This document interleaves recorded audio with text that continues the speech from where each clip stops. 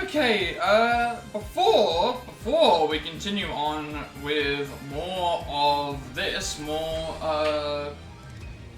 Apollo Just Says in a Trilogy, I do have some updates a bit. I think this would also be a good point for me to try and set things up and make sure things are okay, but I do have a couple of updates. One, I have added in some new, there should be some new,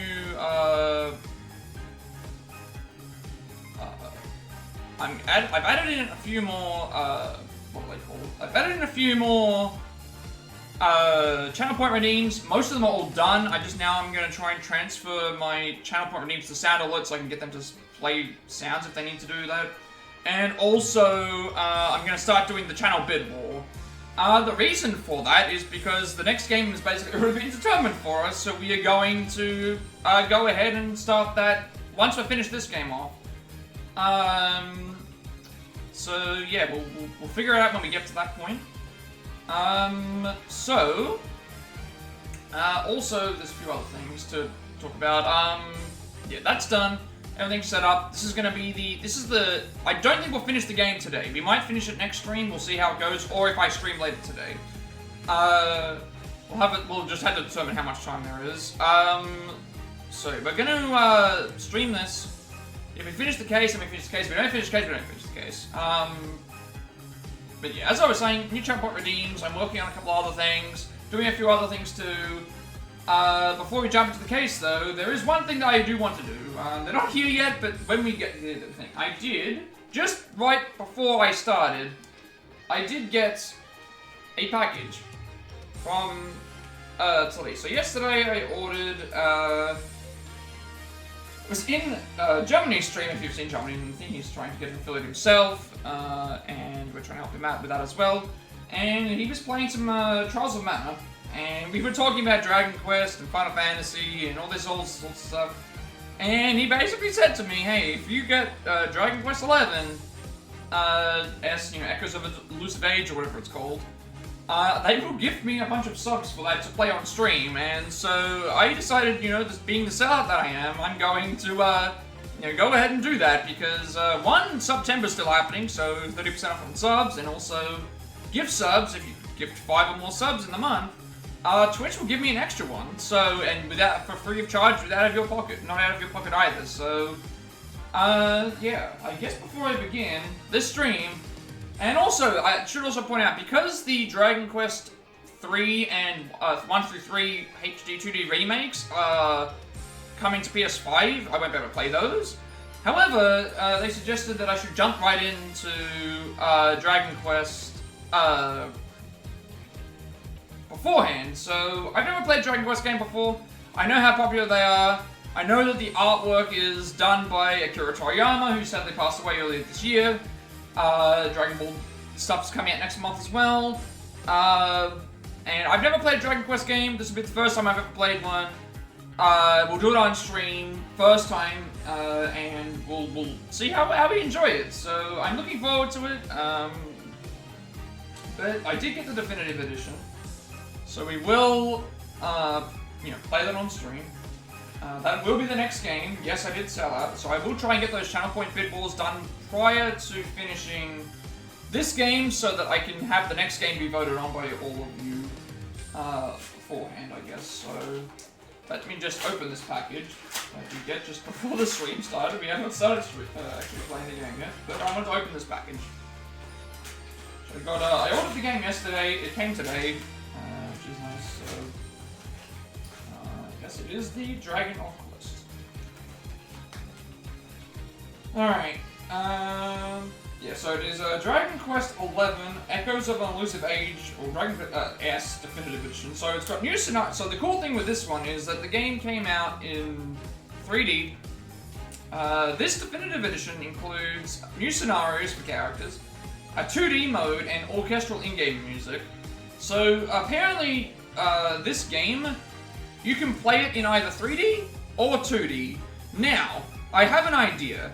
I want to play the game as it was intended to be made. So it was made in 3D. We'll play our first playthrough in 3D. However, if I do enjoy the game, I might do a 2D version of the speedrun, or I might just do a 2D version of the playthrough. I don't know if how much different it'll be compared to 3D, but hey, I might do something for that. I don't actually know. There's 2 modes. Why not play them all right? So yeah, we got this. We're gonna play this next stream. I'm gonna try and make space for it. It says I need 31 gig. I'm going to try and find a way to get 31 gig on my console because hey, yeah, that'll be our next game. So orchestral soundtrack option, voiceover for Japanese, which I mean I usually play in English anyway. You can switch between 3D and 2D mode, and you get a bunch of new story stuff, and you get like a bunch of like extra gift sets. So yeah, my first Dragon Quest game. Never played it. I'm a big fan of Dragon Ball. I'm a big fan of like Toriyama's work. I've not actually played a Dragon Quest game, so we'll jump into this one, and eventually we'll jump into the HD 2D remakes because that's just one of those things I just really like that. Also, I should discuss these ads. Or I can just let them play because it's fine. I might as well just let the ads play because no one's here at the moment. So at least I don't think anybody is here at the moment, according to my notifications. But yeah, we'll open this up and then we'll get started on the game. But yeah, I want to finish this game off first. It'll either finish this stream or finish next stream, and then I might take a bit of a break just to get the stuff with this ready, and also to get some of this ready, and also what was I gonna say? Get stuff with this completed, and also set up some other things perhaps, just to see what we can do. But it's all going to depend on space. This might actually help me out a little bit, so we'll worry about this later. So I guess I'll open it up, see if we get anything else extra. I mean, this way at least we can wait for some extra people to come in before we begin. So yeah, right, there is an ad break happening, of course.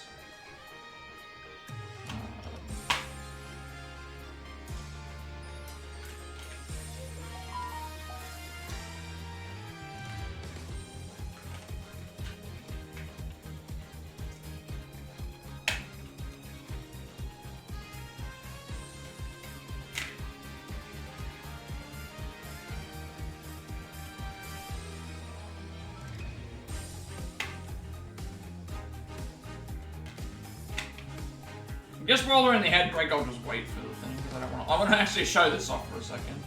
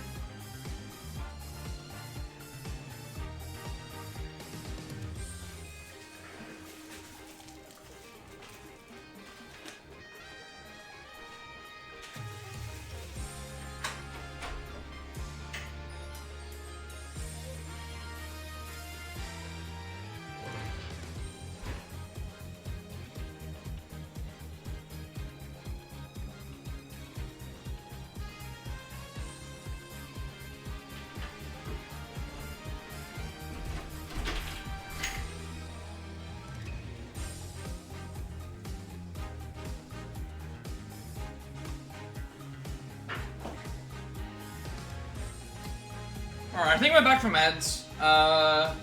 Should be back from ads at this point. Also a wild Joltic in chat for anybody who would like one. Yeah, as I was saying, before we start, I just want to get a couple of things out of the way, just with the 10 point redeems and also with this game. So, next game we'll be playing is Dragon Quest XI. I will probably play it in 3D mode. If it's requested, I might also play in 2D mode, maybe for a speedrun, because, I mean, if I've already played the game one time, I'm probably not going to play it in second time and think, so maybe if the speedrun is good, I will play some Dragon Quest on stream in the 2D mode. That might be kind of fun to do. But yeah, I'm looking forward to this first Dragon Quest game, never played one before. English voices I will be playing as well, but hey, new story scenarios, you can switch between stuff. Also, before I get started, I want to show off, there's actually an inlay cover, which I'm going to change, because I think I prefer the inlay cover more than I like the actual one, so, I actually like the front cover of this more than I do the, I like the cover of this one more than I do the actual original one, so I'm gonna switch it over to this, just so that you all can see that before we get started.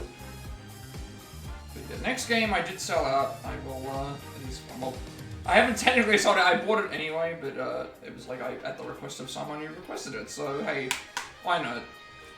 Yeah, you can actually get there's actually, you're not gonna be able to see it. A little bit away maybe, but hey, there's a different alternative cover as well, which is nice. So we've got alternative cover, we got, you know, everything else. So yeah, next game is gonna be Dragon Quest XI. After we finish this, it'll probably be in 2 streams time. I might take a bit of a break to set up the channel point stuff more, and also set up the game and make sure everything's working.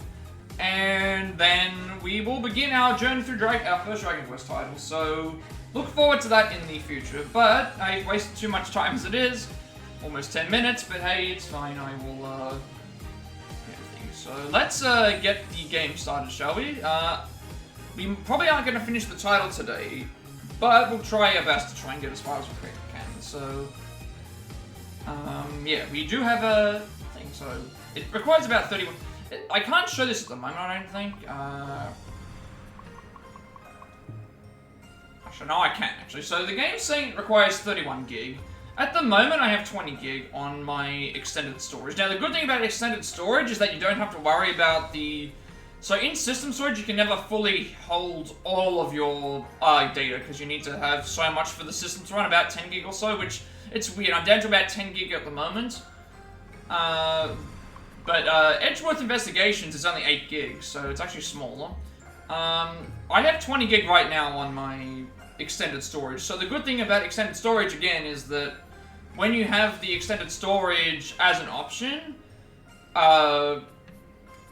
when you've got extended storage as an option, what was I gonna say? When you have extended storage as an option, all of that storage can be taken up. So I can have 0.1 of a gig on the extended storage, and it should be enough to run it. So all I have to do is just find something to delete off, and I'll be okay. Which we should be able to do so. But let's begin. Wasted too much time already. DLC Case of Spirit of Justice, finish that off, and then we'll be on our way to starting the trial. So this is going to be interesting. First take on time travel, I think, from the series. Let's see how we go. Also, some familiar faces, if you remember from the original trilogy, or if you have not played them before. Let's get started, shall we?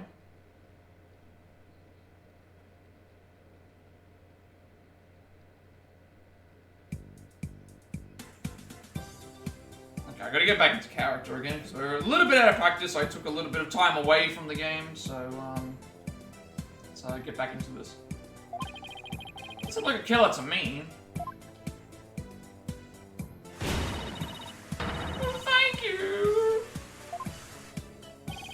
Thanks, Nick. You come through. I don't really have a choice. Guess not. In any case, it doesn't seem like Miss Wyatt killed anybody. Plus, it's not like I'm up to my ears in work at the moment.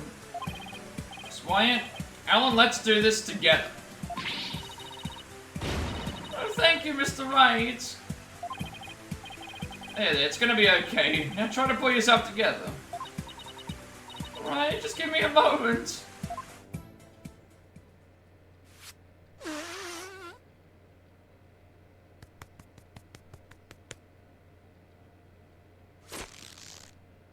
I love these animations. They've done a really, really good job. I'm truly grateful for taking on my case, defense, Mr. Wright. Sure, no problem. Wow, she literally put herself together. I guess we just go and talk to you. Because we have nothing else to really do. Also, I'm noticing, are we in Korean? I guess, actually, no, we're not. I guess we're in the US. Because I just sort of noticed now that it's like, why is there wood over the bars instead of the thing?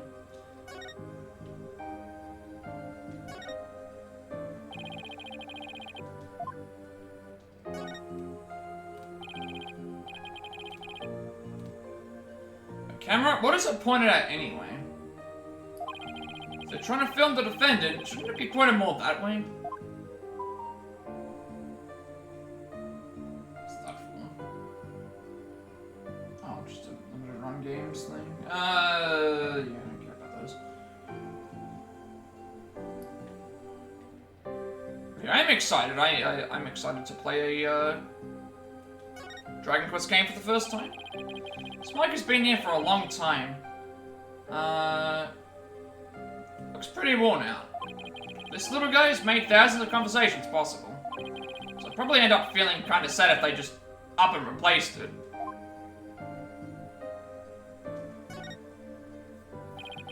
Look at that guard. He's sitting right in that camera's blind spot.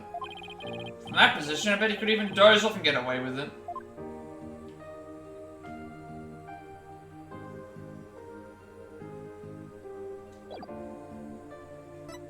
I guess I should have spent like 10 minutes to work on that, but hey, I wanted to kind of, do that anyway. Just tell me everything you can about the incident. Alright. Happened after the wedding reception. I was attacked by Mr. Gloomsbury. Wasn't Gloomsbury the name of the victim in that news report? Maybe I should listen to what she has to say first, though, before I start asking questions. How dare that guy lay a hand on somebody else's blushing bride? What a creep! That's rich coming from you. Any idea why he'd attack you? No, but... What? Well, to tell the truth, Mr. Gloomsbury didn't seem very happy about me getting married. Geez, jealous much? What a loser. Mr. Gloomsbury had forced me onto the Vista deck and was going to push me off. How frightening it all was. I was just about to lose my life. What should have been the happiest day of my life. So that's why I made a wish upon this pendant. That pendant? Yes, it was a gift from my husband-to-be, Soren. So it's a symbol of our love. Did we ever think for the... No, we don't. So you made a wish on it? Now, you may think what I'm about to say is very strange, but... I begged the pendant, please take me back. Back to that blissful moment.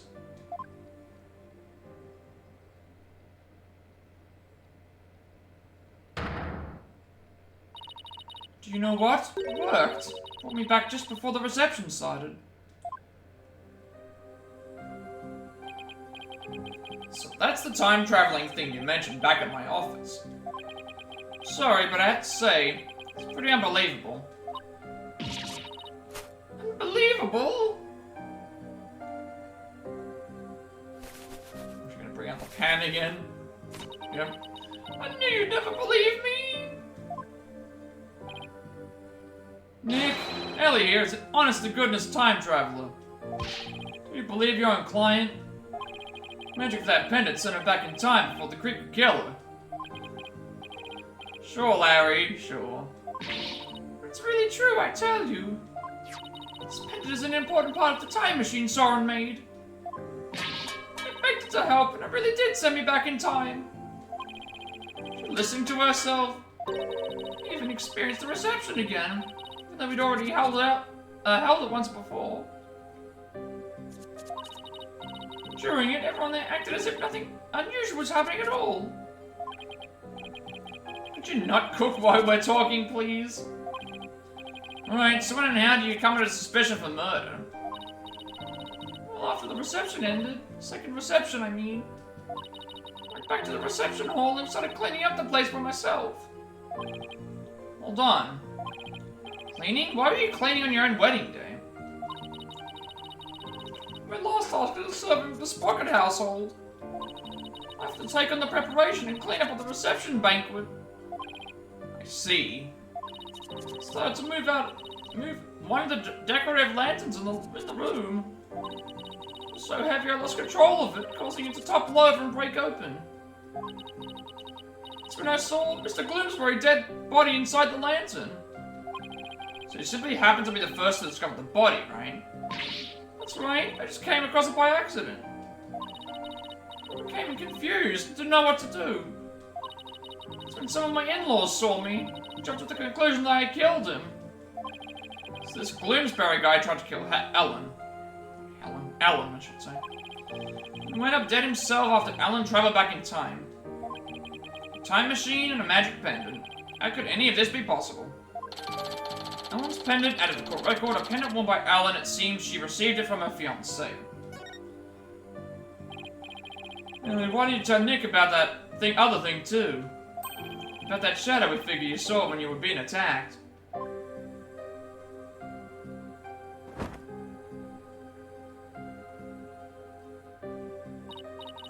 Yes, good idea, Larry. The wedding? So you and Larry here were never planning on getting married, right? That's right. We've only had a few brief interactions, so I can't say I know him at all. Oh, Ellie, how can you say that? You and me are bound by fate, I'm telling you. We're meant to be together.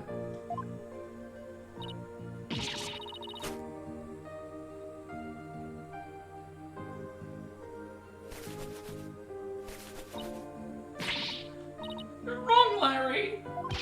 Never been so right, baby. It's as plain as the goatee in my chin. Larry, don't make me send you to timeout. Now, can you tell me about the groom, Ellen? What's he like? Is it ironing now? His name is Soren Sprocket. Oh, he's the most wonderful man. He's truly my destiny. Did you say Soren Sprocket? As in... That's right. Ex-president of Sprocket Aviation. Wait, he's in line to take over the company? He's nothing but a rich, spoiled brat. Clearly the better choice. Clearly. Larry, you and Soren are as different as night and day. There's no comparison. Well, you're breaking my achy, breaky heart. So she's marrying into money, huh? I can't believe Soren chose me. Simple house servant. It's my knight in shining armor. My prince. Oh, my Soren. The shadowy figure. So what's this shadowy figure you saw, Ellen? It was when Mr. Bloomsbury was attacking me. Right after I made my wish upon this pendant, I started to pass out. But just then, just lost consciousness. Saw somebody strike Mr. Bloomsbury from behind. You did? Then that person must be the true culprit. Did you see who it was? I'm afraid not. Well, cutie fly in the chat for anybody who would like it as well. Have you told anybody else about this? I told some of my in-laws, but nobody took me seriously. They said it was all just a dream. Can't exactly say I blame them. I mean, time travel. Larry, for my peace of mind, please tell me that figure wasn't you. Of course it wasn't. Ellen's statement. Ellen saw a suspicious third party on the Vista deck when she was attacked by Bloomsbury. We'll read her statement just to see if there's anything else. I guess I've asked her all I can for now. Does her statement say anything else? When Ellen was attacked by Bloomsbury out on the Vista deck, she saw in her dazed state a shadowy figure hit Bloomsbury from behind. She fainted immediately afterwards and thus didn't get a good look at whatever it was. Yeah, I'm guessing that means that if that's the case, someone's probably made it look like it was time travel rather than actual thing, but they would have also had to have known about that, so... Spick and span, spick and span! I guess she's cooking, cleaning, and ironing and stuff, so this is what the character is like. Ellen, what are you doing? I want to make everything clean and beautiful for when Soren comes. Can't have my future hubby come into a dirty room now, can I? Has to be spotless, just like this white dress. Spick and span, spick and span! Let's hope we can wipe away all suspicion from you soon too. Nick, you'd better get to the crime scene right away. What, you're coming too? Of course I am. If I solve the crime and reveal the true killer with my super sleuthing skills, Ellen might change her mind about me, you know? Never get the message, do you, Larry? Next up, the mooring deck in Sprocket Park. Come on, Nick, let's go. I guess that's it. Yeah, just look for evidence. Off to the mooring deck we go. Hey, it's the Kyber Corp blimp, you know, that you see from the, it's the Kyber Corp blimp. That's just what I, when I saw the top part of it and, like, the actual top area, and being at night, it just reminded me of the Kyber Corp blimp from the Battle City tournament, you know, the Battle City finals. Okay, September 21, Sprocket Park, mooring deck.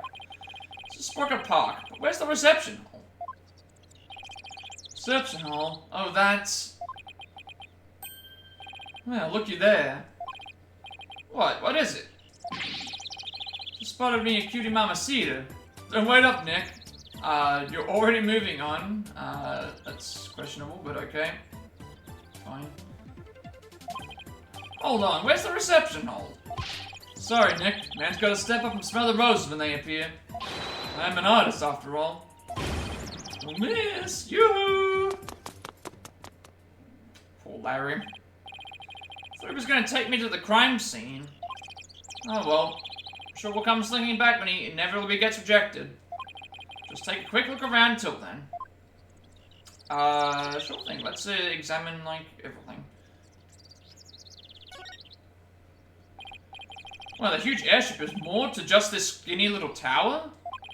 Oh, it's tied down and all, but it still looks like a good breeze could send it flying.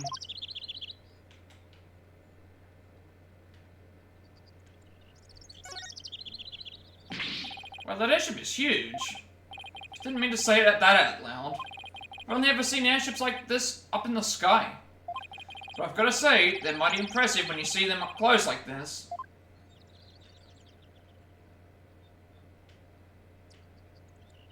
So it's called the RAL Flying Chapel. So we still don't know who the victim is. Well, we know who the victim is, but we haven't seen them, I don't think, yet. So this bench hit that sign, huh? Hopefully it didn't hit a person, too. That would be a catastrophe. Guess from now on, whenever I'm walking around outside, I'd better be on the lookout for unidentified flying furniture, too.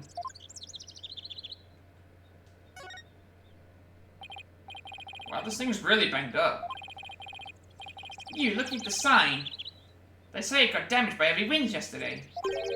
Big gust sent that bench flying into it. That's what they're saying, anyway. See, wind caused that? Like a tornado. The repair guy was saying, don't touch, it's dangerous. See, thanks for the heads up. Okay, looks like it was a lot of work. Hey, sorry about that. I thought you'd be back sooner. Didn't work out, huh? Well, man, wasn't on my game today. So now that you're done, you mind telling me where the reception hall is already? What do you mean? It's right there in front of you. Right in front of... Wait, what's that say? Flying Chapel? Do you mean to tell me... Yep, Ellie's reception was on that airship. Whoa, a sky-high reception hall. Yep, and that's where you'll find the crime scene. Man, not only does that airship fly through the sky, but the time-space continuum, too. The happy couple's honeymoon got left far behind when it made that time skip, though. Here, check the airship out for yourself with this pamphlet. Flying Chapel pamphlet. A pamphlet for Flying Chapel. It includes a brief introduction and diagrams of its layout. By the way, I figured you could use some backup, so I called in some help for you. So what have we got? Elevator, lift, cabin, and hold, and the hole as well.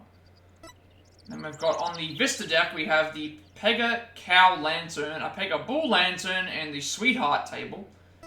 And then Love is always in the air on the Flying Chapel, the only wedding venue sure to make your dreams take flight. After the ceremony out on the Vista deck, Sprocket Aviation's majestic Pegamoo mascots will light up the happy couple from both sides of the Sweetheart Table. Did? Yep, should be here any minute now.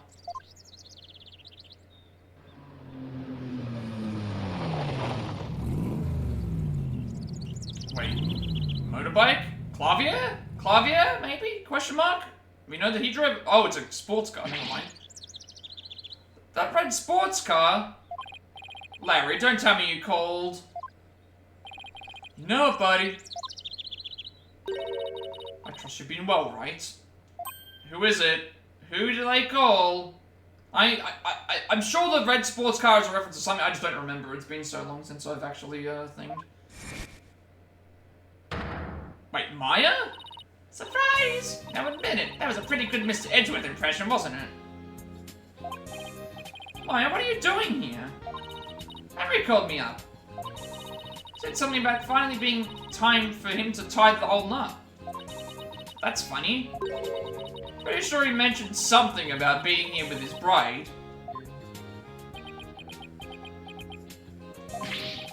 Maya, I know this is sudden, but please marry me. I'm pretty certain that her and Nick are together. Nick, what's Larry talking about? He was dumped by his bride. Well, by his imaginary bride, anyway.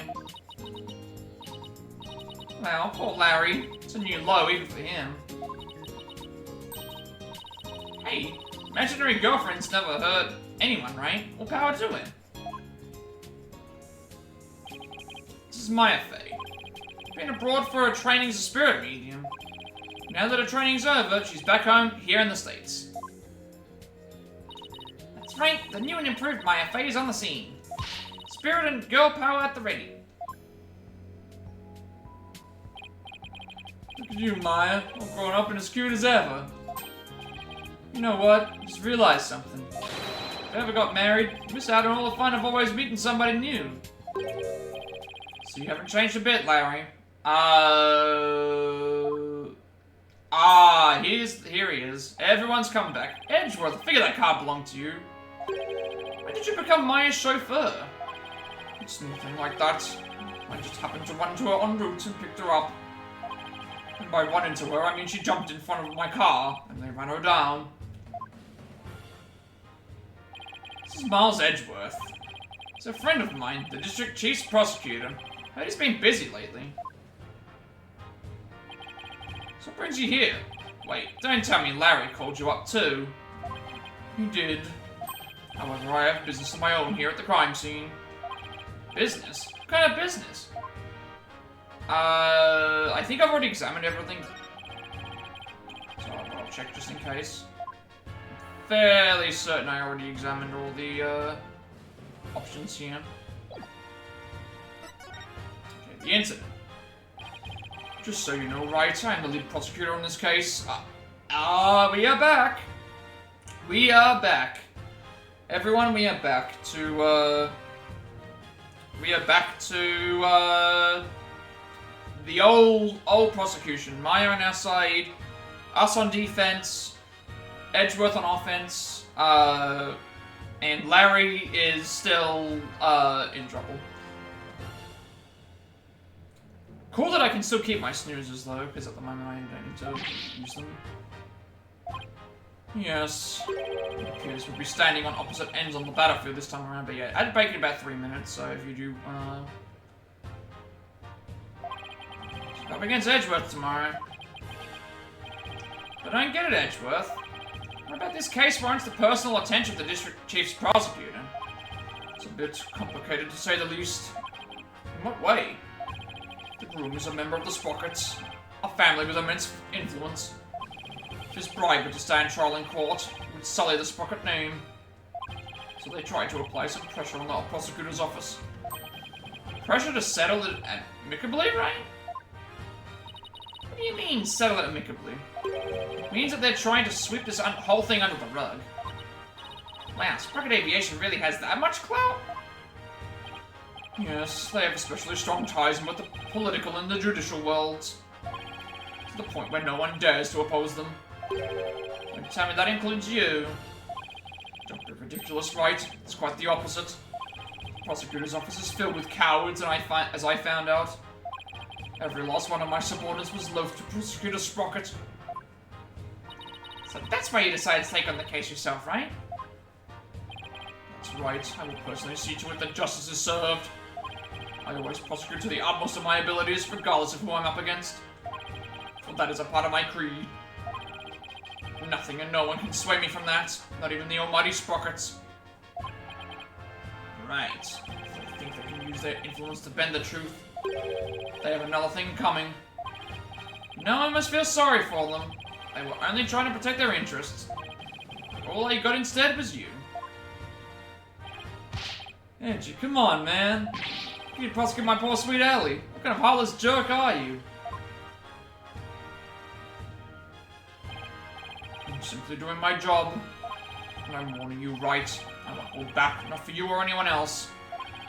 Thanks for the warning, your righteousness. Edgeworth. So, how's it going, Mr. Chief Prosecutor? Busy as always, I presume? Of course. Like somebody who has too many clients and too few clients and too much time on his hands. Guess that explains why your brow is more furrowed than the last time I saw you. Maybe you should learn to relax a little, Edgeworth. Nice try, right, but as always, I have no intention of showing anyone any mercy, including you. As inflexible as ever, I see. Besides, I think I've mellowed out a bit with age. So if anything, those furrows should have smoothed out a little as well. Honestly, Edgeworth, are you really that blind to yourself? Excuse me. He's really self-conscious about those lines, isn't he? Edgeworth, about that incident. We got right. I'm the prosecutor for this case.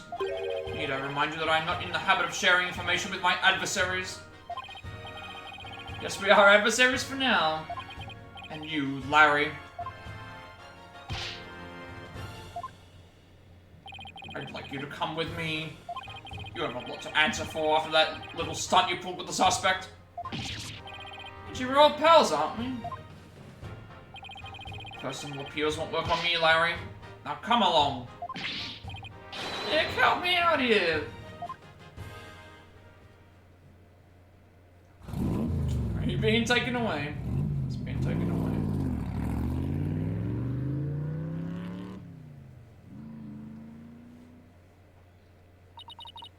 Is it just me, or is Mr. Edgeworth as relentless as ever? Yeah, I guess some things never change. So much for mellowing out. Oh, Nick, we'd better hop to it too. Hop to what? Investigating the crime scene, of course. What else? It's been a long time since you and I teamed up like this. This is gonna be fun. Fun, huh? Has to be a long time, though. Since we're last together like this. Alright, to the crime scene, then. Yeah, and away we go. You're just gonna ask me for help, so, let's go to the crime scene, then. We will go to the reception hall. Should we go to the reception hall? Go there.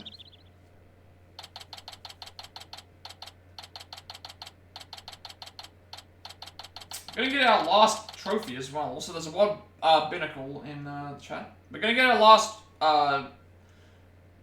we're gonna get our last trophy that requires us to actually complete the, thing, in this case, the Stepladder Trophy, so, we're gonna get the Stepladder Trophy, and then we're going to, and then the only thing we have to do is just complete the actual case. So, September 21, Flying Chapel Reception Hall. This is the reception hall. According to the pamphlet, we're right here. Oh, that's nice. Outbreak ended, your community is back. I like that it actually told me that this time. Yikes, we're pretty high up, but at least we're indoors, so it doesn't seem so bad. So welcome back from ads, everyone. Look, Nick, it's Emma. Hey, Emma, over here. Mr. Wright, Maya. Does this mean you've taken the case? Yeah, that's how things kind of turned out. So do you mind if we take a look around? Be my guest. We've pretty much wrapped up our investigation, so go right ahead. Now's a good chance to find out more about the case from Emma, too. Okay, typically it's probably better to just examine the area first, before we go and, get the additional information, because we're going to probably have to talk to it anyway. It's a hot air balloon. Symbol of humanity's ambition to take to the skies. It's kind of a romantic notion, don't you think? Yeah. I just noticed that it doesn't seem to be tied to the, up to the ceiling all that well. Sure, it's fine. At least I let it fall on my head.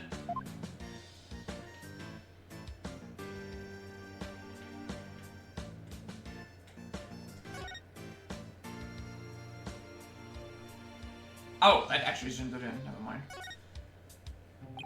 This is the sweetheart table where the bride and groom sit. Where they gorge themselves on the wedding feast, you mean? I'd be too nervous to eat in front of a bunch of guests like this, though. They say that newlyweds are usually really busy during the reception, you know. You have to greet and talk with all the guests that came to give their blessings.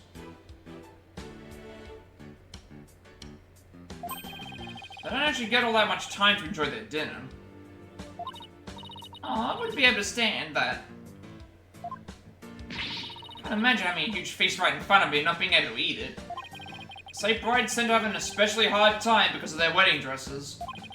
Those tight corsets squeezing their waist, they can barely eat a bite.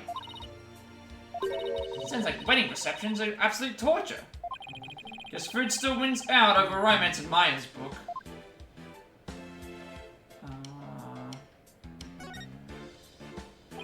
This must be where the time machine was placed. Can't believe that such a beautiful memento was used for murder. It's just awful. Have to prove Alan's innocence, no matter what it takes. I agree. Can't let this go down as the saddest flying wedding reception in history.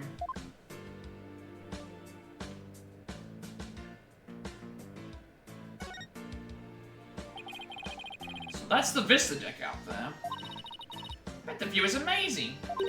I guess it must also kind of freak you out, huh, Nick? Yeah, kind of. Mostly because there's no surviving a fall from way up there. I think that about does it for this area. Really? Nothing else to examine? No, not in that case.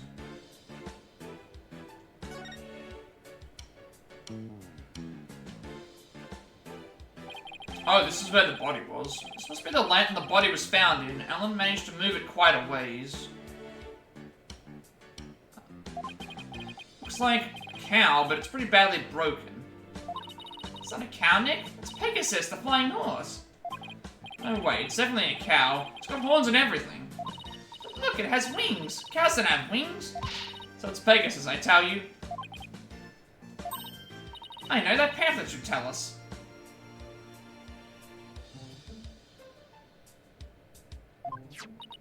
Let's see. Apparently it's called a pegamoo. Did not see that coming. Yet somehow the name really captures the essence of what this creature is, you know? Strange. Oh, that was the actual... Never mind, that was the stepladder and ladder conversation? I guess it was just arguing over the, That was... I thought it was gonna be... I guess it's any time I argue over something it counts. So yeah, the only trophy I think we have left is just, only trophy we have left is just completing the special episode. So just finishing the game is going to get us the last trophy. So that means that if we don't finish this stream, next stream we will definitely, We'll finish the game off, and we'll be done. We'll be done. I'll be able to start working on Dragon Quest stuff. What is? Well, this Pegamoo is definitely a male Pega bull, right? Yeah, I'd say so, with the horns and all. Okay, well, that Pegamoo over there is also a Pega bull. Take a look at the pamphlet. See, the one on the right says Pega bull, but the other one says Pega cow, female Pegamoo. Right.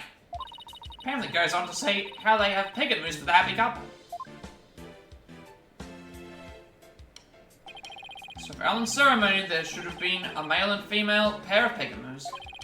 For some reason, there are two males here. Maybe somebody made a mistake when they were setting up the room. It's hard to believe a fancy place like this would make that kind of blunder, though. Broken lantern and court record, the Pegable lantern in which the victim's body was found. In any case, better check this thing out. Sure. What do you think this is, Maya? Looks like a flower petal to me. An unusual shape for a flower petal. Do you suppose it's from one of the flowers here in the reception hall? No, I don't see a single flower like this at any of the tables. Wonder where it came from.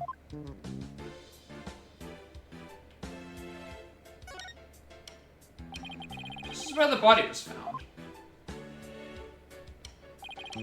The first person to find it was Ellen?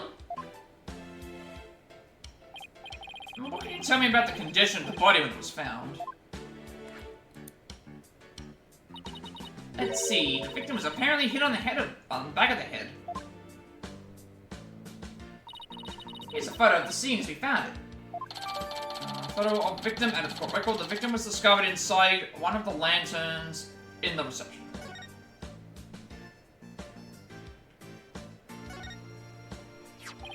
Hey, what's this? So this is grab Alan when convenient, then send her off from the Vista deck. Let me take a look. Grab Alan when convenient, then send her off from the Vista deck. Looks like a note outlining the murder plot. Whoever wrote this had better handwriting than me, but it looks like they wrote it in a rush. Why do you say that? Because the writing is only smudged, starting from the middle of each line. It happens when a right-handed person with a slight hook writes it in a hurry. Yeah, that is true. No, actually. This would be left-handed, because, again, this is another reason as to why, So if nobody knew about this, obviously, back in, you know, a long while ago, obviously, we had pens, but before then, you had ink that you would have to use to write, and obviously, because things were a lot different back then, writing with your left hand with ink was not great because you would smudge it, so oftentimes people had to learn how to write with their right hand instead of their left, because it would prevent the smudging from happening. Now, the same thing still happens when you're writing a pen with biro, or pens in a sense as well, because you still get the smudge on your thing, but it's not nearly as bad as ink being smudged, so, yeah, this definitely would be a left-handed person, I think. Do it sometimes myself when I'm not paying attention to where my hand is on the page. Guess I'll take your word on that, Miss Bad Handwriting Expert. Hey, even I don't smudge my handwriting this badly. Alright, let's get back to the note. Thank you very much for the theme, Cupid. I hope that you're safe. I hope that everything's going okay with your thing. I hope that the family and all that are all good. I've seen the I've seen the stuff, but hopefully everything's okay. Thank you very much for the luck, though. I hope that you're enjoying Persona 5 Royal. Are you still in the Bank Palace? Because the Bank Palace is one of my got a really catchy theme music.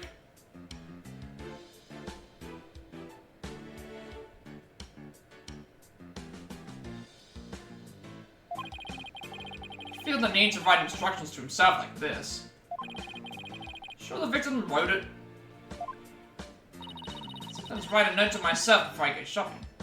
Potatoes, carrots, onions, flour. Craving curry rice or something.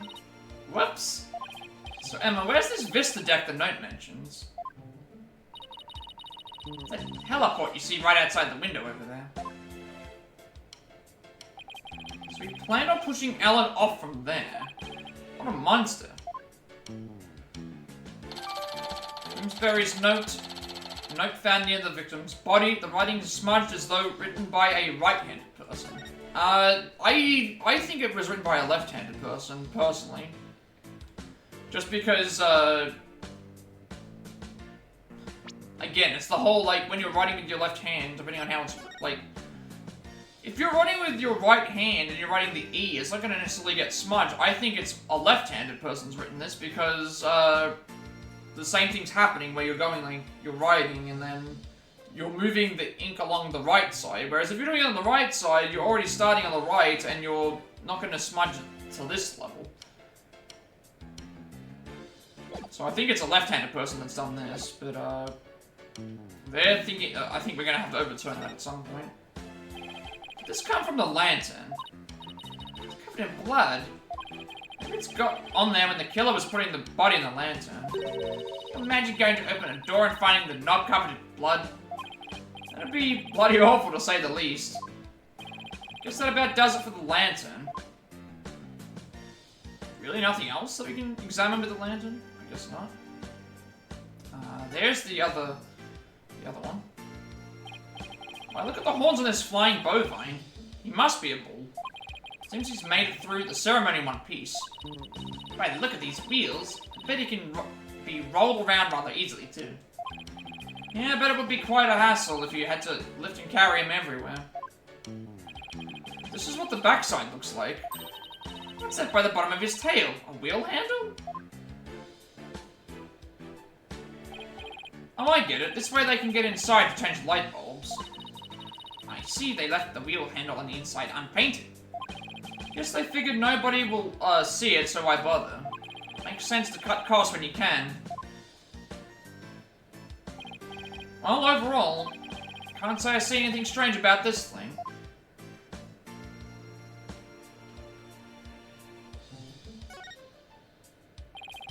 Model airplane, the perfect decoration for an airline company wedding. The propeller plane like this lends the room to a great old-timey feel. Love to see the Steel Samurai fly a plane like this. Can you picture it? The Steel Samurai zipping through the clouds of near old Tokyo. If Sprocket Aviation ever becomes a sponsor of the show, I could see it happening. Why didn't I think of that? I think I'll go suggest the idea to them later.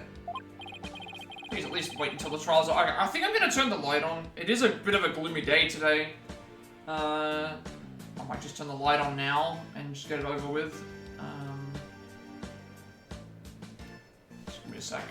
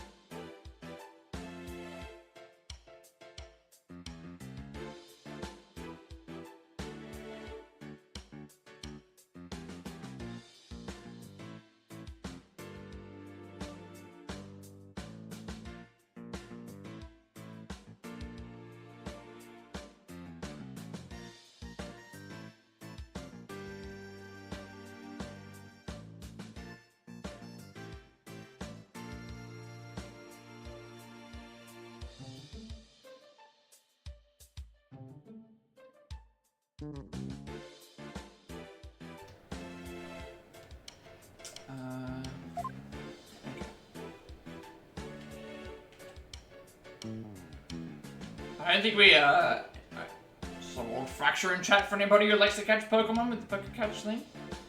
So fracture in chat if anyone would like to catch it.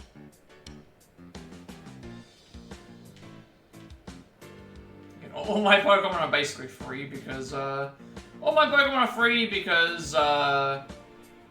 that I catch are free. Because I don't catch them during my streams, so, and I need to build up my bank balance anyway. And I also need to, I think the missions reset soon.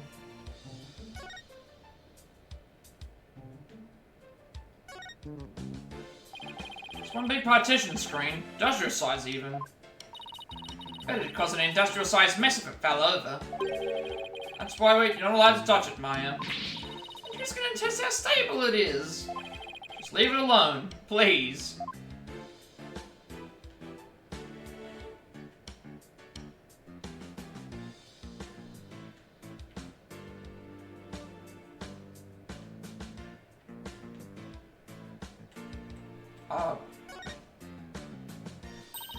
Get a load of that huge set of doors. Had all sorts of things come and go through there. Like an elephant. Pretty sure it's just the bride and groom. This is a banquet hall, not a circus. It's a fog machine for the reception. Pretty cool, huh? Don't you dare touch it. Oh, spoil sport. It's because I know how you operate. I think that's it. I don't see anything else that's, oh, this, I see that there's another thing there. This is on the... Looks like a business card wallet. I wonder whose it is. face looks awfully familiar. Yes, it does. Guess I'll bring it to him later. Business card wallet at its court record. A business card holder with a peculiar, yet suspiciously familiar imprint in the center.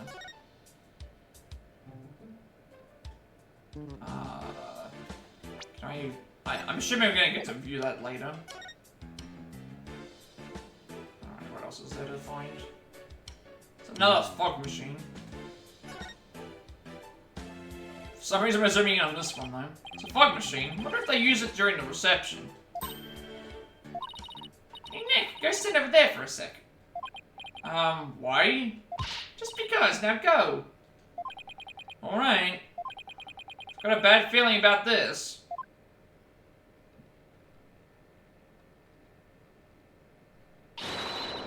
Fuckmaster 9000?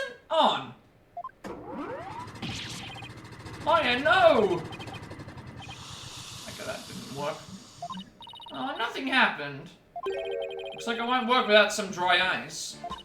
Darn it, all I want to do is surround you with a thick cloud of smoke. A device that utilizes dry ice to emit a large amount of thick, fog-like vapor. Add to the court record.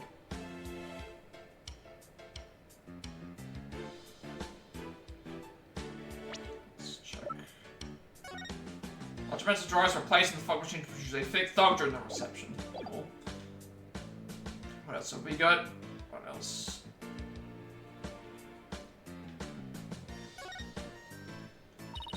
What this partition is for. Imagine people like the reception staff or entertainers use it. Probably right behind it when they're on standby.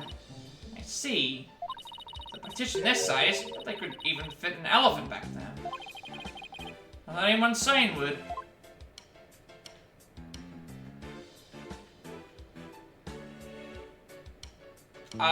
Really? There's nothing else around here that I can, like, examine? Or do anything for, please? Like, not even, like...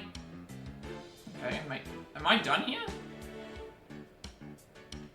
Something else that's appearing is, like, red that I'm noticing. I think I'm done. I think we're done. I guess we just talk to Emma now. Should be everything, right? It's saying to search for evidence, but we probably have to talk to Emma to get some more information. So what happened? Truth wouldn't tell us anything about this case. So do you think you could give us a rundown? Well, seeing as he's going to be prosecuting, expect him to be tight-lipped about it. Incident occurred yesterday, on September 20th. Happened after the wedding reception, which lasts from 7 PM to 10 PM. 7 PM to 10 PM, huh? Got it. By the way, didn't hear about any time traveling or anything, did you? Time traveling? What do you mean? Oh, nothing. Forget it. It's pretty much the response I expected. The victim's name is Dimar Gloomsbury. 7 in the Sprocket family household. Ellen was a maid for that family as well, so that means 2 of them are co-workers. Yes, they apparently know each other. The Gloomsbury was the lead servant after all. He was very serious about his work, but he was also a very closed and private man. So the other servants call him Mr. Doom and Gloom behind his back. If he was lead servant, he must have been higher ranked than Ellen. What makes the police think Ellen killed this man, the guy who was essentially her boss? You know the defendant's motive yet. But the circumstances surrounding the discovery of the body don't bode well for her. What circumstances are these exactly? Well, some of her in-laws saw what looked like the immediate aftermath of the murder. The suspect was standing in front of his body, with the murder weapon still in her hands. Why would a bride who was just about to start a new family kill someone? Do the police have an explanation for that? Yeah, about that. They believe the victim attacked the suspect and was killed when she fought back. Why did he attack her to begin with? Well, a mere servant girl was going to suddenly be the wife of a future president. Mr. Gloomsbury must have been more than just a little jealous of her. Since Mr. Doom and Gloom attacked Ellen first? But if she was only trying to protect herself, wouldn't that count as justified self-defense on her part, Nick? It would. There's a good chance she'd be acquitted if we could prove that, but I wonder what Edgeworth will have up his sleeve to counter that claim. Wow, a servant girl marrying the future president of such a huge company. I mean, the other thing to also consider is that, like, if it was self-defense, how did they wind up in the area that they were in as well? That's the other question that we have to ask ourselves. How did this happen? Sounds like a modern-day fairy tale. Doesn't it? Yes. But everyone was on board with their union, apparently. The murder weapon. What's the murder weapon, Emma? It's a clock with a secret mechanism built into it. It was on display here in the reception hall. The suspect was holding it when the murder was discovered. So the victim was clubbed to death with this, huh? That's funny. There's no blood on it as far as I can tell. Maybe it was wiped off in an attempt to tamper with the evidence. It's definitely a luminol reaction. And it matches up with the shape of the injury. So it's gotta be the murder weapon. What a funny looking clock. We call it the timekeeper. The idea is that it's a time machine. Every time the couple sees it, it'll bring them back to the memory of their wedding day. Time machine, huh? Come to think of it. Ellen said her pendant was a part of a time machine. Wonder how the secret mechanism in this thing works. Timekeeper at court record. The murder weapon, dubbed Timekeeper, it's a clock with a secret mechanism.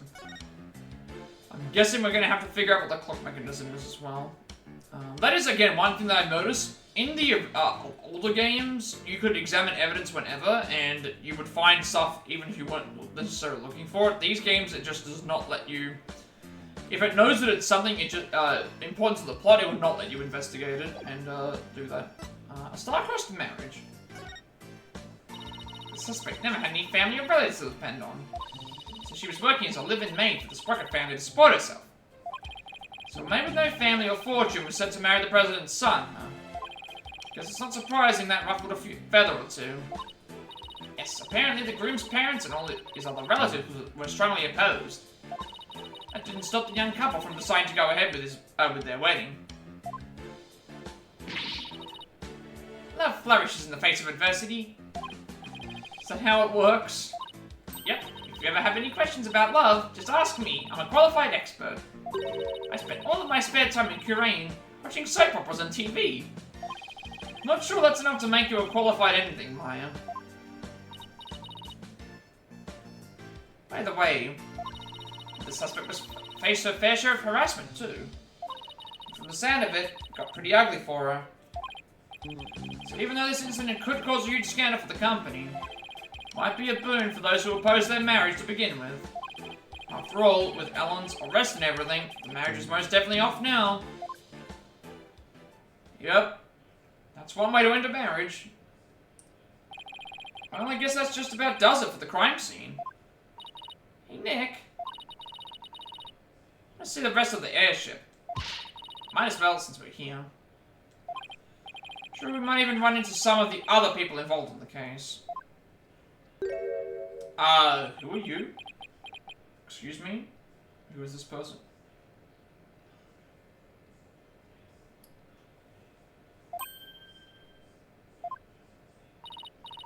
Nick, how long has that guy been standing there? Didn't even notice it until just now. Excuse me, are you with Sprocket Aviation? That's the other thing I also gotta remember too. If we don't finish the case this stream, next stream we will finish it, next stream we will finish it, and then we can look at the bonus features, because there are bonus features for this game as well, so we will look at the bonus features and see if there's anything else that we haven't watched, like if there's behind-the-scenes documentaries or bonus art concepts and stuff like that. We'll look at all the bonus stuff at the end, because that way it's like, hey, we've actually finished the game, and then we can move on to the next one. Let's see if there's any behind-the-scenes making videos or something, because that would be nice.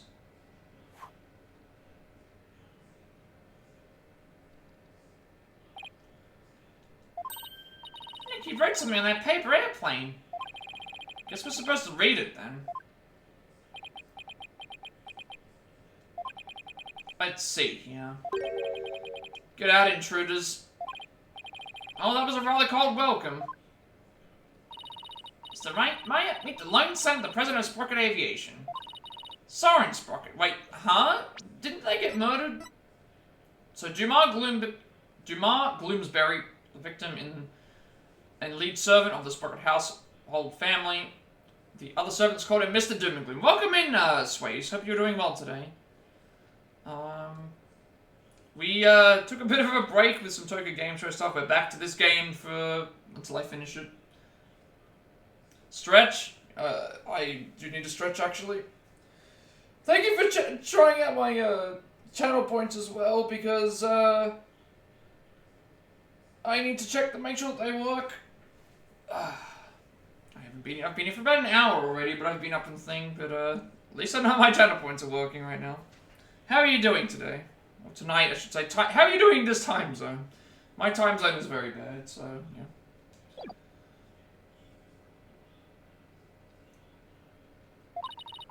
Put it in another way, the future president of Sprocket Aviation.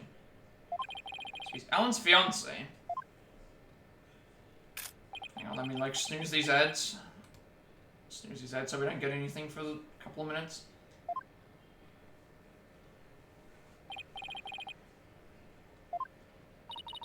It's kind of an eccentric. He's the genius inventor behind many of Sprocket Aviation's business successes.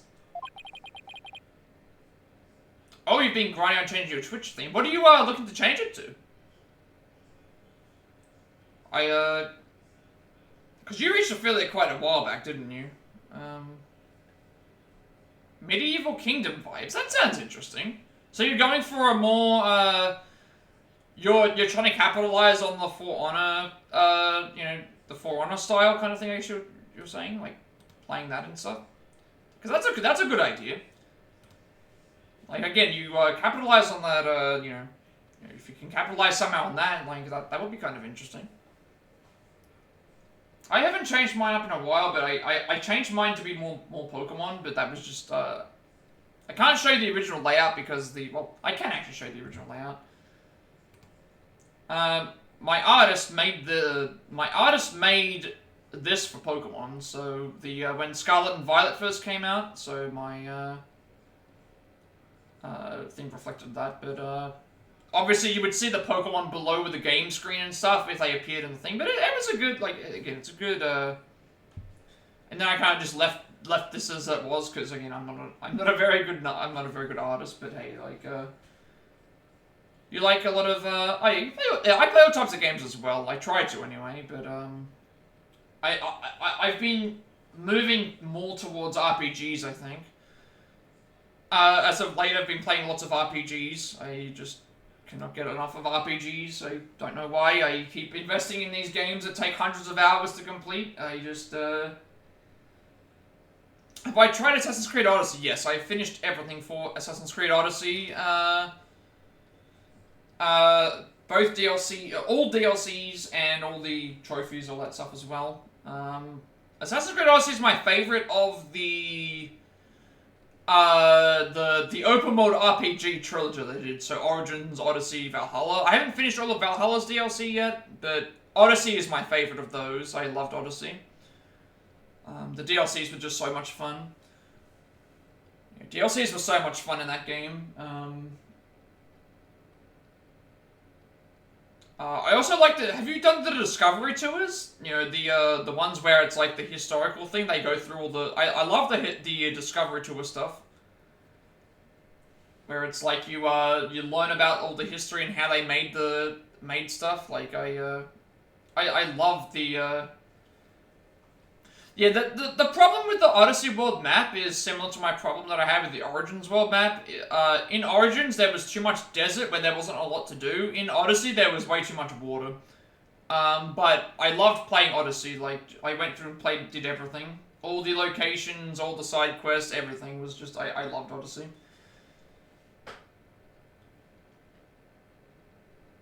I've always been, like, a fan of the Assassin's Creed games, but of the modern, like, era trilogy, like the RPG open world ones, that Odyssey is definitely the best one. Design that airship. Yeah, that's one thing, but then again, I would also say Assassin's Creed 4, you know, Black Flag did, I think Black Flag did a better job of the ship combat. Like, Black Flag is my, let's just put it this way, if Black Flag had a better story, I would have probably said Black Flag's my favorite of the entire series. I love Black Flag. I thought he was standing around gawking.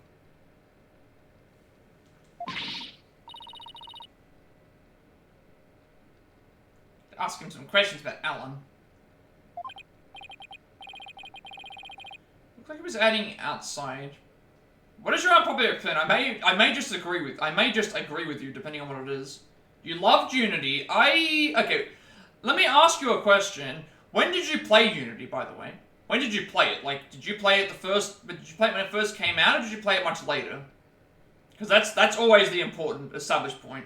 4 years ago, so you played it before it came out. So you played it after it. You didn't play it when it first came out. You played it a little bit. Yeah. So yeah, I've heard that the game was better once they fixed everything. Like once if you played it like several years later. If I played Odyssey now, not Odyssey.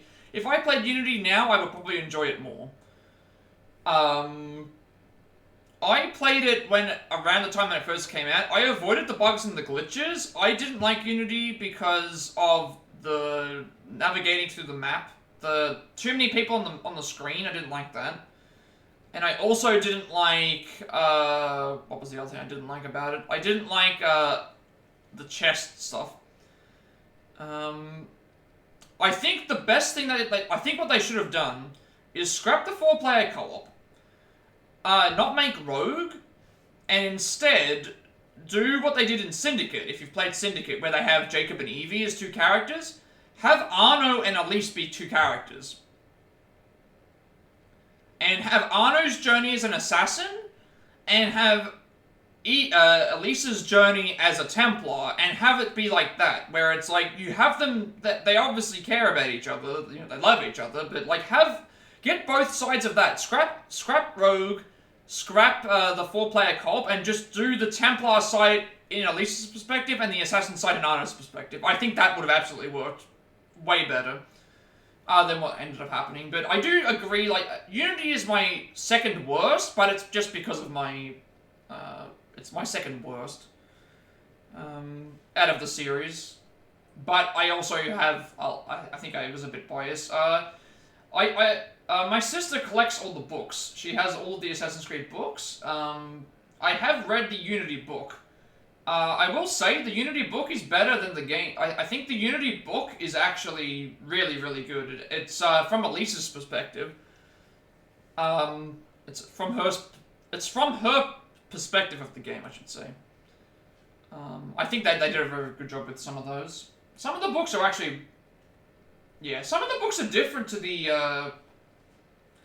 So I've got them all actually right here in front of me.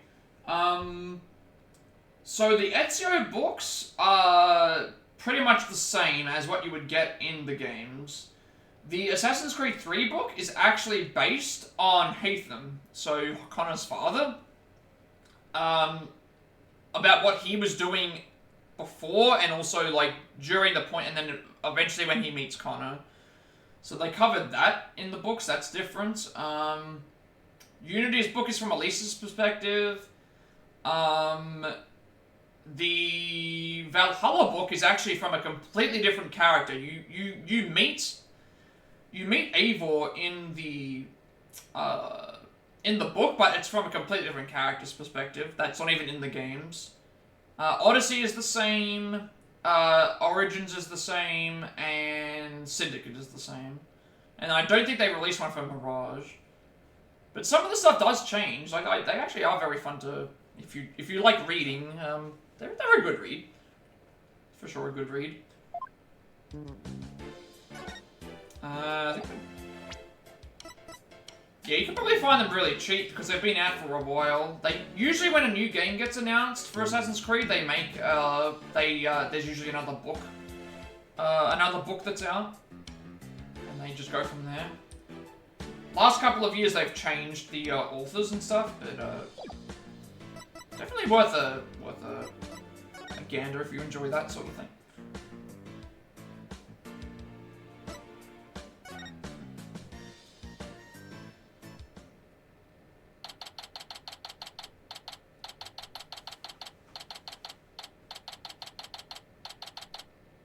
looking forward to Shadows? What are your thoughts on Assassin's Creed Shadows? I know it got delayed, but are you looking forward to Shadows, or are you do you not have a PS5? Are you gonna wait for it?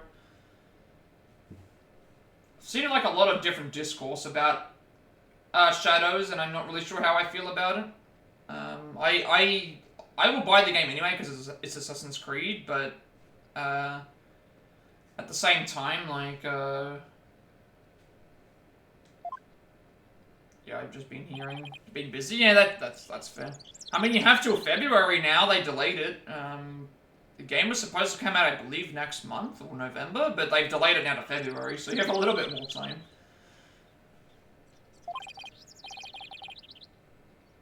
Yeah, definitely have a look at it. It could be interesting. It's, there's so many Assassin's Creed games I have planned in the future, but, I get the feeling that some are gonna get cancelled or are gonna be, there's so many games that they haven't announced. Never been disappointed. I mean, I feel like I have been disappointed.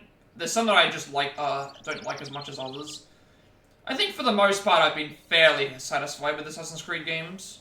Only a couple of them have I really not liked. Most of the main series titles are good. Some of the side ones are a bit hard just because they're side games, but mainline series titles, for the most part, I would say most of them are good. There's just some that I don't outright like. But, you know, maybe it's just not for me, you know. Like, I will say, Assassin's Creed Mirage, the combat for me was just too simple. It was too basic to where I just didn't want to do combat. Which is why something like Assassin's Creed 3, despite a lot of problems that it has some really, really good combat to it. It feels very fast and fluid. You can do a lot of things. You know, I think it just works. Odyssey, Unity, Black Flag. I think mine is 2. Mine is Assassin's Creed 2, Assassin's Creed Black Flag, and... Hang on, I need to look up which game, actually. Third place would be kind of tough. Third place might be actually... I did do a ranking earlier. I did do a ranking a while back. I would have to, like, look at all the games just to see which one would be third. Let's have a look, shall we? Okay, yeah, they got Crosscut 2, cross out. Ooh, this is a toughie. Okay, if I had to pick a third, it's probably Odyssey. Probably Odyssey. Yeah, 2, 4, Assassin's Creed 2, then Black Flag, then Odyssey, probably. Yeah, probably that. Or Syndicate. Either that or Syndicate. I love both of those games. I haven't finished everything in Valhalla, but I don't think I would rank that as high as, I do not think I would rank that as high as, alright, I've snoozed the ads as much as I can, unfortunately. So there's going to be an ad break coming up very soon. It is hard. A lot of them are very consistent. Like, only very few would I say I just didn't like as much. Like, Assassin's Creed 1, the original, didn't really... It doesn't hold the test of time just because everything else after it expands on it so much, but it was good for its time. It's a good for its time game, but the grayscale filter and stuff doesn't make it age as well. Again, Unity I already kind of talked about. Like, back then, Assassin's Creed was, you know, big, like... It's kind of like when you go back and play, like, The Witcher 2, or you play something like an old RPG, like, Fallout 3 is so groundbreaking for its time, despite it obviously not aging as well as other games have.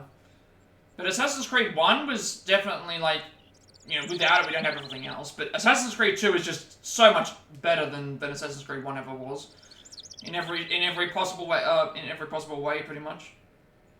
And then, like, obviously the open world RPG ones, you know, Origins was a really good first attempt. Like, really great story, really great characters.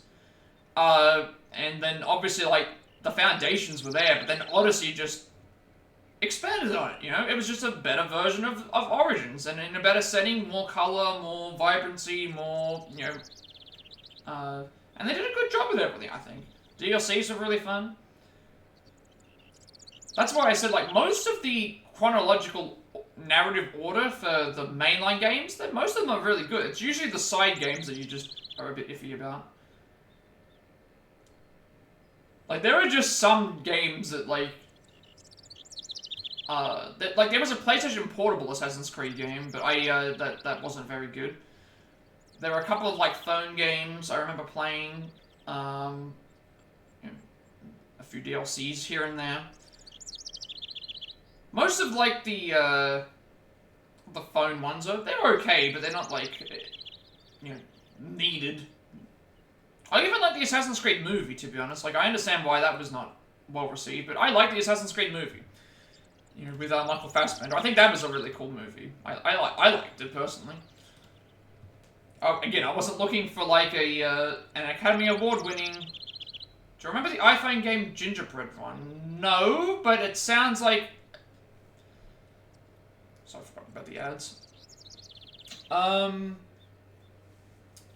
Is it like Temple Run? Oh yeah, there's an ad break. Yeah, I forgot about that. So do you mind if I ask what you're doing?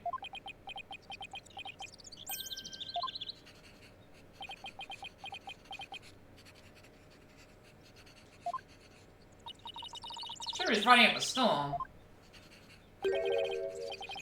It is possible if an enormous change in mass could be detected, and theoretically matter can retain its form even as it crosses the event horizon. Let's just see what he has to say about Alan. Yeah. She's will be representing Alan in court tomorrow. So let me ask you about the case.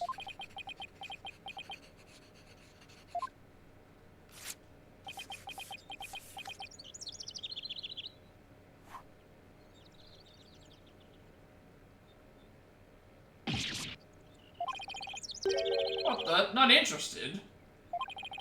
Not interested? How can you say something like that? It's about your fiancée. She's under arrest, you know.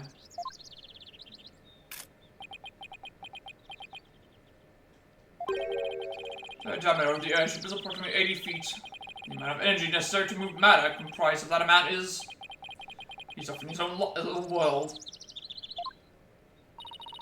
Can't believe he said he was not interested in talking about his own bride's arrest. He just have to talk on his level, then. With something he might be interested in. Oh. Okay, that's fine.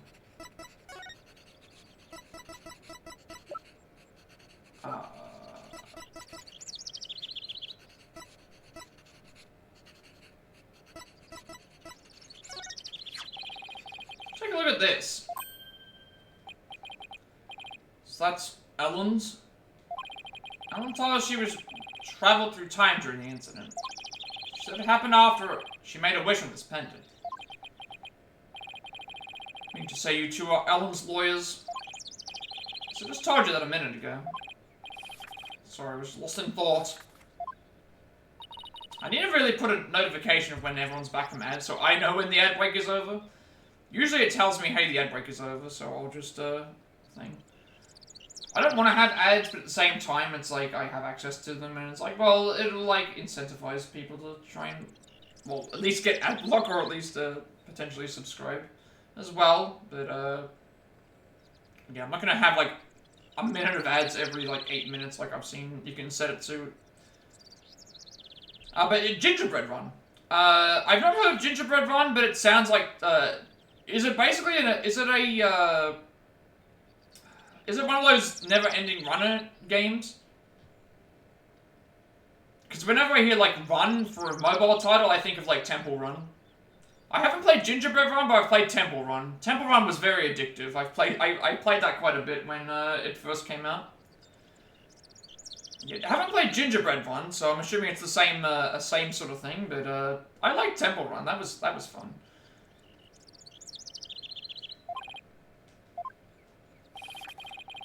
So what I expected, based on Alan's gushing testimonial, anyway. I'll have to add, I'll need to add, like, notifications for myself to let myself know, hey, the ads are over, so I can know that when everyone's out of them. Because sometimes it'll alert me, and other times it won't alert me, but, yeah, pretty much I have it, like, as, like, a minute and a half every half an hour, which is, like, the recommended setting, but...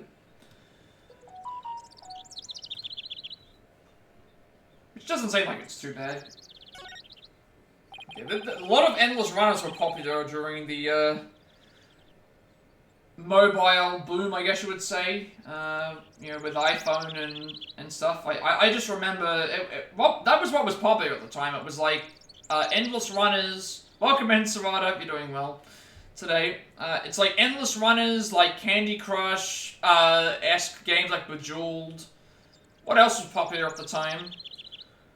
What else were like popular titles for mobile? There's quite a lot of popular mobile titles at that period of time. Yeah, welcome in, everybody. We just came out of ads. So there shouldn't be any for like another half an hour. You can catch some Pokemon in the chat. Don't know a thing about it, so why don't you go ask the police? All the words not interested. This guy's the worst. Now I feel sorry for poor Alan.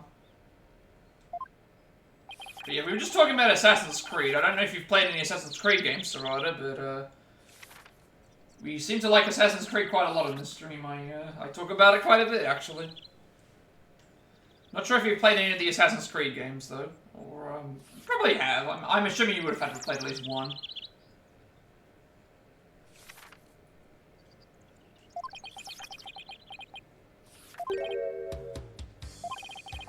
So got your attention. Is time travel really even possible? Yes, it is possible. Alrighty then. At the same time, it is also impossible. The pendant I gave Ellen is not supposed to operate it as a time machine by itself. What do you mean? The timekeeper, that clock we had displayed in the reception hall, that is the body of the time machine. The pendant is simply an art. A part of an art. The clock was the murder weapon, wasn't it? It's a time machine too. What are you... Oh no. Serrata, why are you posting your OnlyFans site to into my stream?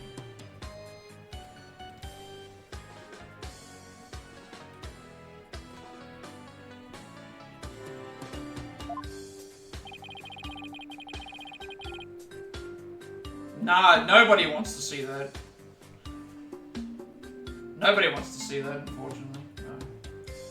I don't make wishes like that. I need my eyes to stream.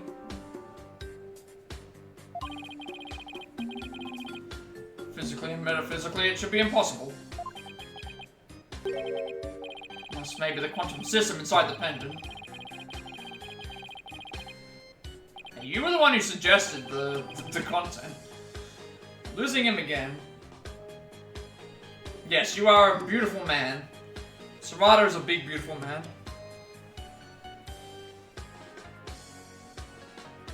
But Chris is my, I only accept Chris Redfield in my life. Chris is the best man. Best of the mans. Nobody else can beat his boulder punching power. Maybe we better ask him some more about the time machine. Let's ask about the time machine, shall we? You've been researching time travel, have you? Moving through the space-time continuum would be man's ultimate means of travel. Time travel is a mode of transportation. Again, I said it before, I'll say it again. I will only accept a Resident Evil 9 with Chris in it if everybody comes together. Bring me Leon, give me Claire, give me, like, Jill, give me all of them, like, that's the only way that I will accept Chris, is, like, if we're gonna take down this organization that he works for, the only way that I will accept it is if all of them are in it, and it's like an Avengers-style kind of thing, where it's like, no, we have to take down the organization. Jill and Leon only? You have to have Chris in it, though, that's the problem. Like, he's the head of the organization, that's the issue. Or he was working for it, anyway. It's Death Island, but I think RE9 is going to be leading to that. Look at the end of Village. Jack and Jill from the Giant Beanstalk. No, not quite. Jill from Resident Evil. Like, again, I'm thinking, like, Chris works for that organization. He's gonna be the one that's taking it down. Can't he just enlist all the old characters? Can't he just enlist all of the old characters and just bring them on? We all know that you secretly simp for Chris Serrata, so, you know, we have to accept this. Since the Dawn of Time Man has developed multifarious methods of transportation. Horses, steam engines, gas engines, airplanes, spaceships. They are all fundamentally similar in that they constitute three-dimensional movement. Travel through the space-time continuum and shift mankind to a new paradigm.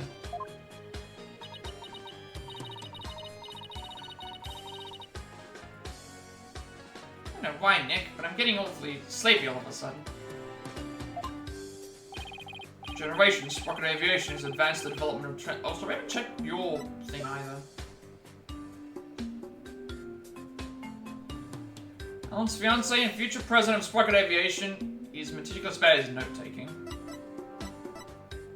I still haven't seen Death Island, I need to watch it.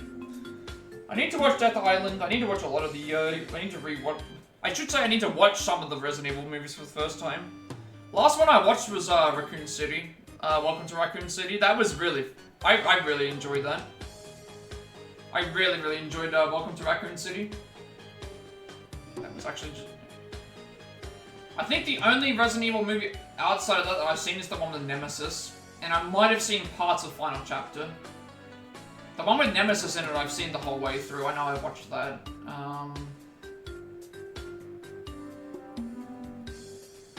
There's just too many things to watch.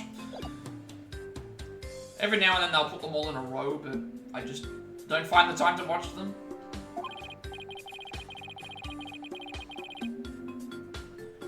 It's only natural that I would research time travel as man's next great leap.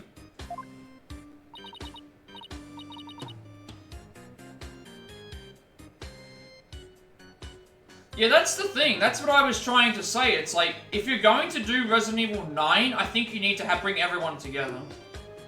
Because it's essentially them taking down the remnants of Umbrella. I think that you need to, like, bring everyone together. So if you're gonna, you know, it would not surprise me if, like, they try to do something. Like, I get this feeling that the Wesker might still be around in some capacity.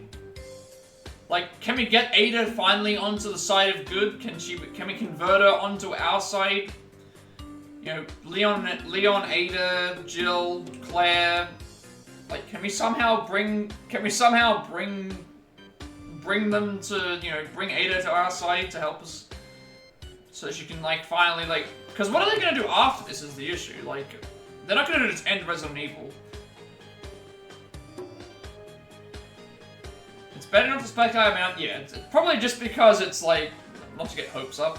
I don't want to get my hopes up too high because, again, I've heard rumors of it's going to be open world and Chris is the protagonist, and I do not want that. I don't think an open world Resident Evil game is going to work, and then Chris is the protagonist solely, no. Oh, that's my intention. My intention is to drive you crazy. That's my entire existence in life. My entire purpose is to just drive you crazy about theories about Resident Evil.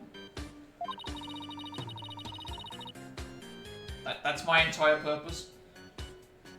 As long as you don't play as Chris, you're good. I'm fine with it. If he is not the only character. Because I actually liked Chris in the newer ones. In 7 and 8. Like, I think his role was fine.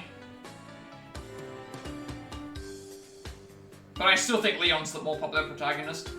And also, like, Jill is probably more popular than Chris. And I mean, are there any other male protagonists that they can choose from? Because we've only got Leon and Chris, right? Nobody else is really, like... up there, I don't think. Do we have any other male protagonists that they can choose from?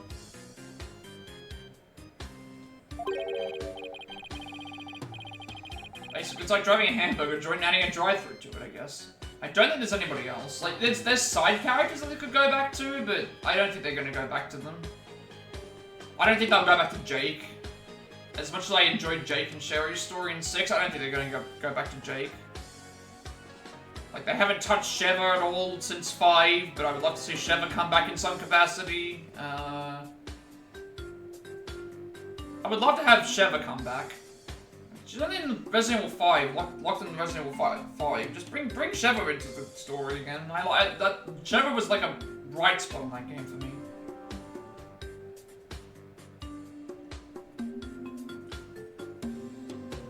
Like, the only time I would think Jake would ever come back is if they somehow, if Wesker is still alive.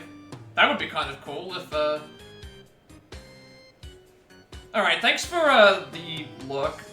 Keeping me tab. Thank you for the, hope that your, Wesker has died. Yeah, he died in the volcano, but, I mean, I wouldn't be opposed to him coming back. Have a good stream. I might, if you're still on, I might still be able to, go up with a raid, but we'll just have to wait and see. I'm fairly certain he's dead at this point. He was in the, yeah, thank you for the lurks. I greatly appreciate it. Have, good streams. Yeah, he probably won't be back.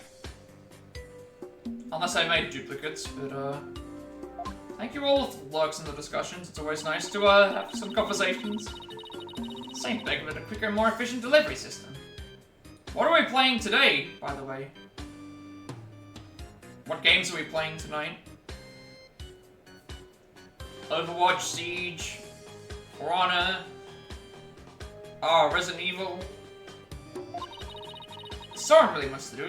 Playing some Siege. Good luck on the Siege. Get to that, get that, Diamond? Emerald? No, you were stuck in Emerald. You gotta push to Diamond, right? Get that Diamond. Shine bright like a diamond. Emerald 1 now? Okay. So you're on the verge of, you're on, like, the verge of getting back into Diamond again. Yeah, keep going up and down. Yeah, just fluctuating.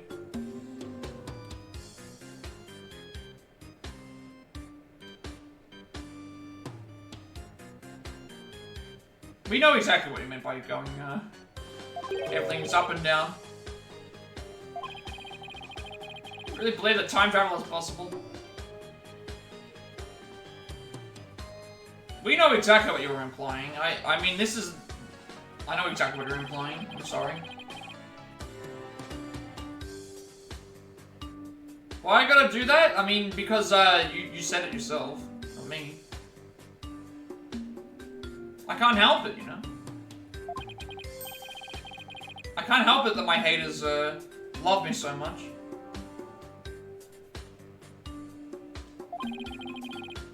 Wouldn't understand. Hear that, Nick? Time travelers really do exist. All I know is Soren isn't the easiest guy to wrap your head around.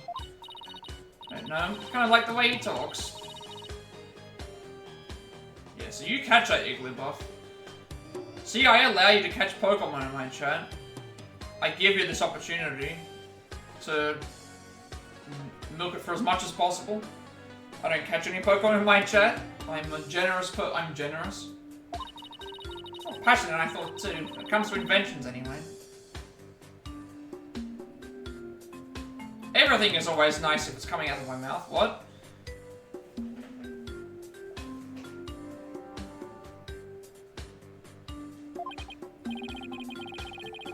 Like a concern for Alan is struggling there. So I hear that the rest of the Sprogger family was opposed to your marriage, but yeah, definitely have a good stream. Have a, get some wins, get some dubs. I'll try to, I will be finishing earlier today, so assuming I don't finish this case, I don't know if it will be at this point. We're finishing a little bit earlier than normal, so if you're still alive, I will probably, I'll probably pop in some way or another. Thoughts on that?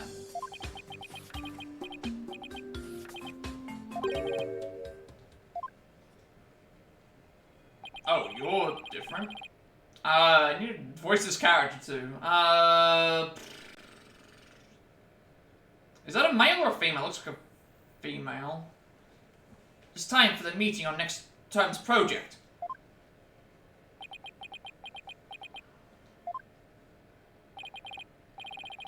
What is this? Daydreaming about your inventions again? You are the future president. You must consider the business side too. Wait, an actual antenna built into your shoulder? It is I. I found Soren. Send the car over at once. Not interested.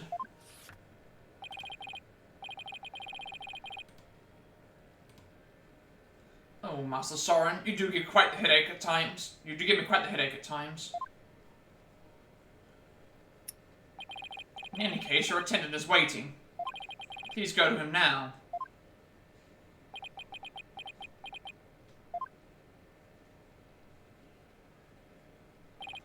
Excuse me, but who are you? Where are my manners? My name is... Oh, never mind, it's a guy. Okay, it's a... Pierce, Nicody. Please call me Pierce. Sprocket family butler. Oh, you're a butler? Okay, I gotta put a butler's voice on now. It's more like a royal upbeat... like a royal sounding voice, I guess. Even though you look quite young to be a butler. Nick, a butler? Didn't know they actually still existed. They were just on TV and stuff. Who might you be, if you don't mind me asking? Phoenix Wright, Ellen Wyatt's lawyer. My name is Assistant Maya Fey. I'm a spirit medium. So it is you. I'm most grateful to you for taking on Miss Ellen's defense. You have my sincerest thanks. If I mention it. So, hey, speaking of the case... One moment, please.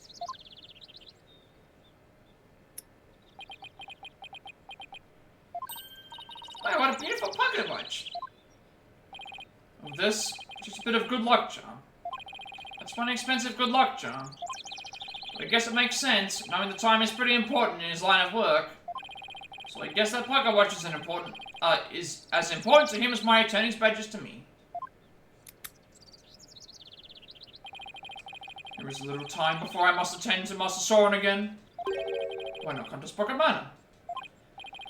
You mean to Soren's home? As a token of appreciation for taking on Miss Ellen's defense, I would like to serve you some delicious tea and refreshments.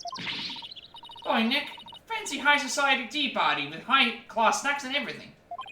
What about the investigation? Kidding, what better place to investigate next than Soren's home? I don't know. Do you really think this house is going to give us any leads? Of course it will. I say we take the butler up on his kind offer and go to Soren's place. Alright, you win. Very good. To Sprocket Manor then. Are we getting forced to there? No, we're just actually going there ourselves. Sure, we'll just go to the manor. That's where we're supposed to go.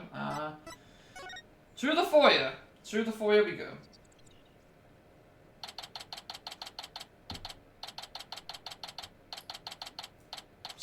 September 21, Sprocket Manor, foyer. I already see something on the ground that I need to, work on. Wow, this place does not disappoint. So excited. Oh, slow down, Maya. This mansion isn't going anywhere. No, then, we won't have to worry about anyone, untoward eavesdropping here. Take it you wanted me to ask some questions. I take it you wanted to ask me some questions. That's why you invited us here. I'm sorry to have treated you like this. This is a murder, after all. Couldn't talk openly about it in public and risk sullying the Sprocket's family reputation. I'm really looking forward to those fancy snacks, too. There, Maya. Don't cry. This Pierce guy's one shrewd man. Hey, Nick, look at that cute vintage radio. Radio? Oh, that thing over there, under the stuffed bull's head? Gotta take a closer look. Maya breaks, of course. I thought I told you to settle down. Of course she breaks it. Anything she touches, she breaks. I'm sorry. Not to worry.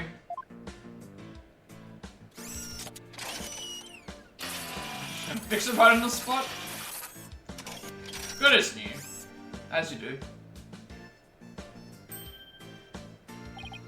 Wow, that little mech fixed it right up. I'm not only the butler, but I'm also Sprocket Aviation's repair department director. One might say that patching things up is my specialty.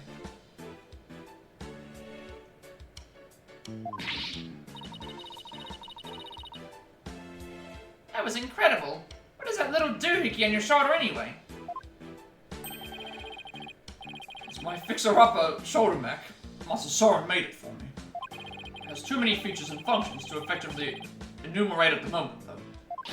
That's so cool. I wish I had one of those. Fixing things is a simple matter. Fixing people is a different matter. Even a skilled physician can't bring back the dead.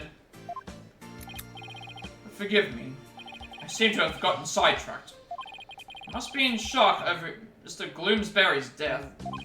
Still, I do need to ask him some questions about the case. Should take a look around and see what I can find out while I'm here too. I'm gonna probably go look around first, that way we can talk to him about whatever we find. Nick, now here's a real lady. She looks smart as a whip, doesn't she? I wonder who she is. We didn't see her on the airship. That is Selena Sprocket, Soren's older sister. Beautiful and capable, she was a great lady. Soren's sister? I think I see the resemblance. Maybe I'll show Pierce this photo later and ask him about her. Selena Sprocket photo, at the record, a photo of Soren's older sister, Selena. It looks like it was taken in some kind of office. So this is why we investigate first, because we pick up evidence that we can then ask about later. Look at that airplane propeller up there going round and round. So they've got an aviation theme going on. Makes sense for an airline family. I wonder if it doubles as a fan. What if the rest of the plane were on the other side of that wall? And the wall would open up so the plane could take off in an emergency. How cool would that be? That's what's behind the propeller wall, then what's behind the ball wall across the way. Oh, I know. Maybe it's the rest of him. That must be where the Sprockets get their milk. First of all, that's a beef cow. And second, bulls don't make milk. Right. That's what I get for trying to play along.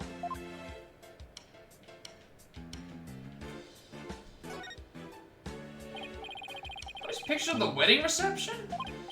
Yes, I took them with my trusty camera here. Do you mind if we have a look at that photo? Be my guest. Take a look as you'd like.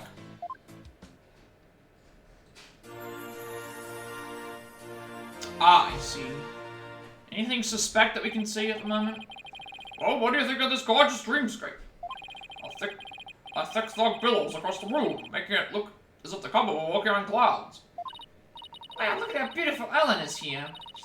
She looks a little nervous, though.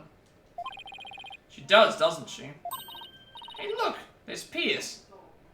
Wait, Pierce? I can't even see him.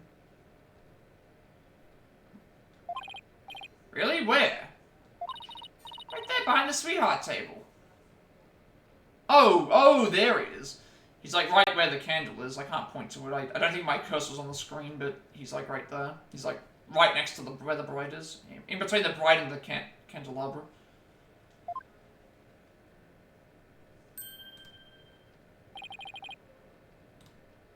Hey, you're right. Betty was there attending to the happy couple all dinner. So what do you think, Nick? Does anything in this photo stick out to you? No, not at the moment, anyway. Photo of reception. For record, a photo of the reception taken by a relative. Much of the reception hall is obscured by thick fog.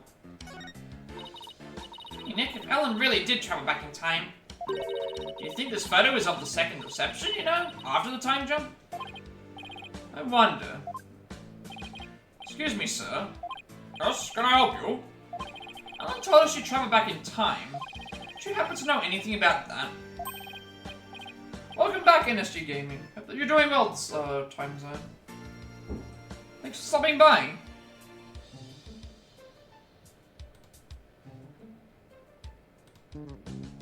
We're on the last case of the game, so we probably won't finish it today, but next stream we probably will be able to, but we'll try our best. We'll try our best. I've already got my next game in line though. You're probably gonna like this because if you're a fan of Akira Toriyama, and I've never played a Dragon Quest game in my life before, but we are gonna start Dragon Quest 11. I got Dragon Quest 11 today. So I'm gonna start that. Gonna play some Dragon Quest 11, my very first Dragon Quest game. Never played one before. Looking forward to it actually. I was gonna originally play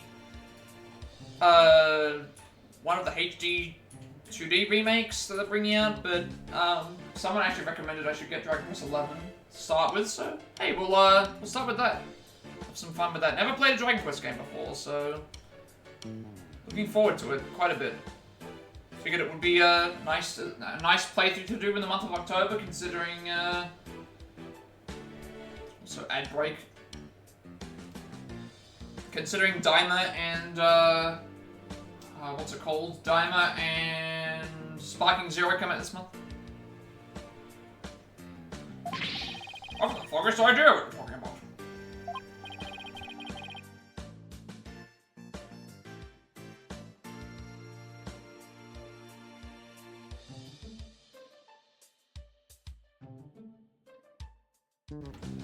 Kind of faster than a clam.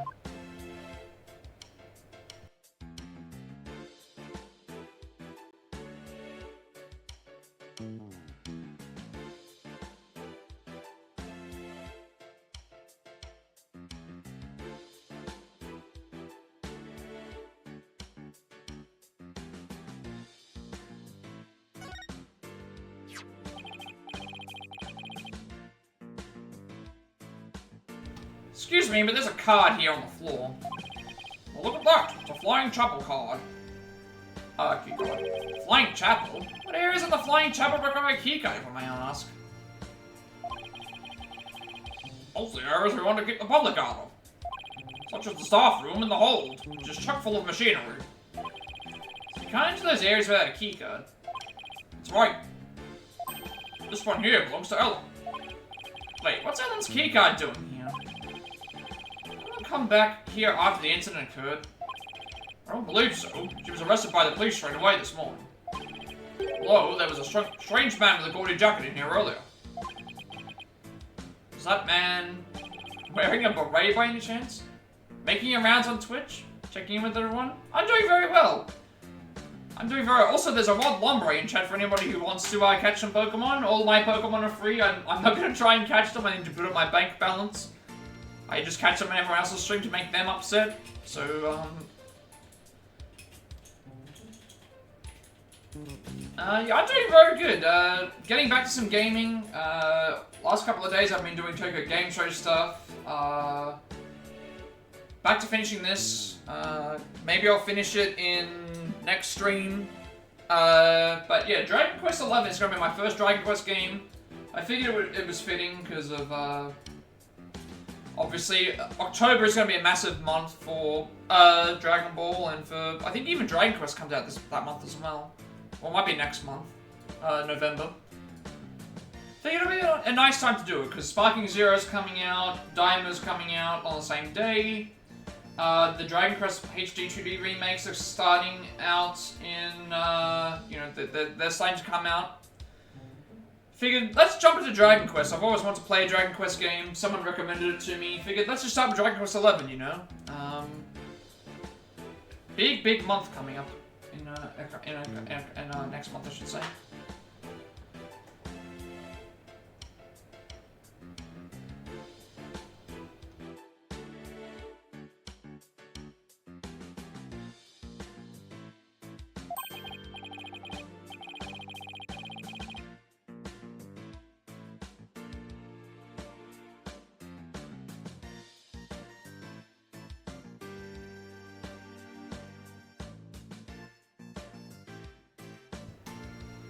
congratulations on the Lombre catch as well. Yeah, just a big month in general for Dragon Ball and stuff, and obviously, like, a big year, honestly. Like, obviously Toriyama's passing, new anime series, new Dragon Ball fighting game after so many years, more Dragon Quest titles, like, Legacy's living on. Legacy is indeed living on. Just be nice, considering how big of a part Dragon Ball plays in my childhood. Like, again, Dragon Ball Z is my favorite anime of all time. I was talking about it with someone earlier, because we had, like, fond memories of it as well. Like, as a kid, when I watched Dragon Ball Z, I remember lifting my hands in the air, trying to give Goku energy for the Spirit Bomb. And it was just this one of those things where I just remembered, like, it felt like you were giving all of your energy to Goku to try and help him defeat Kid Buu. Just fun, a lot of fun memories.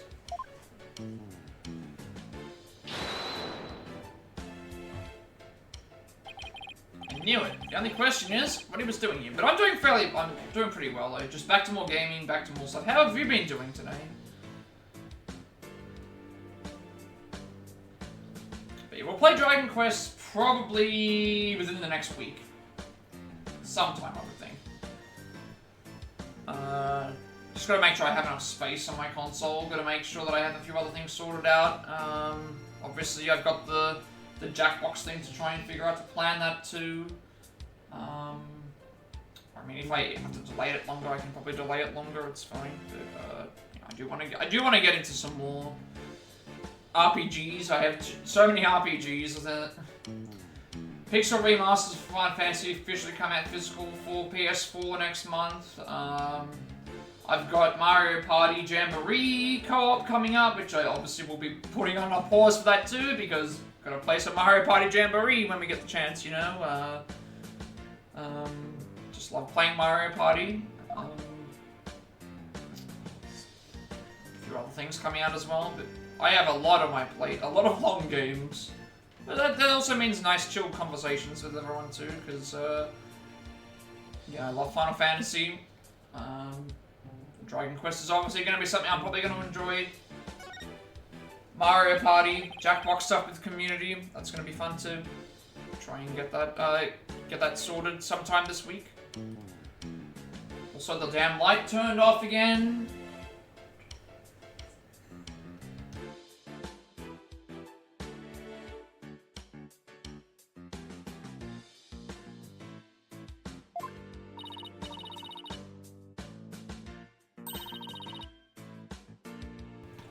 The damn light just turned off. I hate this. I hate it when it does this. But it's fine. It's fine. How about I throw it and you try to catch it? Why me? Just because. But you look hilarious flailing around trying to grab it. But doesn't tradition dictate that it's the ladies that go after the bouquet? Who cares? Just take it. Hey, you threw that right at my face. Oh, you don't want to catch that bouquet? Trust me. Why not? They say it's bad luck to catch the bouquet if a marriage doesn't last. But I already caught it. I mean, how would you know it's not gonna last? That's the other thing. Too late now, huh, Nick?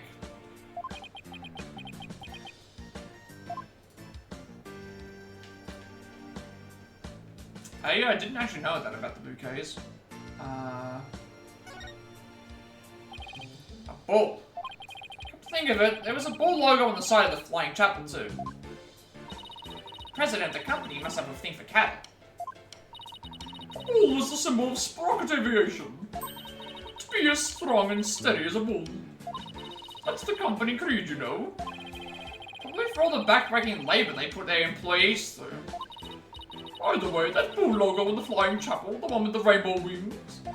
His name is Rainy the Rainbow. Get it? Light is back on. Thank you very much for that. Just very, very dark and gloomy day outside. I don't feel dark and gloomy, but the outside is certainly trying to get me down. But no, we're not going to get down off of that.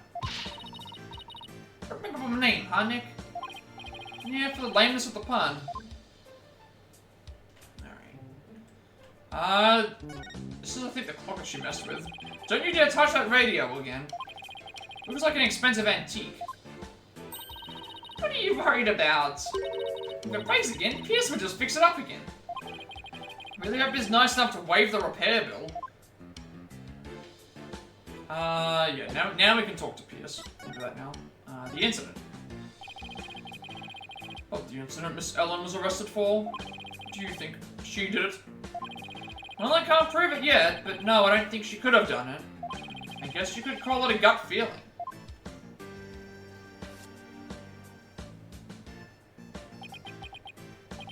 I see. I guess we have different opinions then. Do we now?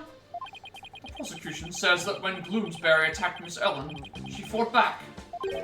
Ended up killing him. I mean, that is self-defense. I agree with his perspective. That is a self-defense maneuver. If someone comes at you and attacks you and then you end up having to kill them by sheer force of, like, actually having to, then that is a self-defense. Or rather, that is the consensus of the entire Sprocket family. Even so, I heard an interesting story from Chief Prosecutor Edgeworth. Heard that the Sprocket family had tried to pressure the prosecutor's office into burying the case. I mean, that doesn't surprise me. I fear you are mistaken. All we sought was merely a legal consultation. Besides, none of it matters now, as she is no longer a part of this family. Fortunately for us, they had yet to give their marriage license before holding the banquet. So basically, once they realized they couldn't sway the prosecution, they cut it loose. Realize how callous I must sound, but my duty is to protect the Sprocket family, and more specifically, Sprocket Aviation's future, and Master Soren, whose genius is essential to the company. Do anything to achieve that goal. That is, my job as the Sprocket family butler. You know, I think Pierce and Mr. Edgeworth get along really well, don't you think?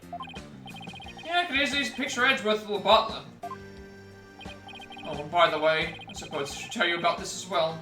It's about when the members of the extended family and I discovered the crime. Time travel. Yeah, what do you know about time travel? Did Alan say anything to you about traveling through time?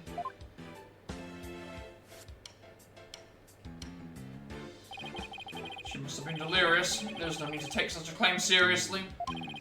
Soren himself said that, time travel was possible, though. I mean, haven't they determined that theoretically it is possible for time travel to exist? In some form or fashion? But it would require speeds that I don't think anybody could survive. Moving at. Which makes me wonder if they've actually tried it with, an object. Because if, you know, obviously if an object moves at a certain speed, then maybe it's possible, but...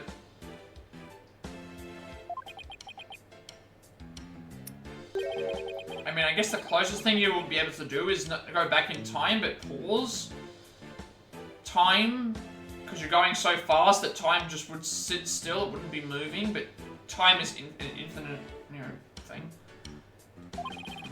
Psychologically stuck, I take it.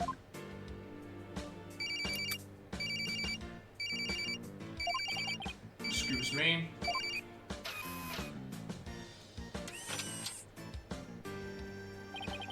What is it? I see. I believe I told you the madam will be having milk tea. Still, have lemon slices at the ready just in case. You must not disappoint her, understand? Sure are busy. All in day's work.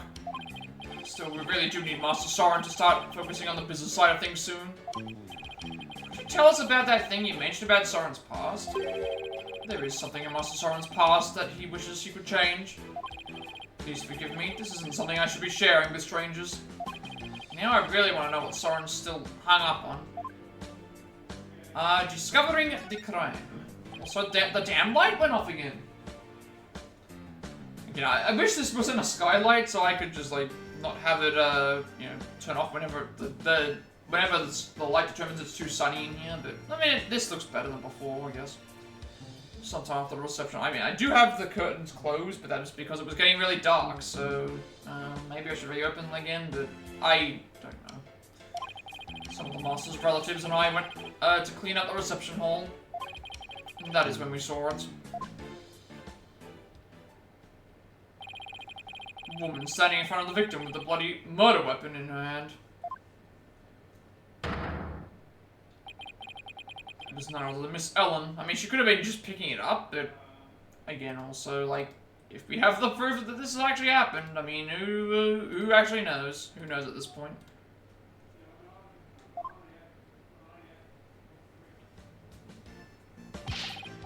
But P.S., it wasn't what it looked like. That's right, she just happened to find the body.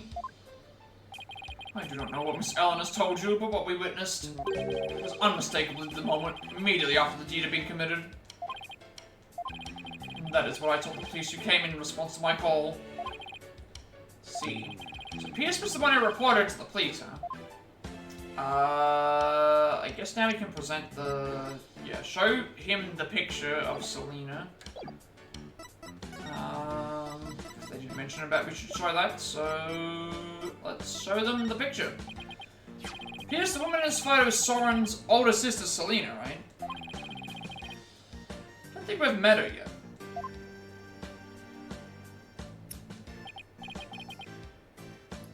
Yes, about that. Seems hesitant all of a sudden. If you wouldn't mind, could you tell us about her? Alright, very well.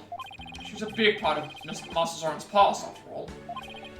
Soren's past? Yeah, what about Soren's past? Master Soren will become the next president of Sprocket Aviation. However, that was always so. That wasn't always so. Miss Selena Sprocket, Master Soren's elder sister, was next in line. So why isn't she becoming the next president? I'm assuming that she died. Yep. As always, it's always usually a death. Because she died in a car accident. I had no idea. Actually, Master Soren was also in the car with her at the time of the incident. Losing the sister he loved right before his eyes devastated him. Ever since then, he has buried himself in his research on time machines. Oh, that explains why he's obsessed with the time machines. He wants to go back in time to fix the car accident. That's understandable. He also became a quiet and meticulous, almost compulsive note-taker around then.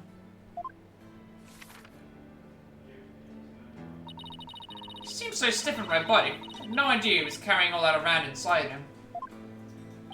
Master Soren has abandoned the company business and spends all his time in inventions. As the family butler, I am truly concerned. I believe it is high time he let go of the past. Hey Nick, what are you doing here? Wait, Larry is back? Well, a wild fanfy in chat for anyone. I keep saying fanfy, it's fanpy, not fanfy. Wild fanfy in the chat for anybody who's looking to catch some Pokemon again. Oh man, Edgy gave me the heck of a hard time. Larry, what are you doing here?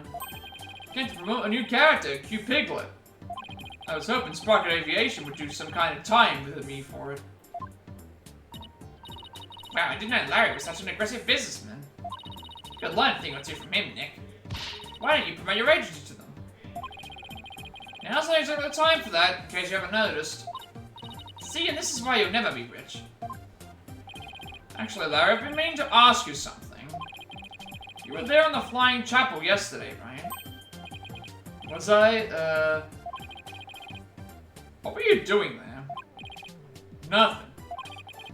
Whatever it was, I bet it wasn't anything to be proud of, but never mind then. Did you see anything that had to do with the case? Scratch, let's start with... You weren't involved in this case, were you? His mustache just fell off. Larry? Hey, you took off! I just knew it. When something smells, it's usually the butts. Come on, Maya, after him. Yeah, that's not good. Him running away like that.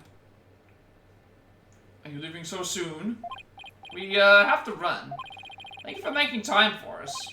I know you have to investigate, but please try to spare the family's feelings as you do. Yes, of course. Yeah, after Larry. After him. He's probably in the mooring deck, because that was where we met him before. It's probably there. 21, Sprocket Park. Mooring dock. There he is. Hey, Larry. Hey there, friend. Fancy meeting you here. There's nothing fancy about it. All we did was follow you. So tell me, Larry, why did you run away like that? Huh? Me? I don't know what you're talking about. A pour of inspiration from my new picture book hit me, and I had to run it as well. It was like a epiphany, you dig? Right. He's just gonna keep on playing dumb, isn't he, Nick? What you saw on the airship? What did you actually see? Come on, Larry. I know you were on that airship, so what did you see?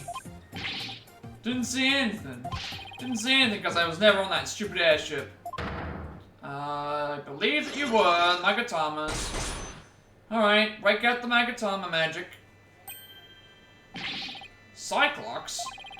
You say something? The spiritual power of this Magatama allows me to see these mystical locks that appear when someone is trying to hide something from me. They're called Cyclops, and when I see them, I simply press the Magatama with the triangle button to try my hand at breaking them. If I can unlock them, I'm sure to finally get a straight answer out of him. Alright, Magatama time. Time to break these Cyclops. Again, these DLC cases kind of act like tutorials as well.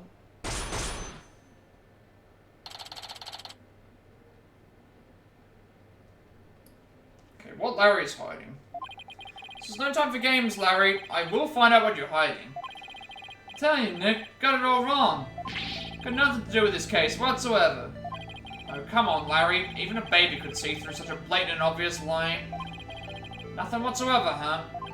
If you weren't involved, Larry, then you wouldn't have been involved with this person. Well, if he wasn't on the actual area, how was he able to find her on the airship? Like, he would have had to have been on the airship, because how would you have been able to find Ellen in the first place? And take that!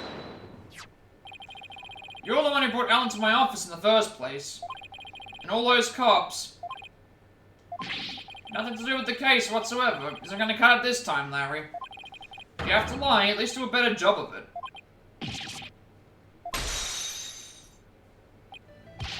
Don't diss me, Nick. If you're so convinced I'm lying, then let me ask you this. What makes you think I was on that stupid old airship anyway? Let me see some proof, if you got any.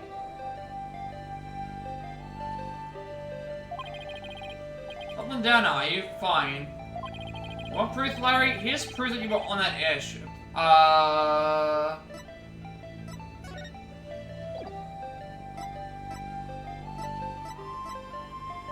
Oh, this. Yeah, we saw this, we found this on the airship, and it's obviously the fake, it's the fake, you know, it's his, like, fake disguise thing.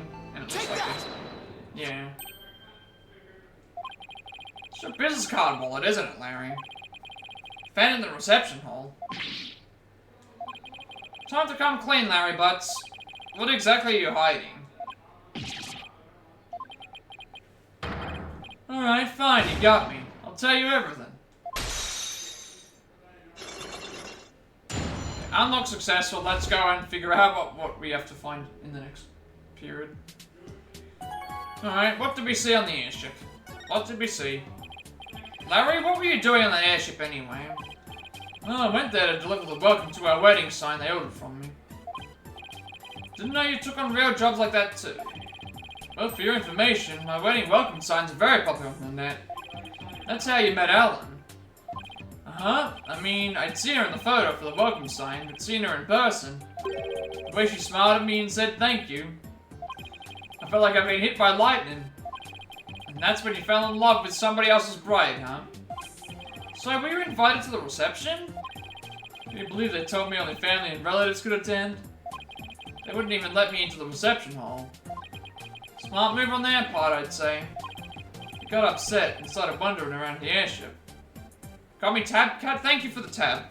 Hope you are doing well this evening.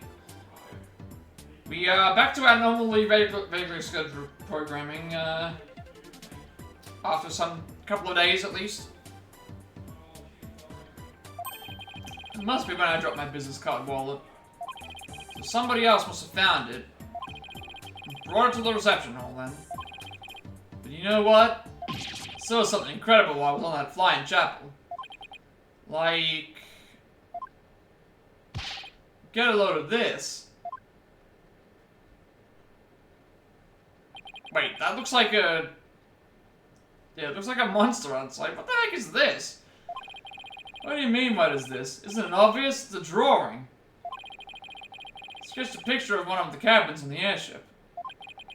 So what's so incredible about a cabin? Look at what was inside the window. It's one of those flying dinosaurs. Real-life pterodactyl. Looked out the window, cabin window, and there it was, just flying out there. That airship traveled through time, I tell you. Yeah, I don't think the airship traveled through time. I think we are not, I don't think we're traveling through time at this point. Like, I absolutely do not think we're traveling through time. There's gonna be an explanation, surely, like... There's always a way around these. When I told that Pierce Butler guy about it, he told me to never mention it to anybody ever again. Why would he try to keep you from spouting what is clearly just nonsense? Maybe Sprocket Aviation is secretly developing a time machine. No way. Like, this case is... totally amazing! Larry, you didn't tell Mr. Edgeworth about this, did you? Of course not. Edgeworth would just roll his eyes and think I was off my rocker. Didn't even tell him I was wandering around in the airship. Told him I met Elliot at the mooring dock, and we ran away together. Yeah, I can see what Edgeworth's eyes rolling right out of his head had he heard about this. Larry's drawing adds to court record. A drawing Larry made from inside a cabin. It shows a pterodactyl flying outside the window. So Larry also experienced the time slip somehow. But how is that possible? Hey Nick, I'll be taking my card wallet back now if you don't mind. Business card wallet swiped back by Larry. Oh yeah, this is for you. What is it? It's a picture of the hold. Took it when I was wandering around in the airship. So you can see, Ellen's there. There's a couple of, with her reading a note. There's a couple of, you know, the Pegasus things as well, and the plane. See, there's Ellie right there in the middle. The hold? Yeah, why would you be in the hold? Yeah, see? It's right up here on the diagram.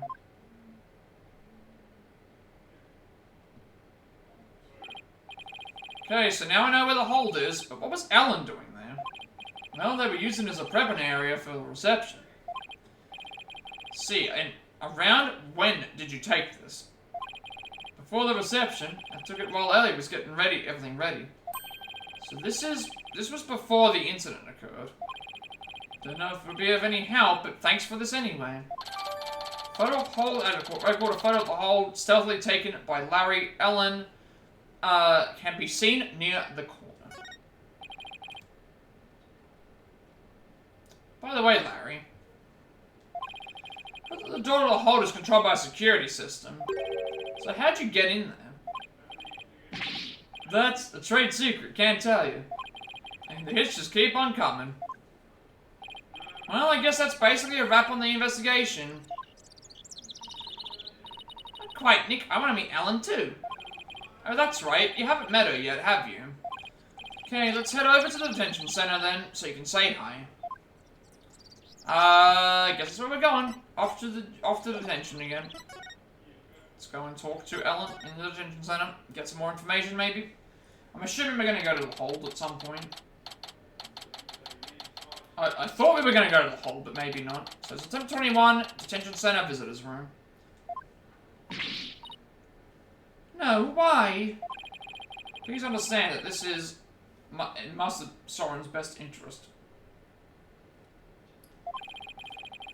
But yeah, the one thing as well is, like, if I do have to end early, which I will be anyway, but, like, if we don't finish this case, I still do have the, like, the bonus concept art, and, like, if there's any bonus, like, creating videos and stuff, we still have that to We've still got that we can look at as well, so I do have a little bit of time to do that.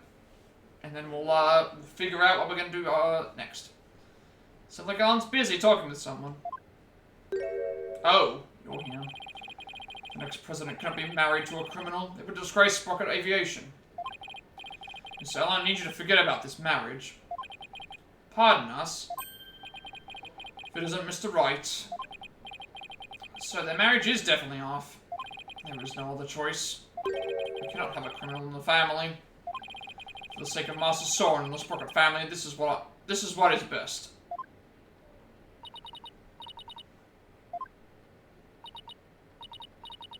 In that case, what if Nick here proved Alan's innocence? Then you wouldn't have a criminal in the family, right? Why do all the sprites look like they're slightly bigger than they normally are? I suppose you're right, but I'm afraid that would be impossible. That's not true, not for Nick. He may look like a nobody, but he can do some pretty amazing things. I think the reason they look bigger is because normally you see the character through the glass, so they're sitting down, but now they're like not through the glass, they're like right in front of us. I think that might be why, maybe.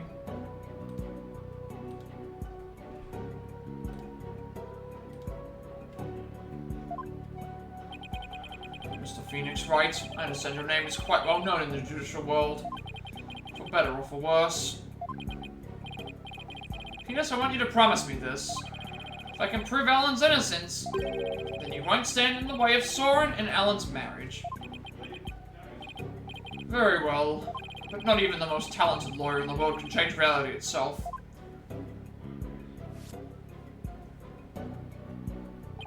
And the reality is, Miss Ellen is guilty beyond a shadow of a doubt.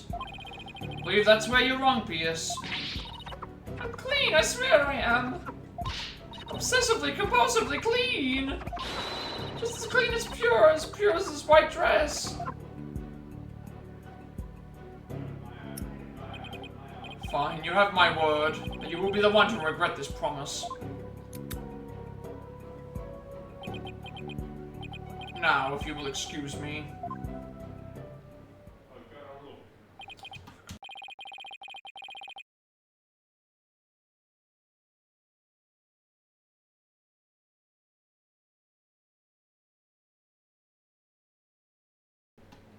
Now I have all the more reason to win this case.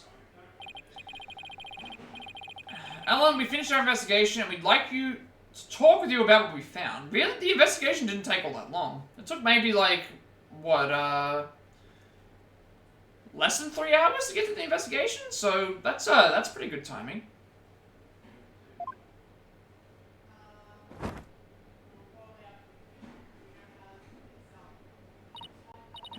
What did you find out? So there's a wild Trubbish in chat for anybody who would like to catch some Pokemon? There's a Trubbish in chat. Free Trubbish if anyone would like it. Investigation results. In the course of our investigation, we heard that you had been standing in front of the victim with the murder weapon in your hands.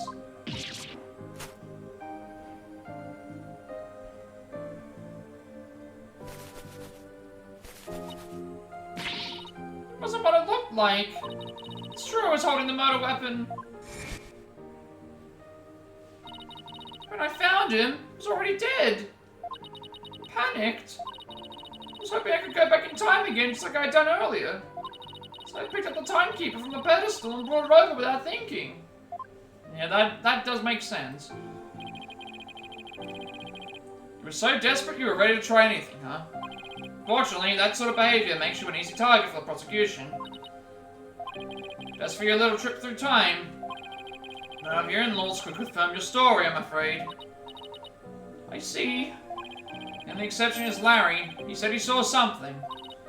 Really? What did he see? Time travel. Can't say I quite believe it myself, but Larry claims he saw something incredible. He claims he saw a pterodactyl, flying outside the airship.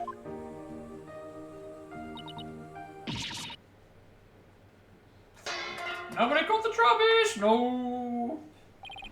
Not only that, but apparently Peter Snicody told Larry to keep it quiet about it.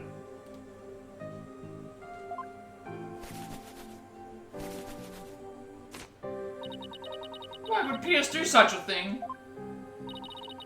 Mary's theory is that Sprocket Aviation is developing something in secret. A time machine, to be exact.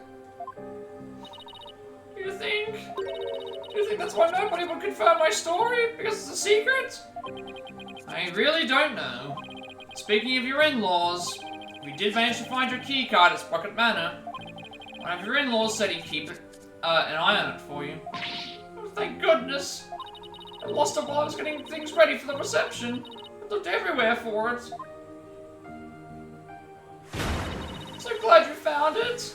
I don't think this is going to be a one and done case. I don't think it's just going to simply be like we go to the trial, we do the investigation. I think we're going to get multiple points. At least there are tears of joy this time for a change. Well, Nick, looks like you'll have to prove the existence of time travel in court tomorrow. That's right. I swear that while Mr. Gloomsbury was being killed, I was busy traveling back through time. Great. Stodgy, skeptic Edgeworth at the helm for the prosecution tomorrow. We're really gonna have our work cut out for us.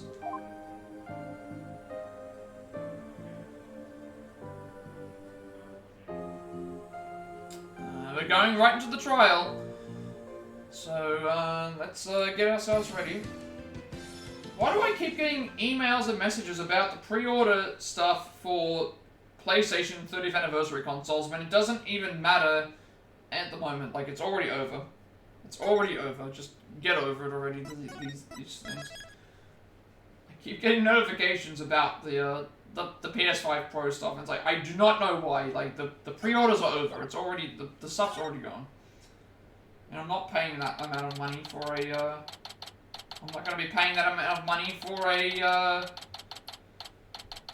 Pro console. Even like the normal PS5s are like still $650. So they're still super expensive. Despite there being a new version coming out, which is just ridiculous that they're still charging the same base price. September 22nd, 8:45 AM, District Court, Defendant Lobby, number 3.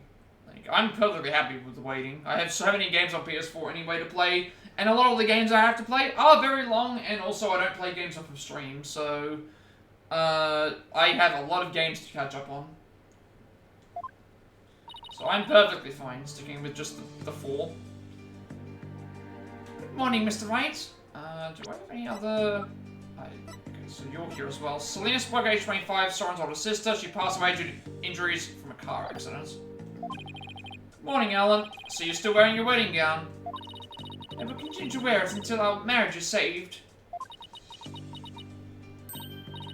Oh, Soren.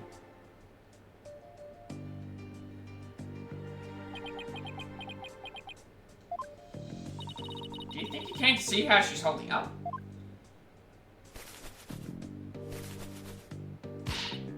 Soren, my love, you came all the way to the courthouse just to see me. Oh, Soren, I don't know what to say. Blueprints. Huh? The engine blueprints. I can't find them. Do you know where they are? Oh, they're in your room. Third shelf from the bottom on the right-hand side. Ah, I see. He's leaving already. Don't tell me he came just to ask about some stupid blueprints. Is it really that cold of a person? Or is that just how he comes off, I wonder? What about me, Soren?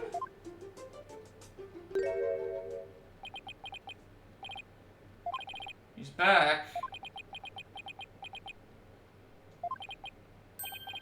Come home soon. I'm lost without you.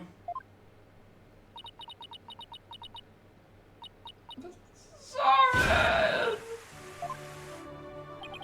Later.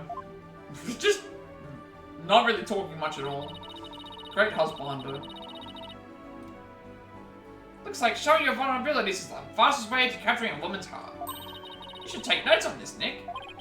Please leave me out of this. Anyway, it looks like Soren isn't big on words. But it's clear that he cares about Alan. Knowing that, I actually feel kind of relieved.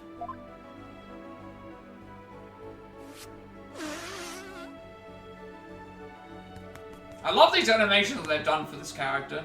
Doing the cleaning, getting herself back as the bride, the cooking, the cleaning, the washing, all that stuff. I like the animations. They absolutely can't be found guilty, you hear? Don't worry, I'm gonna do everything I can to prove your innocence. Thank you, Mr. Wright. The trial is about to start, sir.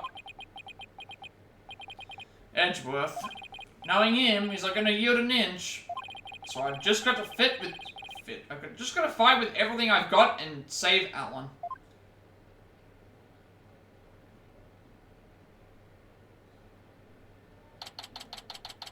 Okay, September 22nd, 9 AM. District Court, courtroom number 6. Back in the good old Japanifornia. Day 1, court is now in session. All rise. We have not been back here in 2 cases. Court is now in session for the trial of Alan White. Defense is ready, Your Honor. Prosecution has been ready for a while, Your Honor. Seeing so many familiar faces gathered together like this, I feel as though I'm at a grand reunion. It makes me want to go out for dinner and a drink and reminisce with all of you. That sounds like a great idea. I was dying for a real burger the whole time I was away.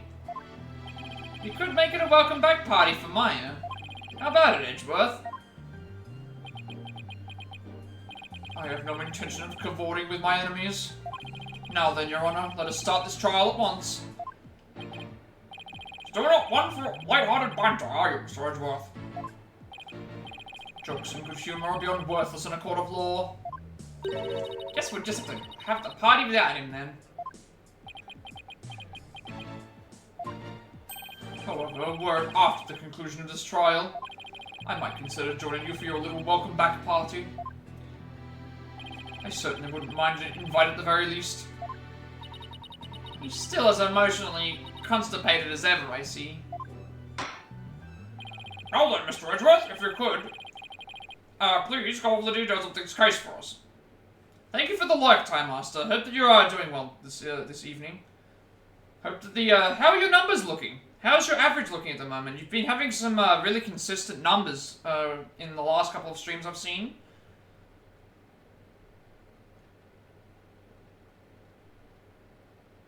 You just finished the second 12-hour class? Nice. Oh, I'm sorry, Panda. I'm sorry that I woke you. Thank you for the lurk, Panda, and as well. Hope that you have a nice rest. Thank you for the lurks. Like seeing some familiar faces in stream. Yeah, have a good rest, Panda. I probably won't see you again tonight. But I might see you in someone else's stream later, who knows. We'll just have to wait and see, I guess.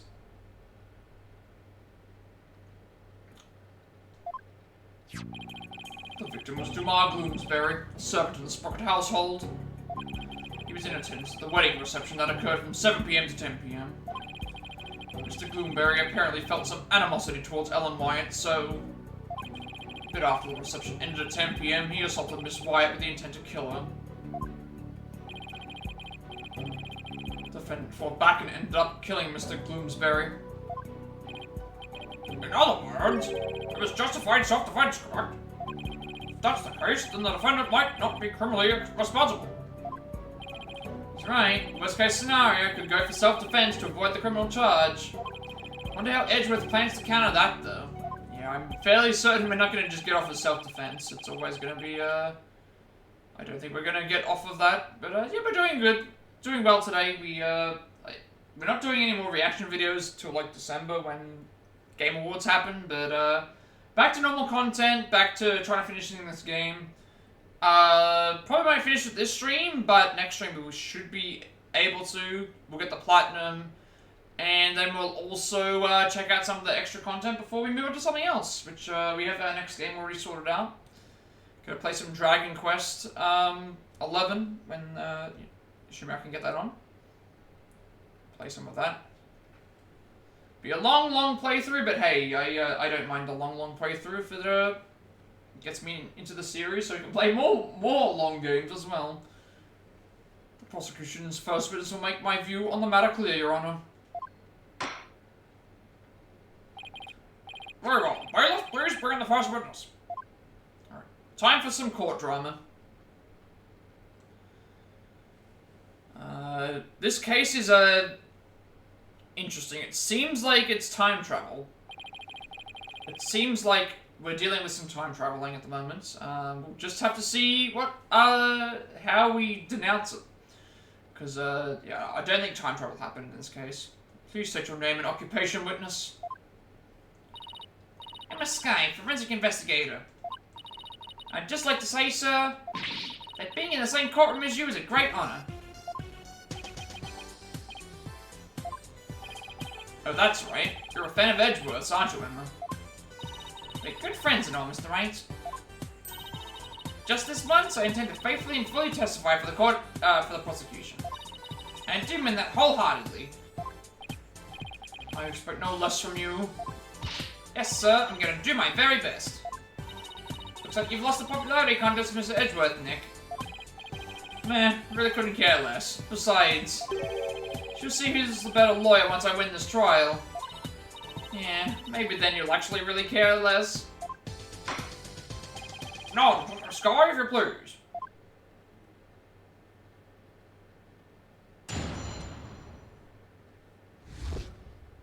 Rundown of the case. The murder weapon was a clock called the Timekeeper. The victim was hit with it from behind, and he fell over right into the lantern. The defendant was spotted then, standing in the front of the body holding the murder weapon. The victim was struck twice, by the way. Alright, as usual, we always press every statement because we get more banter, a bit more knowledge and information sometimes with the evidence. He was struck twice? That's right. There's no mistake about it. The first blow was to the back of the victim's head. It's hard enough to knock him unconscious. Yet, despite the fact that he had been immobilized by the first blow, the defendant delivered a second, fatal blow to the side of the victim's head. Which means, what exactly?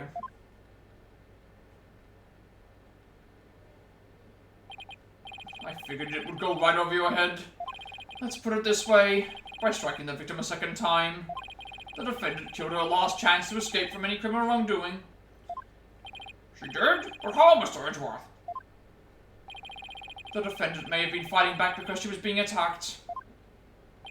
However, she then went on to deliver a fatal blow to a man who was already fully unconscious. That is true. That is one way that you can get off of self-defense. Because self-defense only goes so far. If you do something to get away from somebody, also there's a Whopper Simi in the chat for anybody who would like to catch some Pokemon today. I will be up for a good, like, probably another 3 hours or so. So, just, you know, every 15 minutes you can catch some Pokemon. Get some extra money being in the stream if that's what you want. Use me as a good lurk target as well. Also works because of you get a lot more money as well. Yeah, you can only go so far with self-defense. Like if I stabbed someone 15 times and tried to come with self-defense, that's a little bit extreme. But you know that's how they get away with it. Also, the damn light won't go. He's saying what I think he is. I don't feel so well. And thus, Mr. Wright has justified self-defense being removed from the table. Prosecution intends to prove that the defendant killed the victim with murderous intent. Allow me to belatedly submit the victim's autopsy report.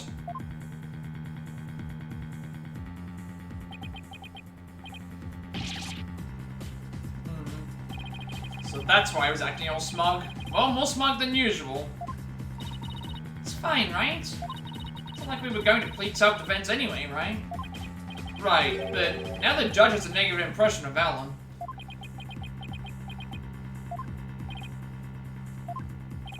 He may not get to prosecute much anymore, but he definitely hasn't lost his touch. Autopsy report adds to the court record. Bloomsbury's head shows signs of being hit twice. The time weapon was used as the murder. The timekeeper was used as the murder weapon, sorry. Now then, Mr. White, you may begin your cross-examination.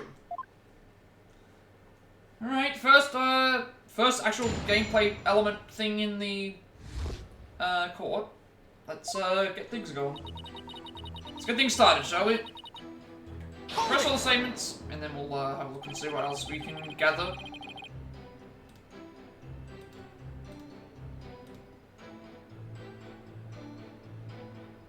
You completely sure the murder weapon was the timekeeper? Yes, completely. The shape of the injury on the victim's head matches up with that of the timekeeper. It's definitely heavy enough to kill someone with. Would the defendant have been able to pick up and swing something so heavy? I tried it myself and I was able to lift it up just fine. Maybe you're just freakishly strong. Excuse me, Mr. Wright. I'll have you know that people on the force know me as the dainty forensic investigator. Sorry, but really, you're hardly a delicate flower. Mr. Wright, this is a court of law. Save your antics for after the trial if you know how. Yes, sir. Won't happen again, sir. Moving on.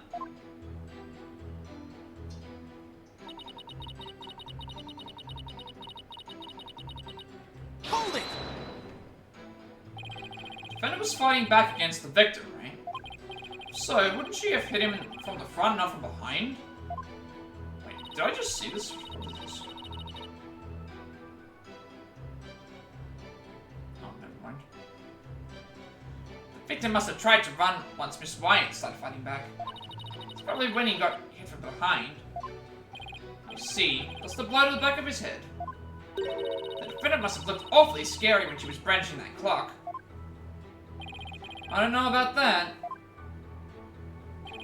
Regardless of how scary Alan looked, the victim was definitely hit from behind. May I go on? Yes, of course. Please do.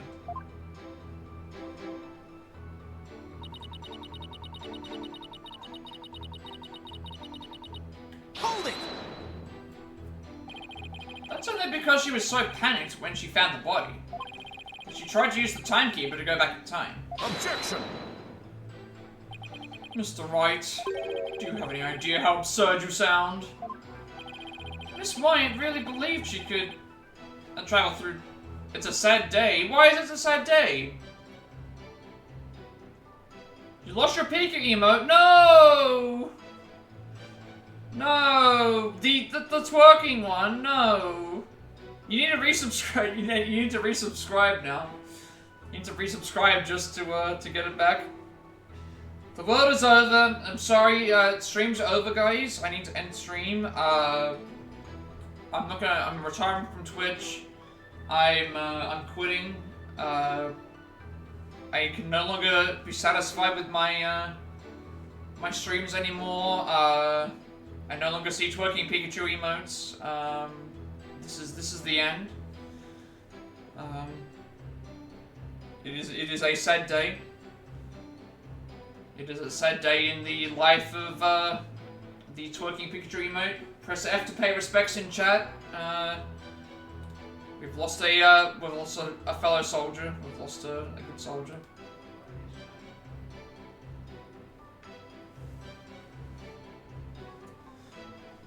Serrata, we still have the twerking Ash though. That can substitute. We still have twerking Ash. We still have our Winky Dinks. We still have Winky Dinks thing. I believe Cat's already following you. I think you're already following each other. We still got the Ash. Still got the ass clapping twerking emote from Winky's streams. You really should have come up with a more credible story, you know. Yes, I agree.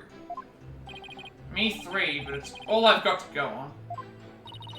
Anyway, under the circumstances, the only conclusion we can draw is that the defendant killed the victim.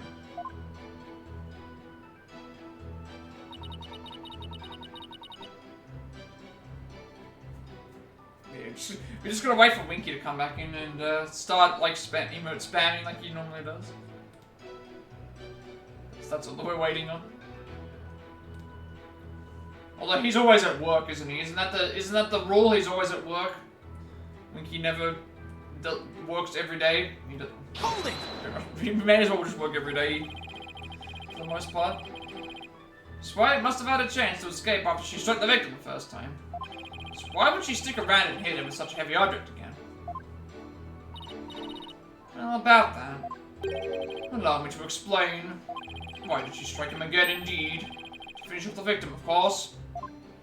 But yeah, anybody in the chat who wants to follow, Cat is giving free follows to anybody, that wants them. We need more members in our stream Discord so we can start, like, building up with even more streamers. Just, as a good, point to meet some new people. Meet some new people. Because, we have a lot of, we have a pretty strong, I would say we have a pretty strong, Call of Duty community. A lot of people who play Call of Duty in the Discord, but, Spine would never do a thing like that. Let's see some evidence that disproves my theory. Can I just stand there and take that from you, Nick? Can't refute his claim head on, so I'll have to approach from a different angle. Well, looks like we won't be going anywhere until we can refute Edgeworth's claim. This is so exciting, we haven't taken on Mr. Edgeworth in ages. Okay, Nick, let's now go get him. No need to rush me, Maya. Alright, I'd better start by comparing Emma's testimony with the evidence we have. Look for any glaring inconsistencies. Alright. Oh, we do have some inconsistencies. They're saying the victim was hit with it from behind and fell over right into the lantern. But we have proof that we can prove that via the picture of the victim was discovered inside one of the lanterns, not fell into it. So that's not possible. Objection! Detective Sky, I'm afraid I have to apologize in advance. For what? For embarrassing you in front of your idol. What do you mean? If you take a look at this photo of the crime scene, you'll see that the victim is lying on his back. But if the victim had been hit from behind, as you claim, then he should have fallen over into the lantern face down. It's not enough to simply take someone's side, Detective Sky, even if it's Mr. Edgeworth's. There does appear to be a flaw in Detective Sky's testimony. Mr. Wright, if you think I'm gonna just back right down, then you've sadly mistaken. Oh, wait. Now it's doing ad break stuff again. Ad break in 3 minutes. Okay, before it wasn't telling me that, it was just telling me, hey, there's now just an ad break playing. At least I'm now getting told that there's an ad break instead of things. Emma's unusually fired up today. Don't forget, she's in front of her hero, Nick. Steel Samurai came to watch this trial. I want to do my absolute best too. Listen, Mr. Wright. It's entirely possible that the defendant moved the victim's body after he fell over. In that case, there wouldn't be any contradiction, right? Indeed. That was an excellent counter-argument, Detective. Count on me, sir. So what do you have to say to that, Mr. Wright? Is it possible that the victim was moved after he fell into the lantern? I would say no, it's not possible, because we have proof otherwise. Sorry, Detective, but there's no way the victim's body was moved after his death. Really? What makes you so sure? One look at this here, and it should become obvious. What proves that the victim's body was not moved? I would say it would have to be the pieces of the... It would have to be, like, the pieces of the lantern. Like, being broken because they're on top of him. I think these are pieces of the lantern, so I'll just press this. Take that! Okay, this is... What are you pointing at, Mr. Wright? Oh, never mind. I pushed the wrong... Did I push the wrong thing? Am I not on the right stuff? I think I'm not on the right part, maybe. Penalties will happen, it's fine if we make a mistake. Sometimes it's not, like, directly on it. Ah, unless they mean, like, the pieces of this, like... Take that! That's probably what they meant. I didn't see the pieces on top of him like that, there. There's broken bits of the lantern? Yes, if the body had been moved after the fact, these fragments wouldn't have fallen off. But as you can clearly see, they're lying perfectly undisturbed on top of the body.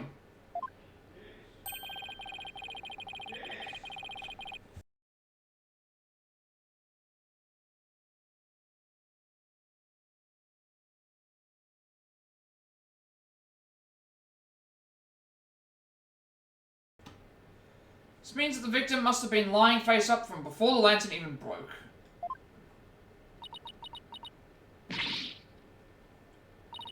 Wait a minute. If that's true, then when was the victim killed?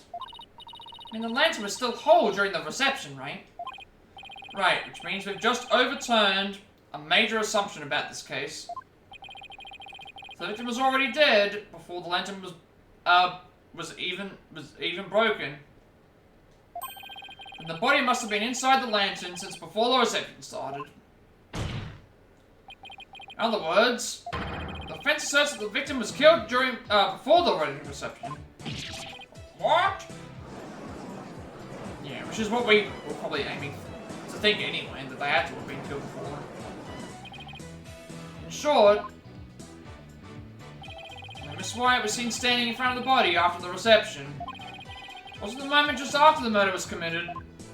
It was the moment she happened to discover the body, just as Miss Wyatt claims. Objection! Whether the act was committed before or after the reception is entirely inconsequential. After all, it was the defendant who prepared the reception hall for the event in question. Therefore, when the murder occurred, nothing changes with regard to their guilt. She could have killed the victim before the reception, as you claim, and then tried to hide his body in the lantern after the event ended. Objection! Sorry, but that doesn't make any sense. I mean, where would the body have been hidden during the reception in your scenario? That's... Even you have to admit, Mr. Edgeworth, that this has opened up a new possibility. Do explain, Mr. Wright. Well, if Miss Wyatt didn't commit the crime in the reception hall, then that means someone, somewhere, put the victim's body into the lantern. I suppose that makes sense. A dead body couldn't have put himself in there, right? Exactly, Your Honor. In other words, if the murder actually occurred before the reception, it opens up the possibility that he was killed somewhere else, the defendant didn't do it, or he was killed some way. Also, there's a wild Farfetch in chat for anybody who would like to grab a Farfetch. Okay, we don't think he was killed another way. We already know the defendant didn't do it, but it's not the case. So it would have to be he was killed somewhere else. The body was hidden inside the lantern. And it's possible that the body was moved along with it somewhere else. You're right. You can run that mouth of yours all you want. Also, welcome back from ads, everybody. Wild Farfetch in chat for anybody who didn't see the thing or hear me thing, but yeah, Wild Farfetch in chat for anyone who would like another 3 Pokemon. Do you have any evidence to support what's coming out of it, Mr. Wright? Of course I do. I think the answer lies in that piece of evidence, and in something that was left at the crime scene that will point us to where the victim was really killed. Very well, Mr. Wright. In that case, what proves that the lantern and the body were moved from somewhere else? We have proof?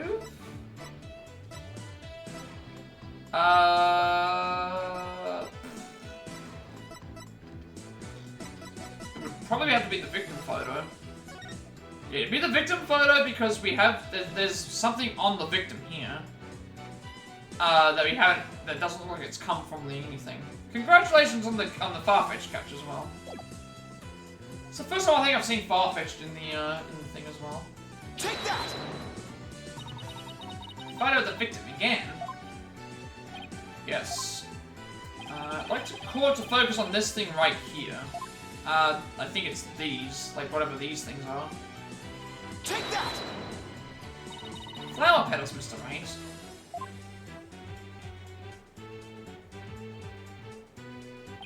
These petals are from a kind of flower that were not present in the reception hall.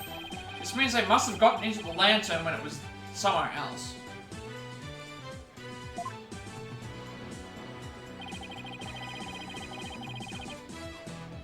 And just where do you propose this somewhere else to be, Mr. Wright?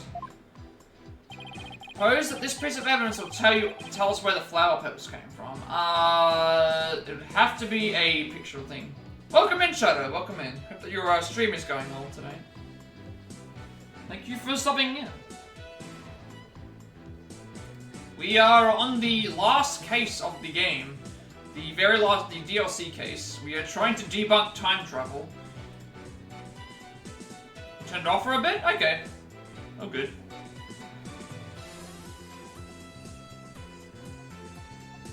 We'll try and help you get there as much as I can, but it is kind of hard when I need to stream myself to, you've got gaming block, yeah.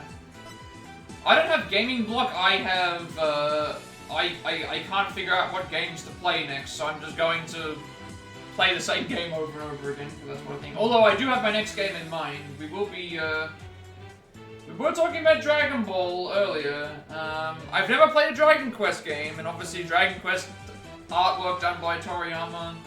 I am playing Dragon Quest XI. Never played a Dragon Quest game before. You need your capture card. I have a capture card for my Switch, because I use a different setup. I stream on a drawing tablet for the Switch. PS4 I use remote play, so I don't actually need the capture card. I use remote play, which works. Yeah, Xbox. I don't think Xbox has a an inbuilt app thing, unfortunately. So I think the only way to do it is a capture card, or just straight up from the Xbox. But yeah, definitely if you're using Xbox, you have you'll open up a lot more of your gaming catalog, I guess. If it's not already available on PC. You were wanting to go back to Dead Space, I believe.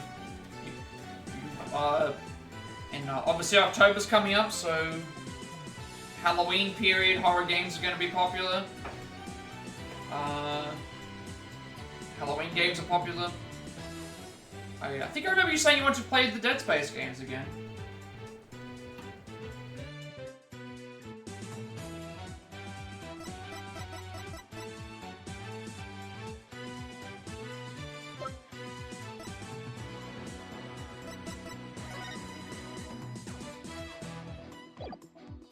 Take that!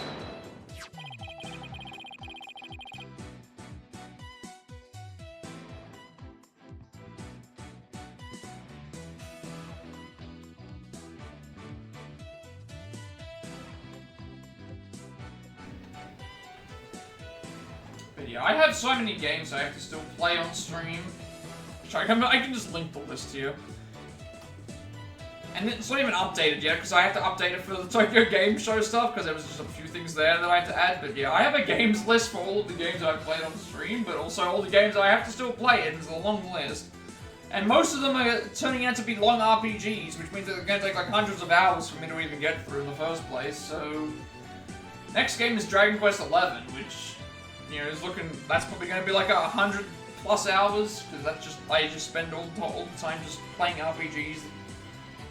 This game's been very long because of the thing, but... You need to get the emote back, Sarada. We need the twerking Pikachu. We need it in our lives. You're sub to Winky. We have Winky's Ash twerking emote. We need to get that into this. That has to be the substitute. It's not quite the same. Notice how their petals are of the same shape as the petals in the crime scene photo. I've still got to update my list as well for the things, if there's just so many games to play. And not enough time, like... If it gets around to PS5 season, then yeah, there's a lot of exclusives I gotta get for that too. Yes, I see. They do look to be from the same kind of flower. Objection!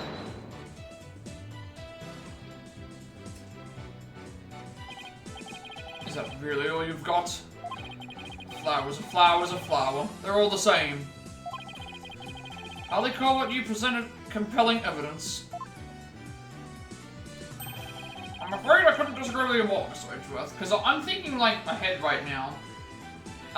All 6 Final Fantasy Pixel remasters come out next month. Physical copies, gotta get that. Metaphor ReFantasio comes out October 11th, gotta get that. I've still got Paper Mario 1000 Year Door Remake to play. Still got Dragon Quest XI to play. Still got Stranger of Paradise to play. Still got the other Edgeworth game to play. Saints Row isn't an RPG, but it's an open world game. Still got that to play. Sherlock Holmes' open world. That's still got to get played. That's just all the stuff that I have on my system. Doesn't include God of War Ragnarok. Doesn't include Infinite Wealth Like a Dragon. Doesn't include. You're playing Saints Row 2 on your Xbox right now. I'm gonna play the remake. I've heard the remake's terrible, but I want to play the I want to play the remake just to see how it is.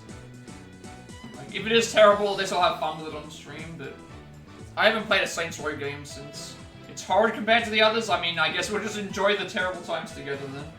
It can't be as bad as some of the other games that I've played, but next year's gonna be GTA 6. Although that's PS5. Yeah, I liked the first couple of Dead Space? Yeah. I'm assuming you're gonna do. Are you gonna try and do the trilogy during Halloween season, October, the month of October. Hopefully you can get around to playing some Dead Space, because that's those games are pretty fun. You don't have the ability to run overlays. Yeah, that's why the capture card will work so well when you get a hold of it. Yeah, it is definitely rough.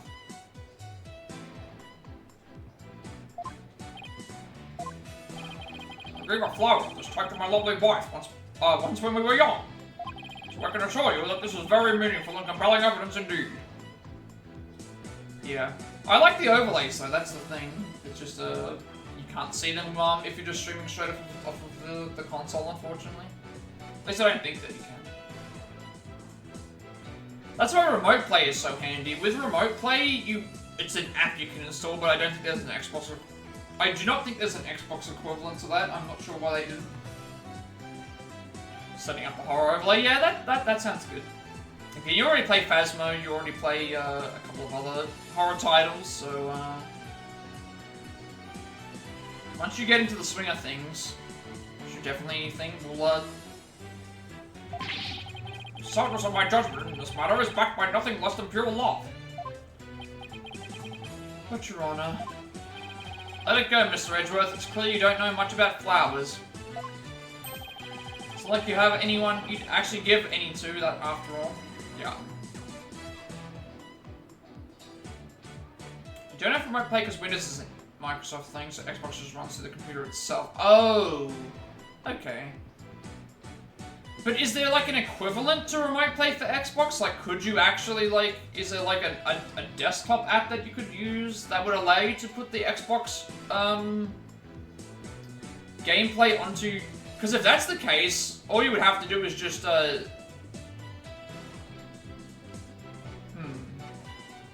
it's an app. Because I've never tried it. I quit Xbox basically after the 360. Your computer turns into an Xbox. Okay. I still have my original Xbox, but I quit after the 360. I sold that. There wasn't anything I wanted. I just stuck with PlayStation. Doesn't have all the games there. Yeah. Maybe you should study up on them, just in case the opportunity presents itself.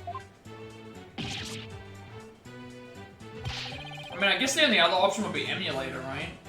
If there's any Xbox emulators, that would be the only other way you could do it. But then that's probably got its own problems. news from the man who only knows the names of 3 types of flowers. That's hardly relevant to the case at hand.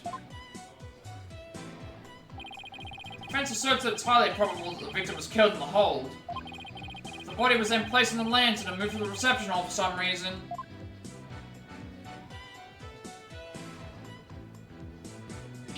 It would completely destroy the prosecution's case. And you mean the body was... Yes, the victim's body was... inside the lantern during the entire beautiful wedding reception. While the defendant and betrothed were celebrating their love.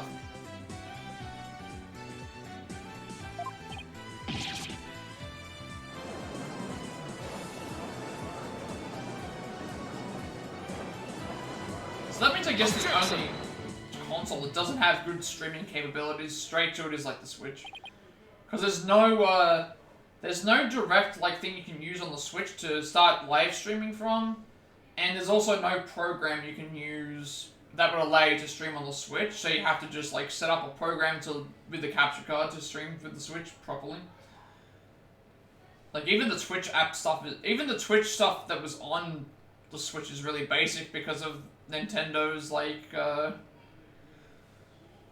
was gonna say lack of awareness, but it's more so like they're too careful.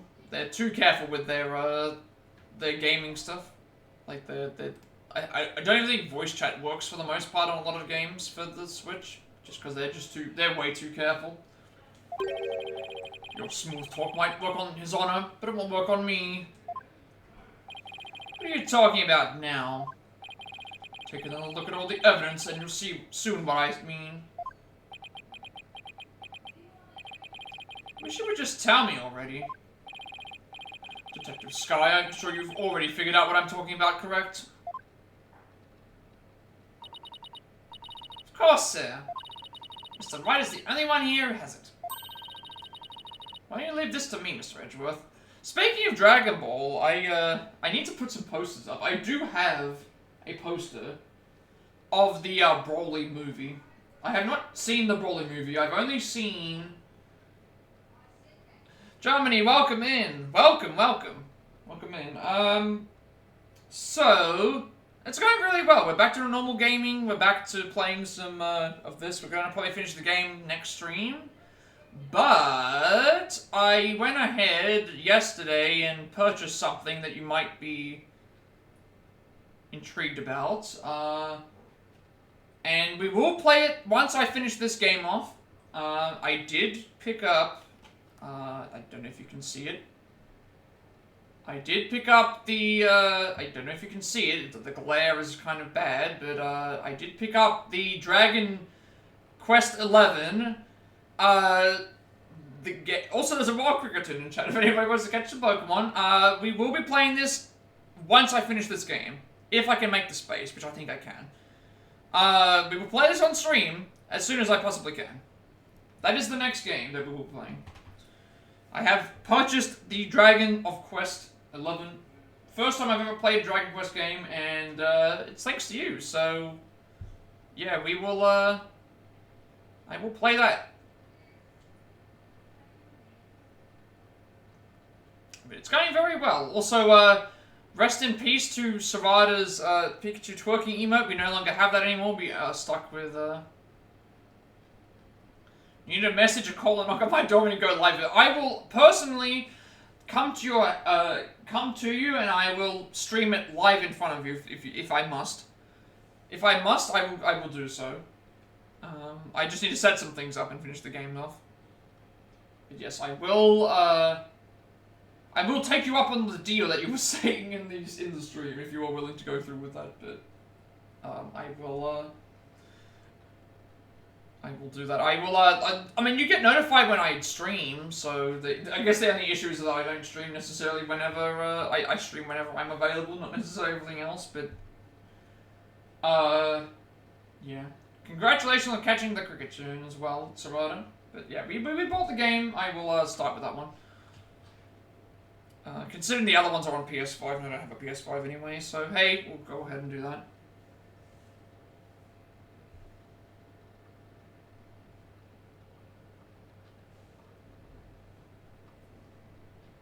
But, indeed.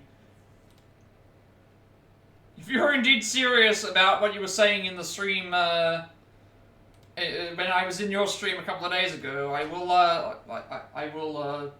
will keep that in mind. But yeah, we will play that. We will play that. Very well. Let's see what you can do.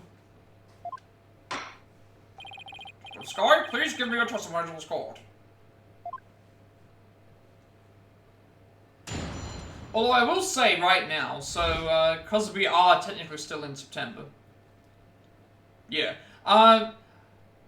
If we, because we are in September. That's all good. Just keep in mind that we are still in September, so I believe it will be until the 1st of October for me, so, subs are 30% off, and also 5 gift subs. Oh, sorry, for each 5 gift subs, Twitch are giving me a free one that is out of no expense as well. So, hopefully your check comes in at that time, so you can get a little bit of a discount, because Twitch have been generous during September.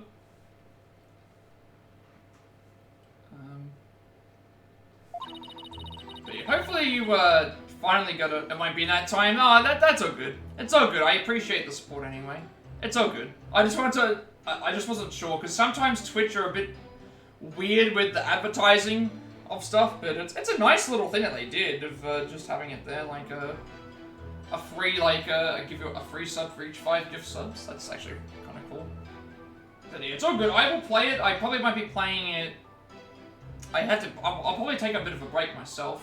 Wait, 5-day weekend? Hang on 1 second. 5-day weekend? What are we doing on the 5-day weekend?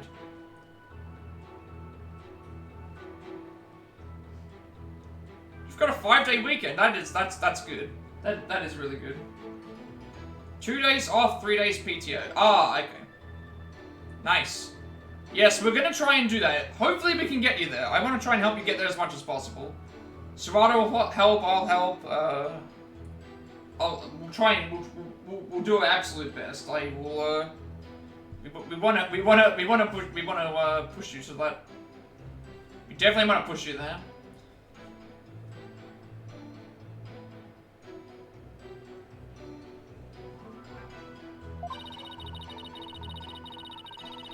You just go through 2/5 of vodka, half a gallon of vodka, and 2/5 of whiskey for the week. Nice. So that means, I won't finish this game today. I'll finish it probably next stream, and then I'll start working on stuff for getting this game sorted out. I need to make some space. I need to make sure everything's working with it. I might also take some time away just to work on the channel a little bit longer, because I haven't got that much longer left for... I want to get those channel point redeems up for, the voting games, but hey, you voted with your wallet, so I will, 58 gig? It's saying to me it's like 31. It's saying the installation size is like 31. If it's 58 gig, that's gonna be a big... I might not be able to get that on, but I'll have to try. It's saying on my case it's at least 31. So unless there's massive updates, then we'll see. I have about... Let me check for a second. Okay, let's break down the actual space issue right now. So I have a 500 gig system storage and a 1 terabyte extended storage. Okay, so right now I have 20 gig free of space. Oh, they're different between PC. Well, I got the so the edition that I got was the definitive edition. So it's got the orchestral soundtrack. It's got the Japanese voices as well as the 2D, 3D swapping, all the other stuff on it. So it's the definitive edition. I guess I should say I'll probably be playing it in 3D because that's the way the game was originally out, and I'll probably play it in English. English voice acting. But I might play in 2D. If I enjoy the game enough, I might play in 2D for a speedrun and just do some of that, because that way I get to see. 40 on the box. 40 is probably doable. So I have 20 gig free right now. I have 9 gig 3 here. I can probably delete 8 gig off to get a bit of extra space. I think I can probably also delete off this. So Tomb Raider is 21 gig. That would be about 40, 42. So I might be able to get it on. Assuming that there's no big updates, I might be able to get it on. We'll try. I'll try and get it on. I could probably do it off something else, but I'll see how we go with space. It's telling me that it's only 31 gig, so if it's only 31 gig base game, I can probably get it in, and then if patches aren't too bad, then yeah. 40 gig is probably manageable. If the entire game's 40 gig, because my game tells me 31, my box tells me, well, my physical copy says 31 gig, so if it's 40, I can probably just squeeze it on for you.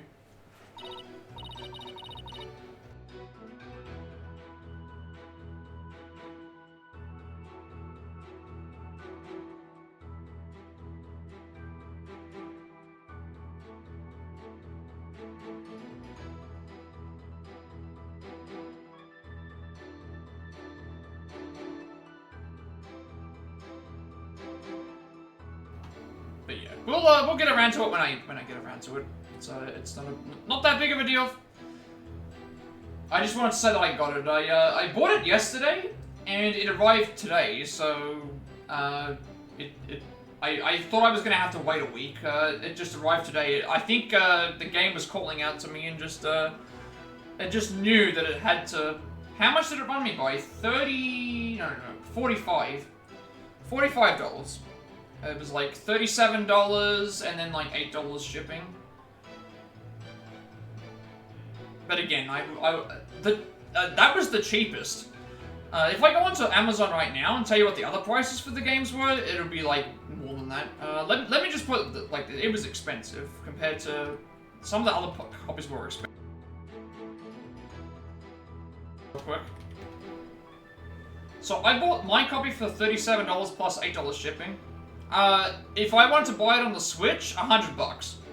If I wanted to buy anything, there were a couple others that were like 45, 42, 77, 115, 56, 90. Oh, yeah. Some of them are expensive. Like the cheapest one was $37.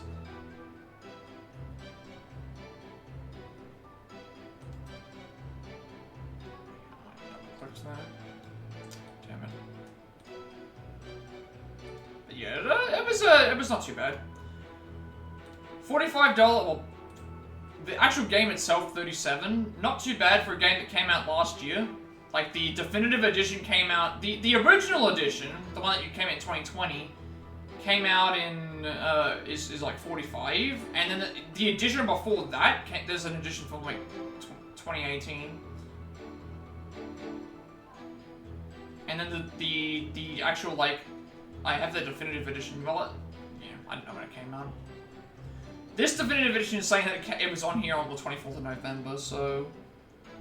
But yeah, compared to the Switch title, $99 for the Switch game.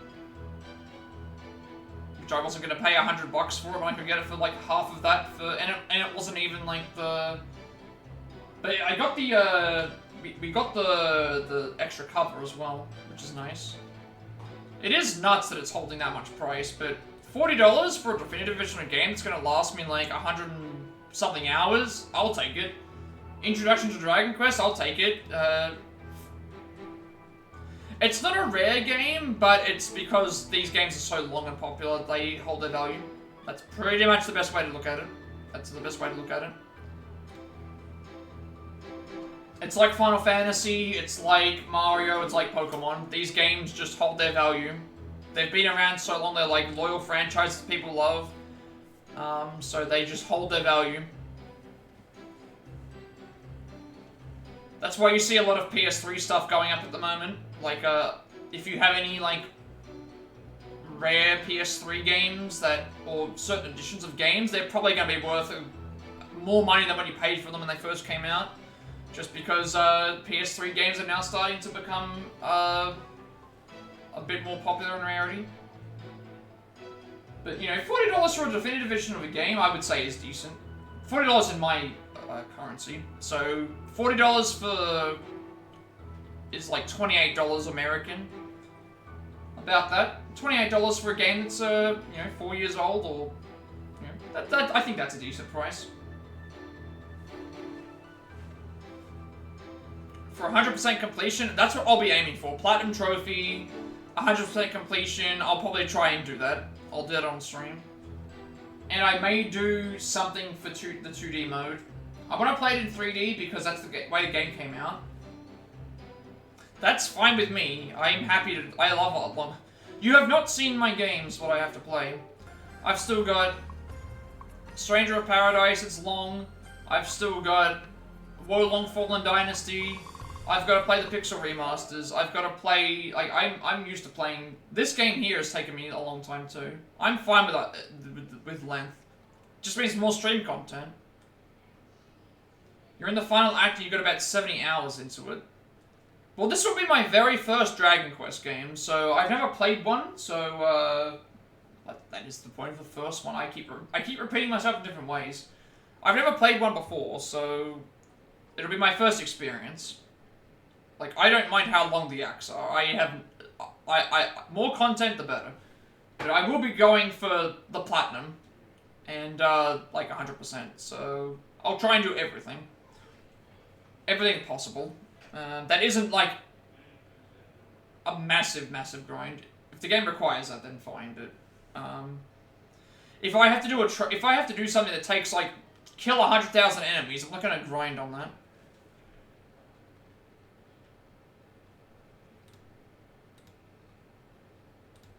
Like, I will not grind on, if it tells me that I have to beat 100,000 enemies for, like, something in-game, I'm probably not gonna grind out for 100,000 enemies if it's not, like, important. That's not something that I want to do.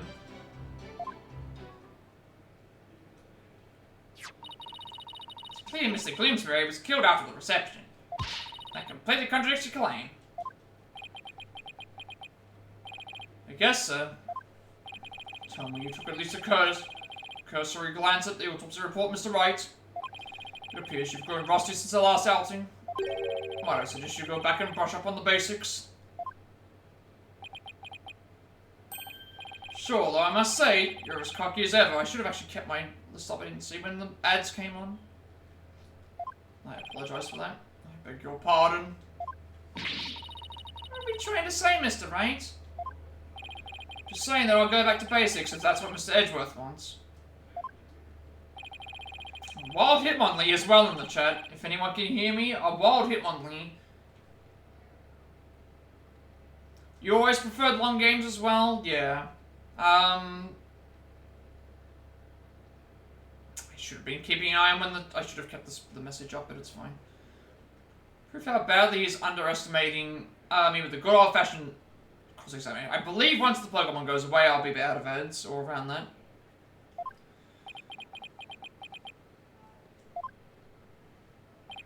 But yeah, long content for me doesn't bother me. I've played Persona games, I've played Final Fantasy games, I've played these games. Like, length to me is not... As long as it's entertaining, I will play it. Ni no Kuni 1 is definitely something that's quite long. Pokemon, same thing. Pokemon is quite long if you're actually going for everything. Well, let's see. You put your money where your mouth is, Mr. White. I should have been keeping an eye on the, should have been keeping an eye on how long the ad has, because it's about a minute and a half. Prosecution's rebuttal.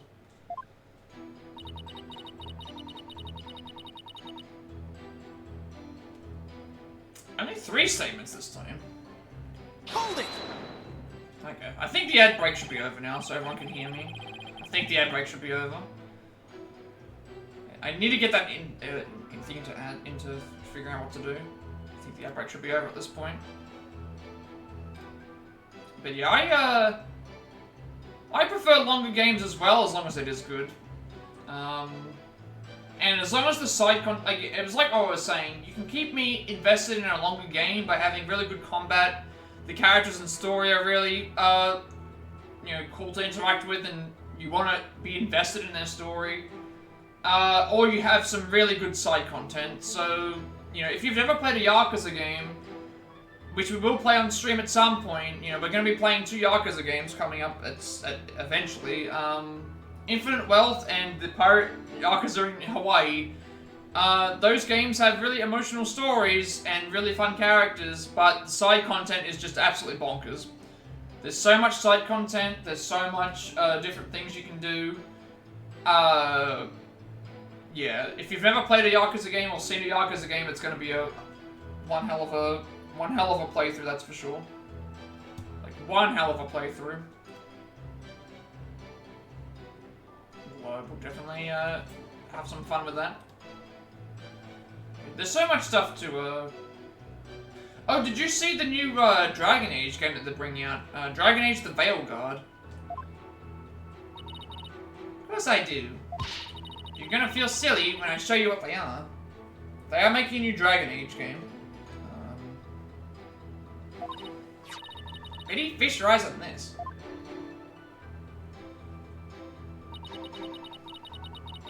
New Dragon Age game, new Monster Hunter game that's coming out. A lot of RPGs, a lot of big RPGs.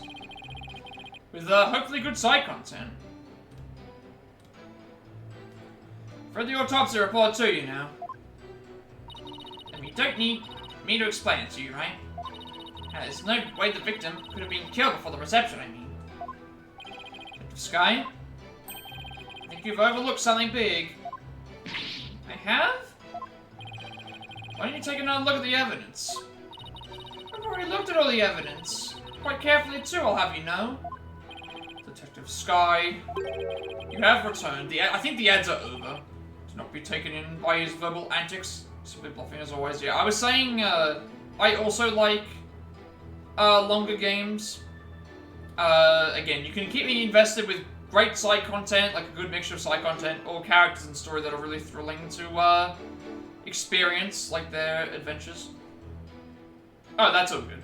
I just couldn't. I have messages that appear in my chat, but they take up the entire chat screen, so I just want to make sure it's you over on your stream chat. That's all good. It's all good. I will thing, but yeah, new Dragon Age game. Have you seen that they announced that's been announced? Dragon Age: The Veil Guard. Right, sir. And I was talking about Yakuza, because I do have some Yakuza games that are coming up as well, which have bonkers side content, bonkers characters, serious. You're kind of excited for it. Should give it a go. I'm sure that I'm not a Dragon Age guy, but I'm sure that if you've at least have some invested interest in Dragon Age, you're probably going to you know, enjoy it. There's just a lot of RPGs coming out. Metaphor Fantasio, Monster Hunter Wilds, the Yakuza game, and those are just the games that are coming out. The Pixel remasters on Final Fantasy. I've got to play this Dragon Age game, which is you know, I think that there's so many RPG. I feel like I'm turning into an RPG enthusiast now. I've got to play all of the RPGs. There's so many. It's possible that Cobra did something to obscure the real time of death. I mean, this is kind of like an RPG in terms of its length. It's not actually one, but they showed. I saw Metaphor Fantasio, some more gameplay for it. I am excited. I am very much excited for that game. Very, very much excited. Yeah, FF Remasters, again, Square Enix, you are, Xbox players in general are eating well. You know, this year, like, Square Enix is just porting everything over. The Mana games, the Pixel remasters of Final Fantasy, Persona stuff. Well, they didn't make Persona, but like, I'm waiting for the physical copy for the PS4 to come out, which is early October. I will be playing all of those on stream, probably in a row as well. I'll probably end up playing all 6 Pixel remasters in a row. I love those. You know, Final Fantasy VI is my favorite Final Fantasy game, and I have not played the others. So I'm very much looking forward to that. That's definitely something we can look forward to seeing. It's expensive, but you still get 6 games, 6 old games that are you know, decent in length. It's like fridge on that airship big enough to fit a body into. Although I guess everything's on Game Pass now, isn't it? So I guess if you have Game Pass, for Xbox, then it doesn't really matter about the cost. You can just play them whenever. So many, so many games. I think Square Enix are, from what I've heard, Square Enix are getting sick of the sales. Their sales for games on exclusives for PlayStation aren't selling well, so they're going multi-platform. So they were already on Nintendo anyway, but now Xbox is getting them. So I mean, 6 games that are all RPGs that are, you know, basically classics. Anyone, if you're even remotely a Final Fantasy fan, I would very much think that you would be interested in 6 games that are of considerable length, I would say. I don't think any of them reach over 100 hours. Probably not. I don't think any of them would be over 100 hours, because those games were just, you know, a lot shorter, but they were much harder. If you're talking about actual casual, like, never played them before, they would probably take a lot longer.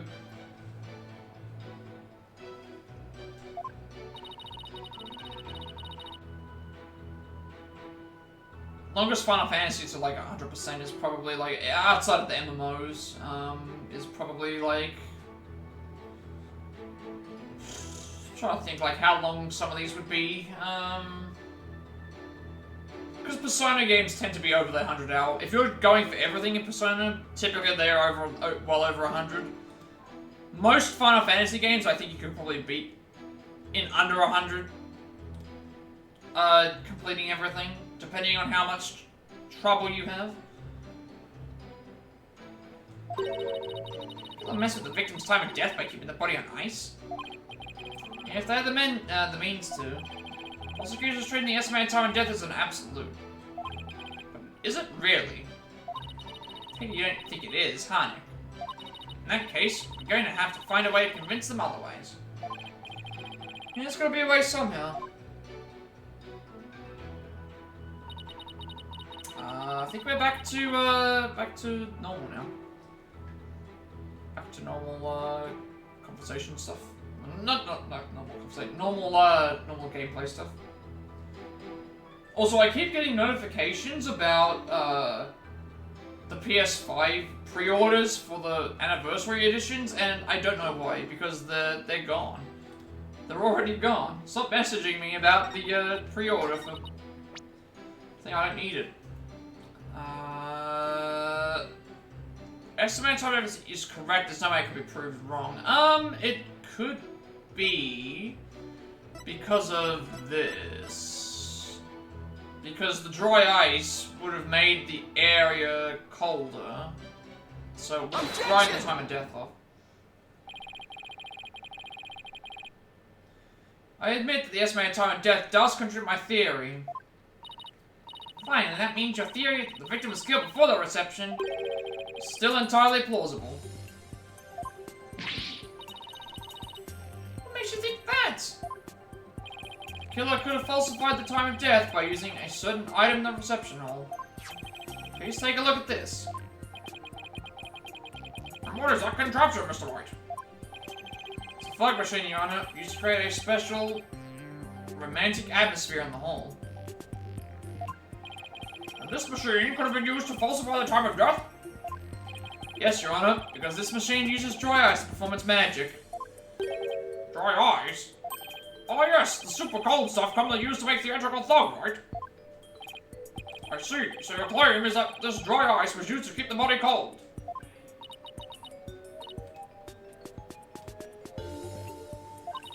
In that case, I guess the victim could have been killed before the reception.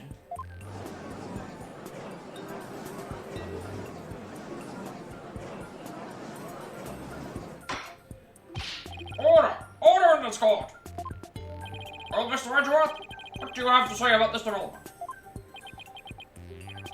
The victim was killed in the hall before the wedding reception. Prosecution acknowledges the possibility of this claim. Now we're getting somewhere. Prosecution would also like to thank you, Mr. Wright. For what? I didn't know how a certain piece of evidence fit into this case. But now, thanks to you, I do.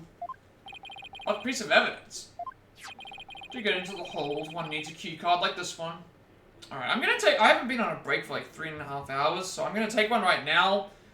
And I'll be back in a couple of minutes or so, so hold tight while I set all this up, and we should be good to go. I've also figured out the problem of why my audio thing was not working, I believe, so I should be able to go and fix it up. So I will be back in a second.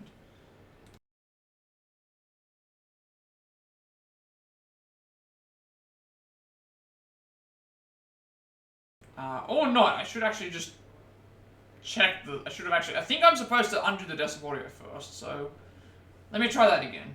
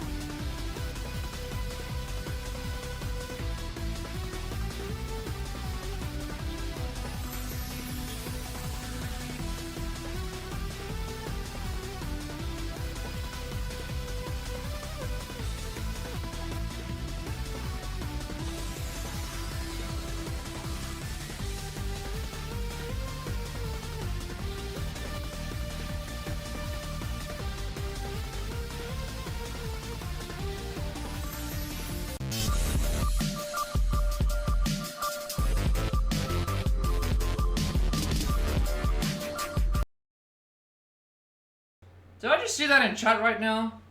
There was a Porygon 2 in chat and no one tried to catch it? Damn, that's a...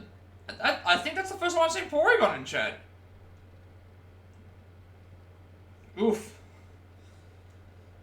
Damn, I missed out on Porygon 2.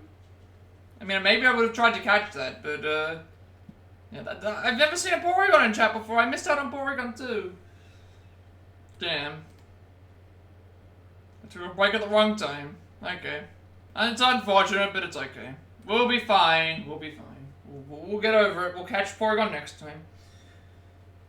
We weren't the very best, we weren't the very best like no one ever was, this time around, unfortunately.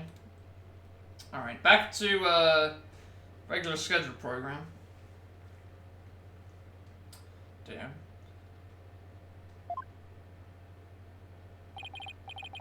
Okay, what are we? Hold entry record, entry number 34, Dumar, Gloomsbury, entry number 35, Pierce, Nicody, entry number 36, Ellen White. Here we have a record of those who entered the hall with such key cards. The times aren't specified, but these are the last 3 entries on the day of the murder. Damn, missed out on Porygon 2 as I was taking the break. That's a couple of firsts today. I haven't seen I've not seen that before, so it's that's a little unfortunate. As you can see, the last person to enter the hold that day was the defendant. So the one who moved the body out of the hold must have been... That's right, it was none other than the defendant. Hold entry record, a record of the keycards used to access the airship hold, sorry. Hey Nick, take a look at this entry record. There are a couple of other names on here besides Ellen's. Hey, you're right. According to the entry record, Mr. Edgeworth, Pierce Nicody had also gone into the hold. Isn't it possible that he could have been the culprit? Objection! I'm sorry, but Mr. Nicody was escorting a few of the guests at the time. I'm afraid they would be happy to testify to that fact if you'd like. Think me cocky all you like, Mr. Wright, but my confidence is rarely misplaced. Now then, it's probably safe to assume that after killing the victim in the hold, the defendant moved his body to the hold in order to dispose of it discreetly. What do you mean by discreetly? The defendant volunteered to take care of the receptions, clean up personally. That means she would have had the chance to dispose of anything in any way she wanted.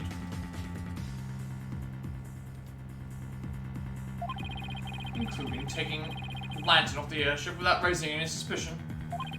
Don't tell me you didn't know about Miss Wyatt volunteering for cleanup duty, right? My last task as a servant of this broken household. I'll have to take on the preparation and clean up the reception banquet. I see.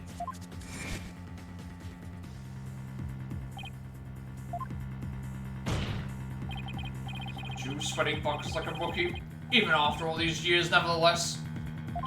Thank you for proving that the only person who could have killed the victim in the hold is... Ellen Wyatt. Great job, Phoenix. Now we're back to square one.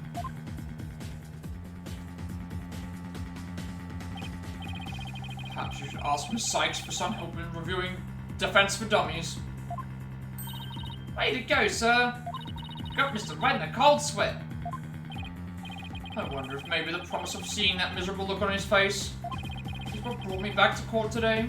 It certainly made all of my stress and woes as chief prosecutor just melt away. Guess he had a lot of stress built up. I'll give him something to stress over before we're through today. Your Honor, the prosecution asks that you render your verdict this time. Before that man over there tries to throw the court into chaos with his meaningless bluffs. I see. Mr. Wright? Are there any last, meaningful bluffs you'd like to present to this court? Why does he have to assume it'll be a bluff? Hurry up and throw a good one out there. I will.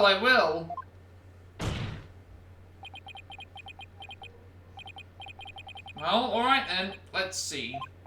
I've got it. How do you know it was Miss Wyatt who used her key card? After all, if it turns out that somebody else used their card, It would mean Miss Wyatt didn't do it. Interesting. And are you able to prove this bluff to be true? I assure you I'm not bluffing, Your Honor. Oh, now what? Wait a minute, Nick. I can think of a certain somebody who might have used Alan's keycard. Can? Remember? One who was sneaking around the hold, in spite of not being a family member. Oh, that's right. Your Honor, the defense would like to call a certain witness to the stand. We need the testimony of this person who may have entered the hold with Miss Wyatt's card. The only person who would fit that role would be, Larry. Take that! That's your witness? Are you saying that numbskull was on the airship? We can prove it, yeah. He never breathed a word about that to me. That's unsurprising, because Mr. Nakoti told him to keep quiet about it. Mr. Butts himself admitted it to me. He claimed to have found a way to sneak into the Flying Chapel's hold to see Miss Wyatt. This photo he took and gave to me is proof. Then was it he who moved the lantern with the body inside to get to the reception hall? You know as well as I, that with him, anything is possible. This is one possibility we should definitely look into. I can't believe this. What in the world is he doing mixed up in this? Come on, Mr. Edgeworth. Remember what we've been saying since elementary school?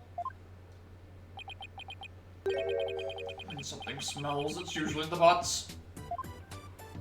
Exactly. That Larry, he'll pay for this. Well, if you want to extract your payment now, he's right up there in the gallery. Well, seize the witness before he makes a run for it. No, why did this stuff always happen to me? Sorry, Larry, but you brought this on yourself. Let us break for a 50-minute recess. I ask that both sides prepare for the next witness's testimony during that time.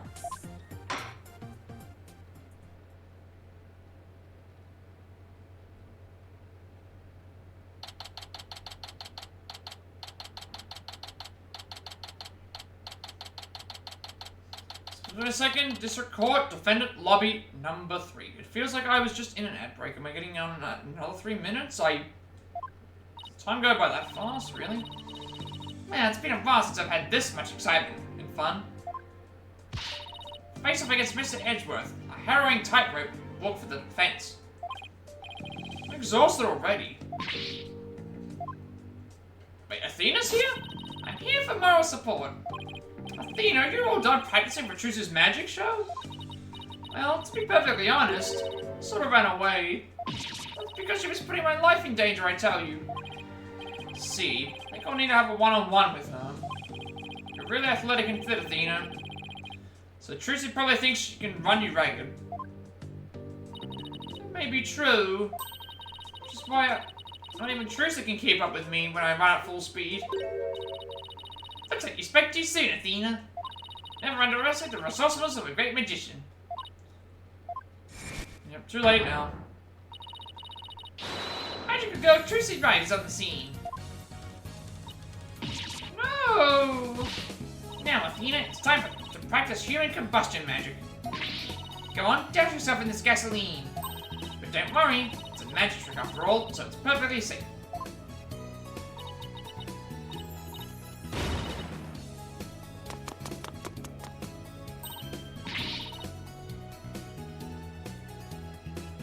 Hey you, you're getting off that easy.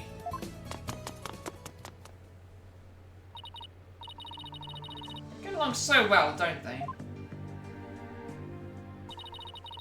It reminds me of the good old days. You, me, and Pearly. Oh, and Cedric Gumshoe. Can't forget him. We had all kinds of fun at the crime scenes back then, remember? Leaving me to do all the serious investigating, as I recall. I guess I should mention, like, there's a minute before another ad break is going to start, so if you are wanting to avoid the ads, you can either choose to get some ad block, or consider subscribing. It removes all of the ads and helps support me and the channel going forward in the future as well. But we'll be back in, like, 2 minutes, I guess. Well, not quite now, but court will soon be back in session, Mr. White. Right, thank you. Or you can just sit through the ads as well. That's another option. You can sit through the ads because that also just helps out too. So Larry, it's the next witness, right? Can't wait to see what happens. Sadly, I can already imagine it. I'm still not sure how I'm going to sell my content in my channel because it's weird. It feels very weird after all this time to just go like, this is what I normally do to now I have all these other things access. I will be trying to add in some more, like, I'll add in some chat alerts to let people know when an ad break's coming up and when it's finishing. Because some ad things are weird. And they're determined when they're around. So, September 22nd, district court, courtroom number 6. Court will now reconvene. Yeah, G. So you're gonna hang me out to dry, aren't you? No, not the both of us, just Mr. Wright. Nick, how could you? Don't really think he did it, of course, but I've got to use whatever leads I can. Mr. Butts, there's a possibility you moved the lantern that had the dead body in it. So if you want to clear yourself of any suspicion, all you have to do is testify. Now then, your testimony, please, witness.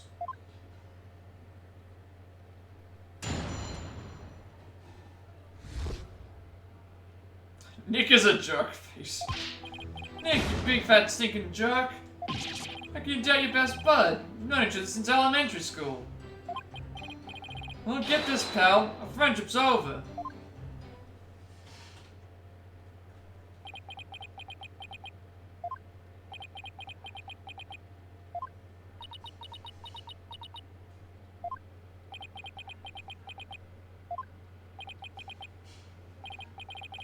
Well, go ahead, Mr. White. He's all yours.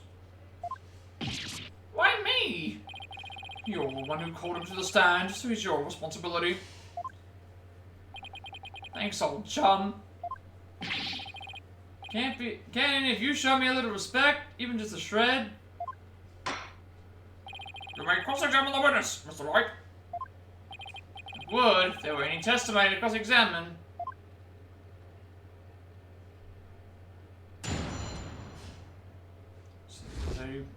Wild Salandit in chat. For anyone who would like a Salandit, I believe all Salandits are female, so there's only female versions of them. Or is that Salazzle? So, yeah, I think it's Salazzle, yeah. So, if you catch Salandit and you have a female Salandit, it's the only one that can evolve, so you can't actually catch a... If you catch a male Salandit, it will not evolve, so there's a chance that it could be a female one, unless they change the way the evolution works for Salandit in the community game here. Because the evolutions in this are really silly. It's like you have to collect certain stones, so it's very similar to like Pokemon Go. Although I'm not sure what happens with Salandit in Pokemon Go. If Salazzle's... I'm not sure if you can evolve male Salandits in Pokemon Go. Don't think I don't know about your tricks. If I say something careless, you're gonna shove some evidence at me with a loud... Serrata, did you catch the, Did you catch the Porygon 2? I went on break and I saw the Porygon 2 in my chat room and it's like, oh, Porygon 2? I haven't seen that before. I missed out on the on Porygon 2.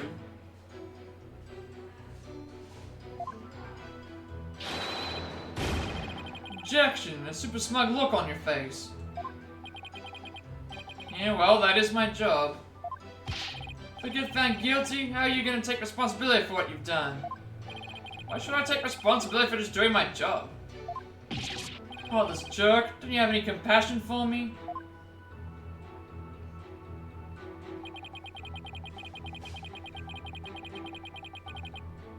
Hold it! I'm fairly certain I'm not gonna get anything out of these. Sorry, Mr. Butts, but if it wasn't Miss Wyatt that entered the hold with that card, then you're the most likely suspect. Nick, you seriously doubting the innocence of your old childhood friend? Well, technically, yes. It isn't personal, I assure you. Truth will believe in me no matter what. Can't you see my tears? Do they mean anything to you? Nick! Nick! You don't really think you can cry your way out of this, do you? Okay, fine. In that case...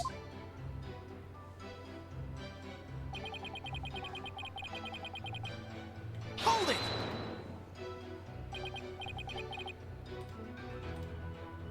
Larry, listen to me. Shut up, I'm not talking to you anymore. This is getting us nowhere. Come off it, Larry. If you don't quit fooling around and start testifying, Miss White will be found guilty.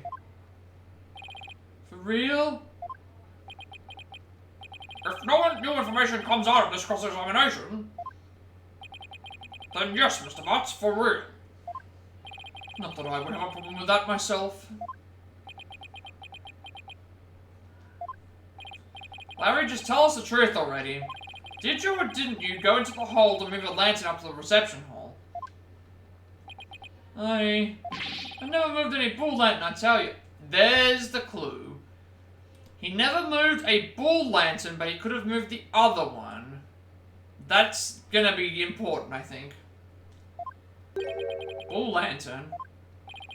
What, did I say something weird? Told me that you didn't attend the wedding reception. Can you believe they told me only family and relatives could attend?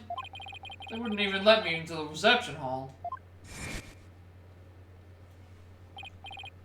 Yeah, so what? Then that's odd. No one in this courtroom ever mentioned the sex of the lantern that was moved. So how could you know that was a bull lantern? Didn't have to actually go to the reception to know that. Anyone could tell there was two Pegabulls by looking at the Flying Chapel's pamphlet. All I can tell right now is that there's a strong scent of bull in the air in here. Please add that last statement to your testimony, Mr. Butts. Yeah, that's gonna be the key thing. Yeah. Hold it! This is gonna be the thing where to present some evidence. Seriously, Larry. If you're hiding something, you better fess up now. I'm telling you, I don't know nothing. Why do you have to doubt me so much?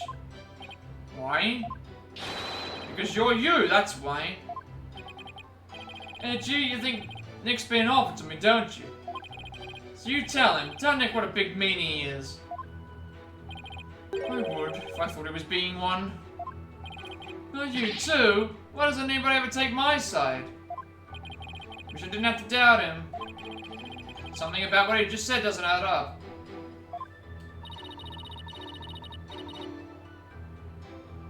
Funny you got a decent statement out of him, huh, Nick? Yeah, finally. Sure took a lot of work, though. Hope all of this leads somewhere. Yeah, we're gonna have to present that evidence about thing here. Present this evidence about the bull statues. That's a new one. That's a new emote.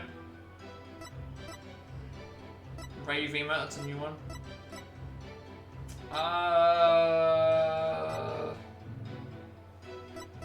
Need a picture of the bulls. It's not. That's that.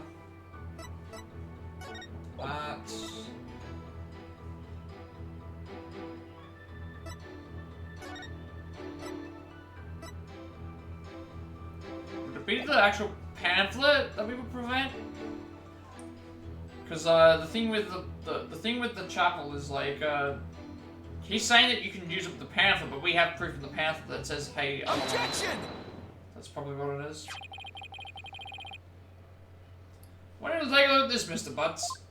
Yeah, because he's saying to look at the pamphlet, but yet we have proof in the pamphlet that says, "Hey, by the way, in the pamphlet, X is happening." Because unfortunately for you, the pamphlet clearly shows a Pegacount and a Pegable in the example diagram of the reception hall. Yeah. But on that day, instead of putting a Pega cow and a Pega bull out for the bride and groom, there were 2 male Pega bulls on display. Yet somehow, you knew there were 2 Pega bulls in the reception hall that day. There's only one way you'd know something like that, Larry. It was you who moved the Pega bull to the reception hall, wasn't it?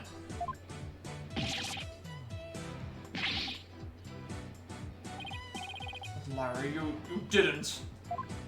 Mr. Butts, did you move the lantern containing the victim's body to the reception hall? That's what it looks like.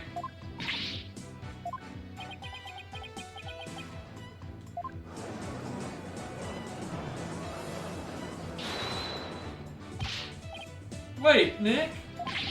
You don't think I'm the murderer, do you?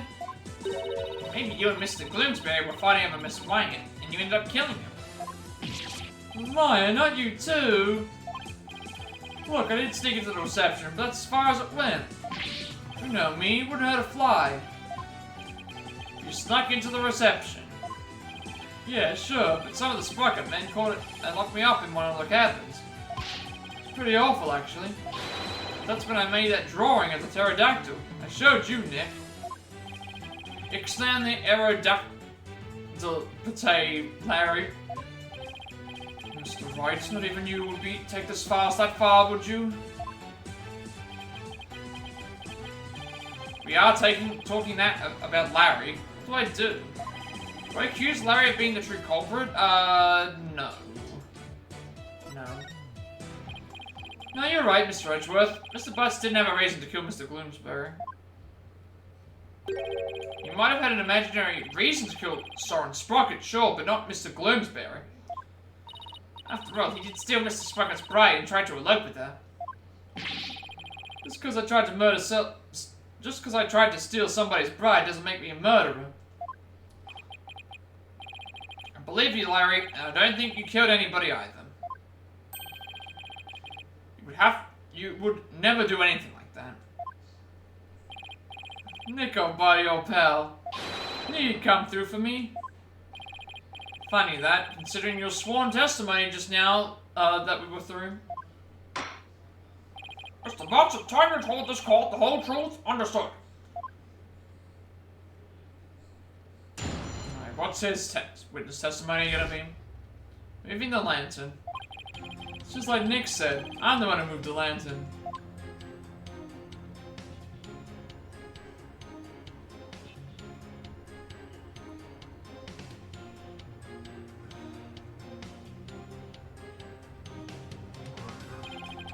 Walking around the reception hall before the main event and saw a lantern was broken.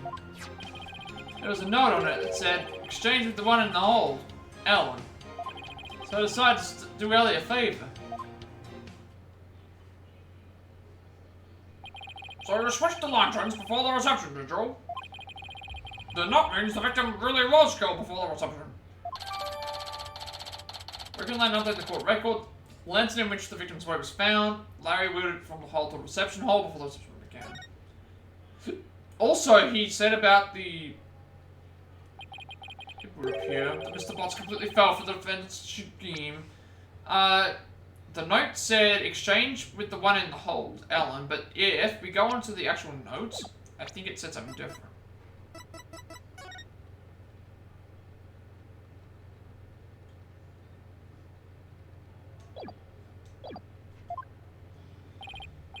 Scheme? What scheme?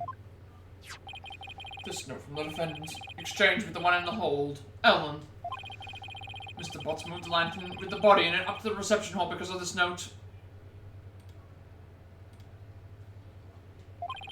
And thus, he has become a suspect in Mr. Gloomsbury's murder. That second lantern did feel pretty heavy. But I never would have thought there was a dead body in it. What was a note like that doing in a lantern in the first place? You've got it all wrong, Mr. Edgeworth. I left the note for myself. It's simply a reminder, because I can be very forgetful. Objection! What a sorry excuse, Miss Wyatt. Prosecution contends that this note shows one facet of the defendant's murderous plan. And you, Mr. Butts, you played right into Miss Wyatt's hands. No way, Edgy, you don't believe it. Objection! Do you still really believe Miss White to be the culprit, Mr. Edgeworth? Of course, my stance on the matter remains unchanged. If you think I'm wrong, then prove it with your cross-examination. Gladly. Very well, Mr. White, you may cross-examine the witness.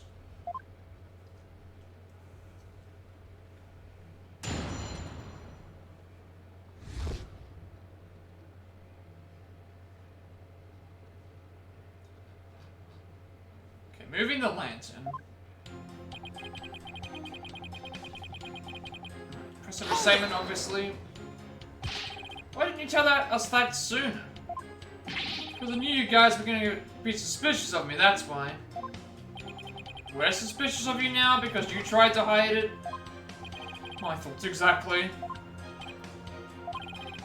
Well, now I've told you. Happy? Let me go. No, not yet. We need you to stick around to sort a few things out. Fine.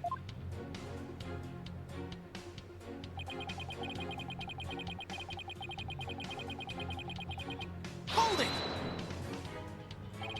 Lantern you swapped out was a female pegamoo. A pega cow, right? Yeah, I guess. Why did you replace a female lantern with a male one? Because I was too busy trying not to get caught. Didn't have time to check in for little details like that. If you didn't want to get caught, you could have just left well enough alone, you know. Whatever. Anyway, when I took a look at the broken lantern I saw...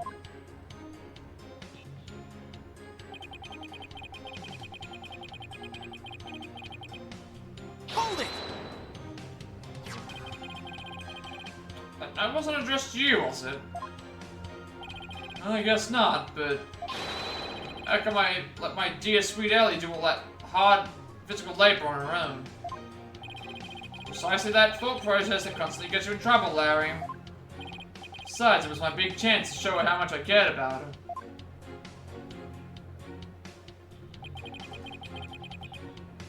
Hold it! Nobody saw you the whole time while you were switching the lanterns. Nope, didn't get caught. Not that time, anyway. Not that time. Yeah, when I tried to sneak into the reception hall the first time. Never mind. Didn't have as much luck. The sprocket guy spotted me and nabbed me. This is a wild Wynot in the chat if anyone would like to catch a Wynot. Because why not, right? All of my words are failing me right now. Pretty exciting, don't you think?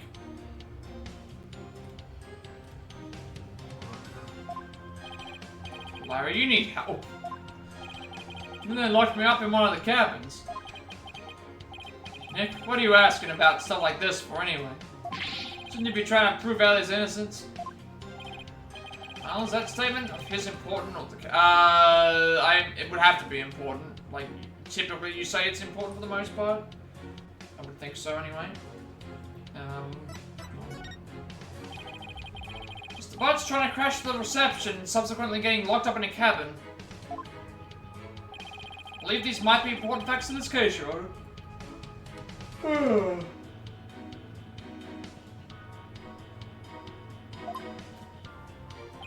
Very well, Mr. Watts, please add that to your testimony. Tried to sneak into the reception hall, but I got caught and locked up in a cabin. Hold it! So you got locked up. Then what happened? Broke out.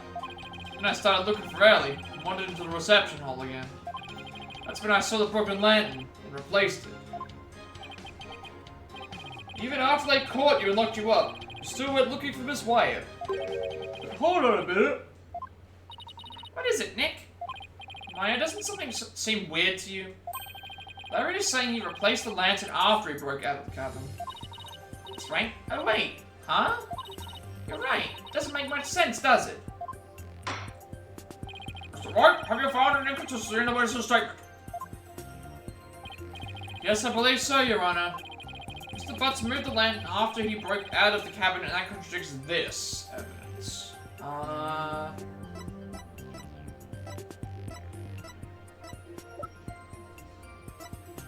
Probably the reception photo. Yeah. Take that! Because of the position that we see it in there.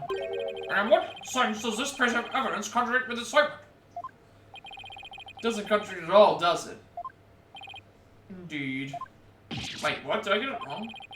Don't mind me, Your Honor. Looks like I just made a tiny mistake, that's all. I presented the wrong evidence? Hang on. Oh, it was the wrong statement that I was on.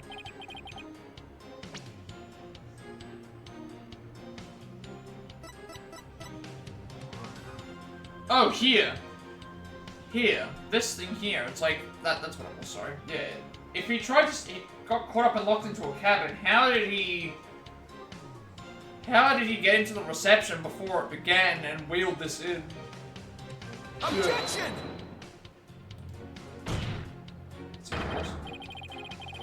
Your Honor, I have a feeling this piece of evidence contradicts with this statement. Why am I getting this wrong? Did I not press the statement? I thought I did. I'm so confused. Hang on, did I not press this statement? Is that why?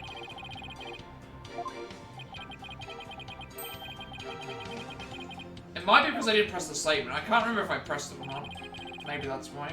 I'm trying to present the evidence that I think it is, but then I'm not getting the...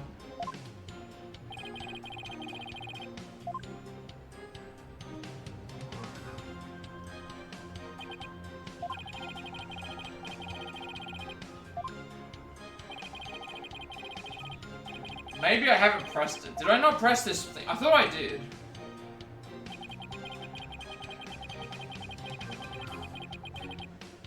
Or did I press this already? So we got locked up. Then what happened? Broke out. I started looking for Ellie and wandered to the reception hall again. That's when I saw the broken lantern and replaced it. Even after they caught you and locked you up, you still went looking for Miss Wyatt. I feel like I've read this, but hold on a minute. What is it, Nick? Why does this seem weird to you? Are you saying you replaced the lantern after he broke out of the cabin? That's right. Oh, wait. Right. Doesn't make much sense, does it? That's right. Have you found an inconsistency in the witness's statement? Yes, I believe so, Your Honor. Mr. Butts moved the lantern after he broke out of the cabin, but that contradicts with this. Okay, so I didn't press the statement. I presented the evidence that I thought that it was. It's weird, though, because the first time I presented evidence on this particular thing, it gave me the... It didn't take away a health. Then I presented it again, and it gave me... It took away a health bar thing off of me, so... in this case, they're saying him moving the lantern after he broke out would be... They contradict the... This. That's what I was trying to say. Is what? Yes, it's a broken lantern, Your Honor. Mr. Butts, what you're saying doesn't make any sense at all. What? Why not? You swapped the lanterns before the reception began, right? Yeah, that's what I said, isn't it? But you also just said that you swapped the lanterns after you got locked up in a cabin for trying to sneak into the reception. In other words, you're saying you swapped the lanterns both before the reception and after the reception took place. It certainly doesn't make any sense, does it? Mr. Butts, did you swap the lanterns before or after the reception?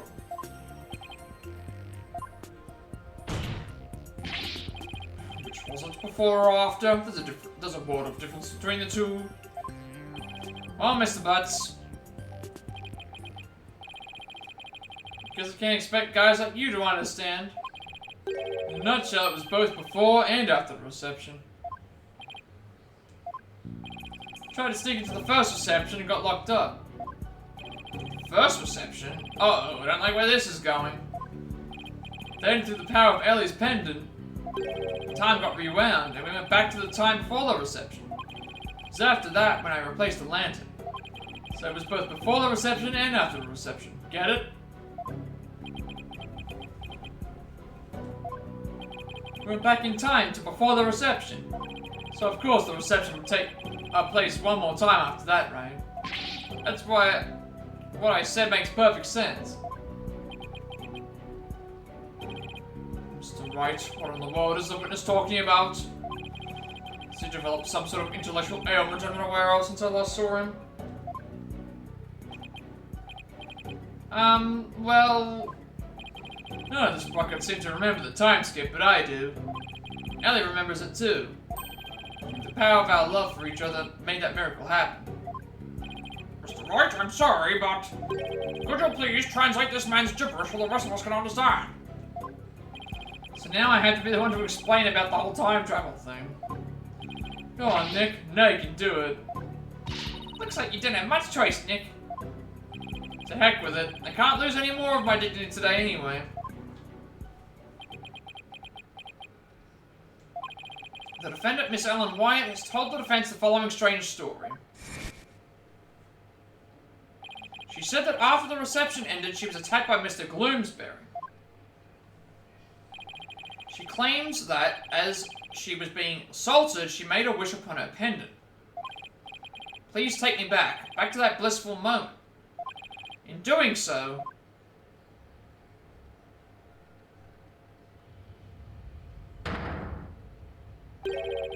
time apparently rewound itself to just before the reception began.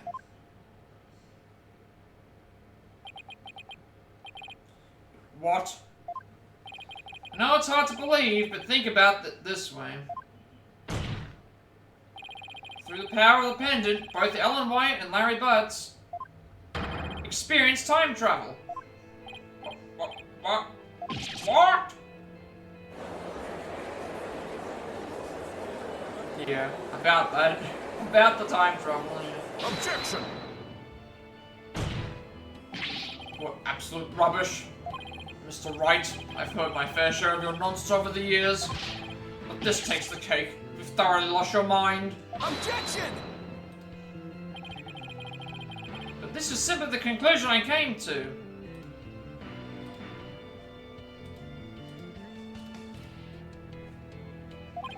Using that logic ability you love so much. What? The truth of the matter is, the future president of Sprocket Aviation, Soren Sprocket, has been researching time machines. So what if a time machine has already been successfully created? And what if that's one of Sprocket Aviation's top secret inventions? A time machine? Yeah, I even saw something while we were time traveling. Saw a pterodactyl flying through the sky. Maybe the airship was set to travel through time for their honeymoon trip. What? A pterodactyl? Objection! Can't possibly have any evidence to back up your ridiculous time travel story. Well, as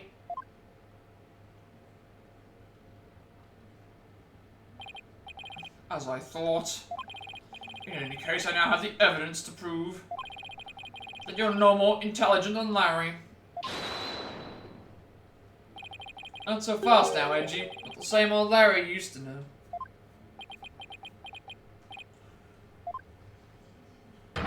You want evidence? I've got your evidence right here. It's a photo I secretly took at the reception.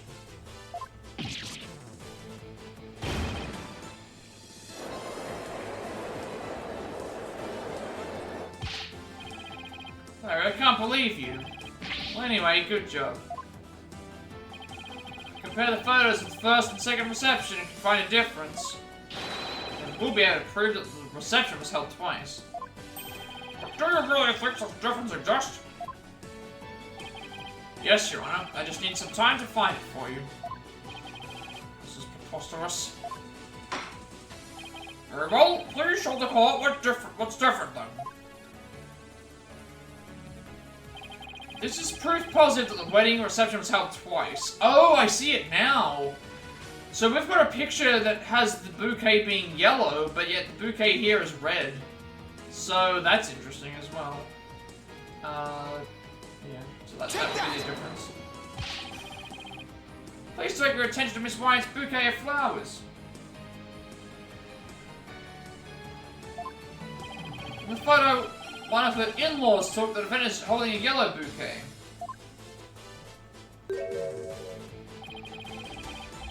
But in the photo Mr. Butts took, she was holding a red bouquet.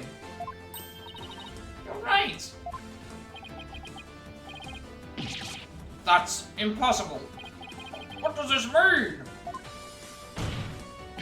It means that the defendant really did experience 2 wedding receptions. And she did that when she traveled back through time. What? Like, I gotta figure out how this is actually happening. Nick! You did it! You proved Ellen's time travel story to be true. Yeah, I can hardly believe it myself. It's just as Ellen said, the reception was held twice. Turns out every assumption we've based this trial on upside down. Objection!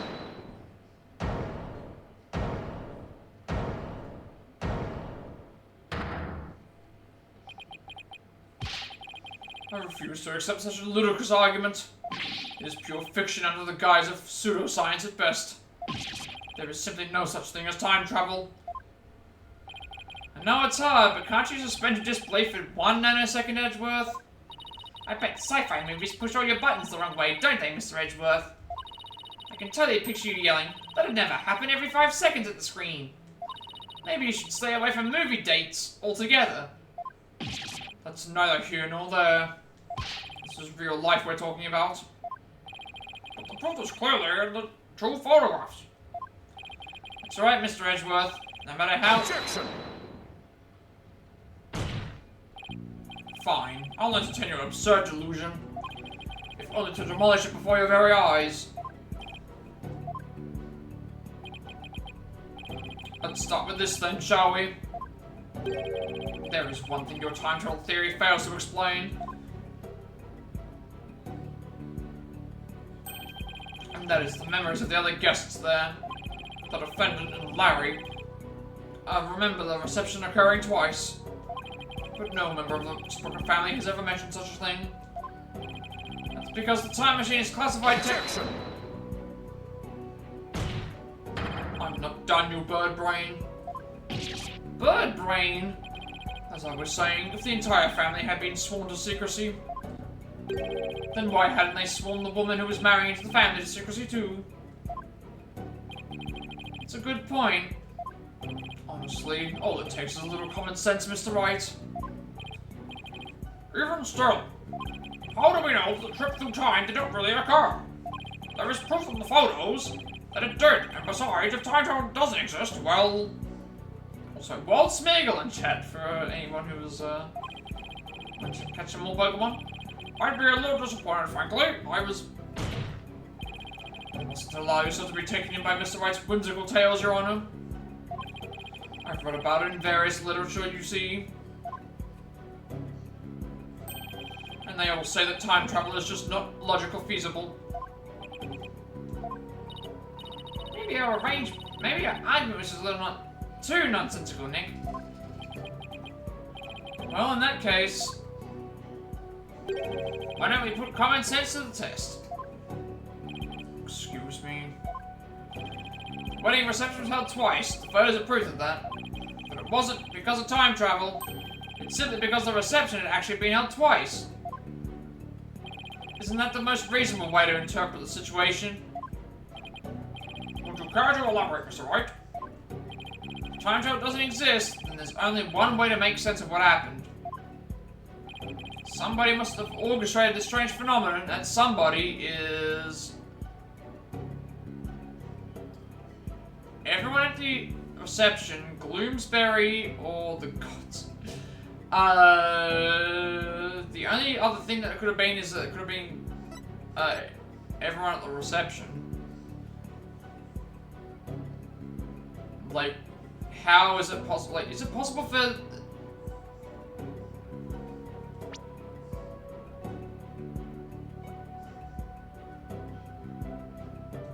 Like, Gloomsbury couldn't have done it himself because he was the one who was murdered, so everyone at the reception would have had to have done it. Yeah. What if all the guests at the reception conspired together? To hold the reception twice and keep quiet about it? What? And for what purpose would they conspire to do such a thing? Well, Plus, that's also kind of hard to figure out as well. A brilliant deduction defense. Wait, you're here? I can tell that you're not a renowned lawyer for nothing. I must say, I underestimated you. How so, Mr. Nakodi? You have managed to name each event precisely as they happen. You have revealed it all to the light of day.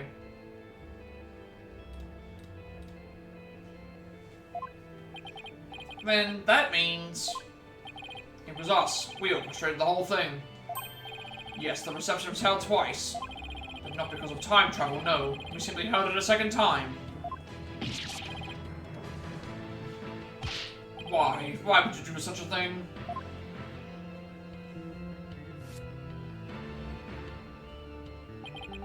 To make it as though the murder Miss Elaine committed never happened. Master Soren figured that if Miss Ellen, who killed Gloomsbury after the first reception, experienced the reception one more time, she would think that it was all a dream. It was he who ordered us to make it happen.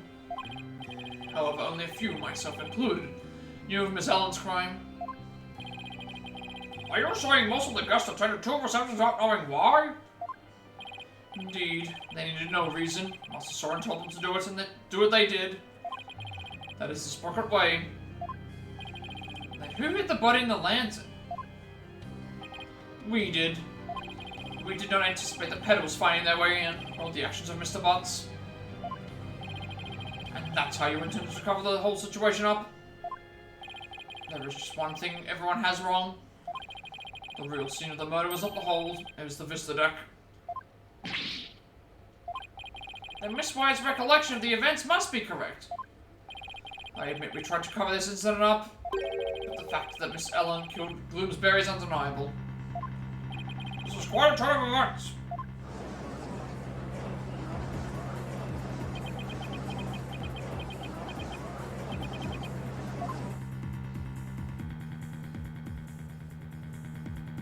And so it appears we have arrived at the truth at last. Now.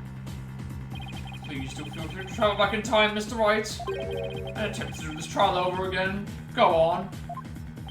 Let's not get hasty, Edgeworth. I bet you can't do it. I bet I can't either. Your Honor, we have to hold a separate trial for the cover-up conspiracy later. But as far as this case goes, I believe we are ready for your ruling. Objection! Just before the defendant lost consciousness during the attack, she says she saw someone strike the victim. It's possible this third party is the true culprit. Objection! You still want us to believe the defendant's words? Perhaps you've lost more than your touch during your time abroad. This third person nonsense is nothing but rubbish and you know it. Objection! By the same token, how can we trust those who conspired and lied to fool this court of law? For all we know, they might still be hiding something. You never know when to quit, do you? No, calm down, both of you. In any case, there isn't enough trustworthy information yet for me to render a verdict. I suggest we continue the trial until both sides have investigated the matter further. Very well, Your Honor. Phew, that was close. Mr. Nakodi, as for you and your cohort's attempt to cover up this crime, your case will be brought to a separate trial following the resolution of this current one. Understood, Your Honor. Well then, this concludes today's trial. Court is adjourned. That only took us like, what, an hour to get through? An hour and a half? I think it was it that? No, maybe longer. Didn't check what time you got into the court area.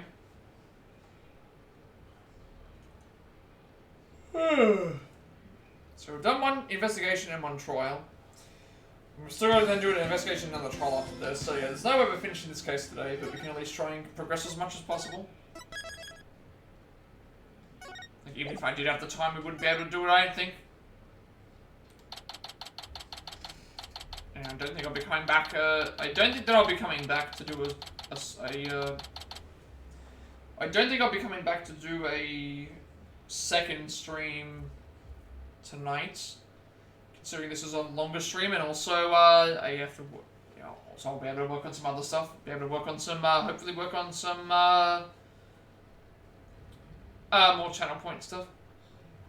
September 22nd, 1:48 PM, Write Anything Agency. The whole time traveling thing was just a ruse put on by the guests at the reception? Looks like it. Knew there had to be some kind of trick to it. Wow, 2 wedding receptions. Can you imagine? How much that must have cost them? No idea. If you have to ask, you're not rich enough to know. Still, if you've got the money, it's a pretty good way to couple things up.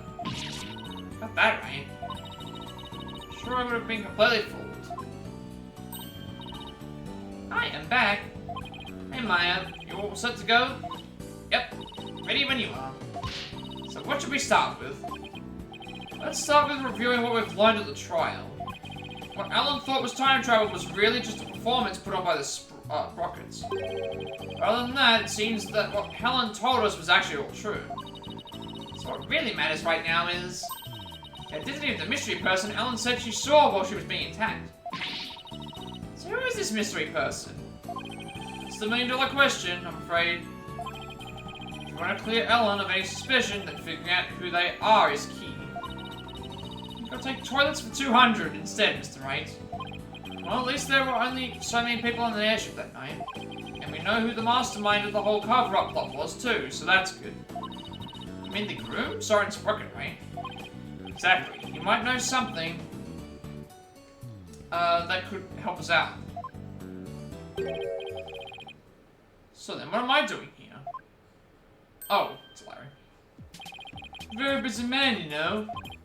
Well, all the other people involved are Soren's family members. So I thought it'd be better to start by interviewing you.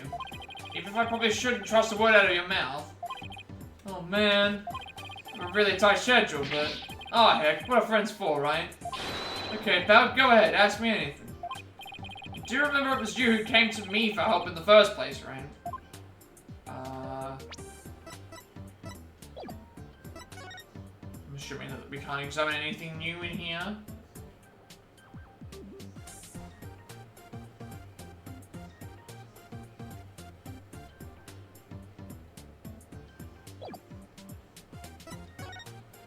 The incident. I'm gonna go over exactly what happened before I step outside this office again. Since you were there, Larry, do you think you could help me get it all straight in my head?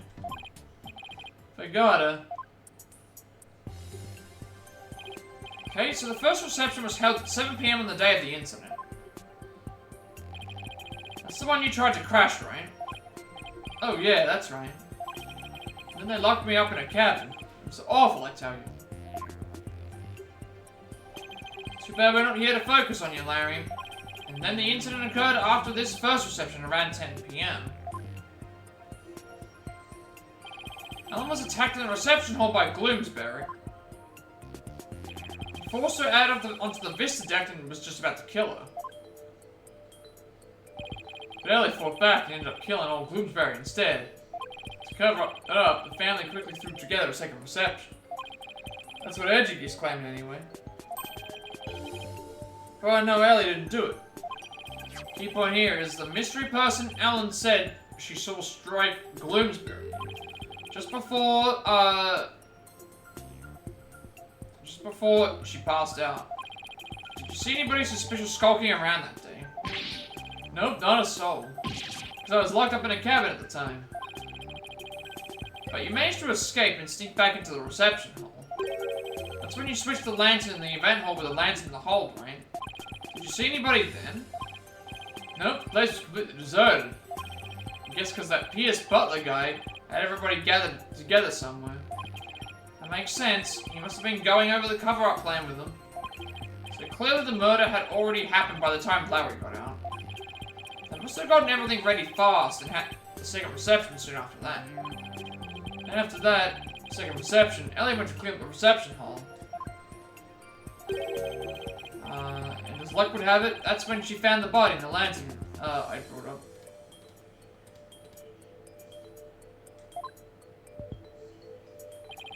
Tried to do something nice for Ellie out of the goodness of my heart, and this happened. Still don't know exactly what happened during the actual murder itself. We'll just have to look into it, along with the identity of that mystery person. The cabin. So while the murder was taking place, you were locked up in a cabin. Did you see anything unusual while you were in there? The cabin? Let's see. Well, there was that pterodactyl flying through the sky. That's pretty unusual. Oh, right. That drawing of that pterodactyl you saw. What's all the air quotes? I really did see it, I swear. Larry, that time travel thing never actually happened. Which means you couldn't have seen a real pterodactyl flying through the sky. Dab in the eye of a super popular picture book author?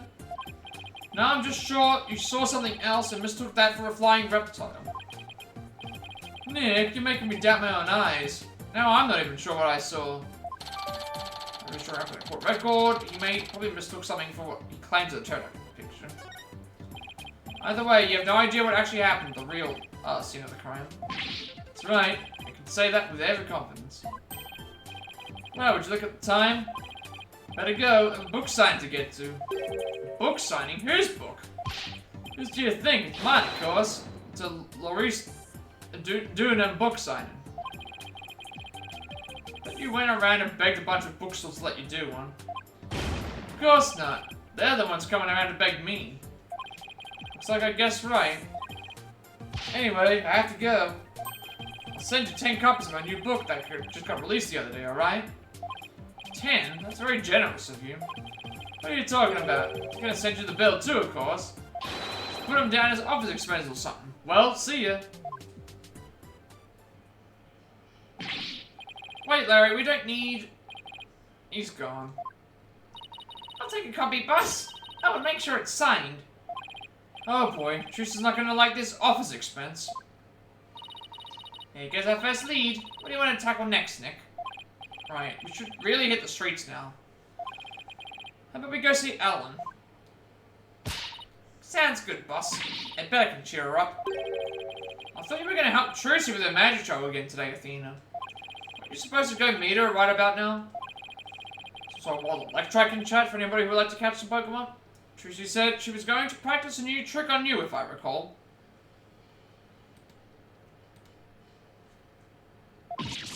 Oh, me? Really?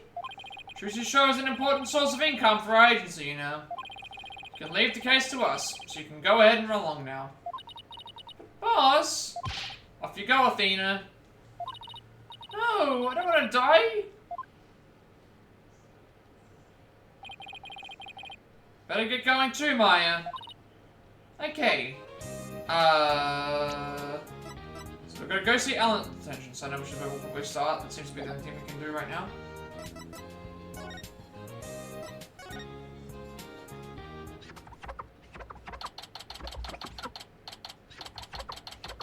Okay, so September 22nd, detention center, visitors room.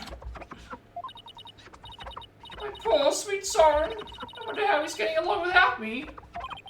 Hello, Ellen.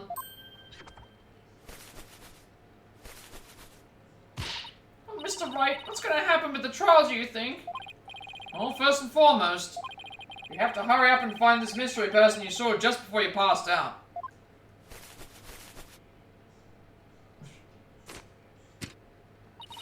Do you think that person could be the real killer? It's quite possible, and if we can prove that, we can clear you of all charges.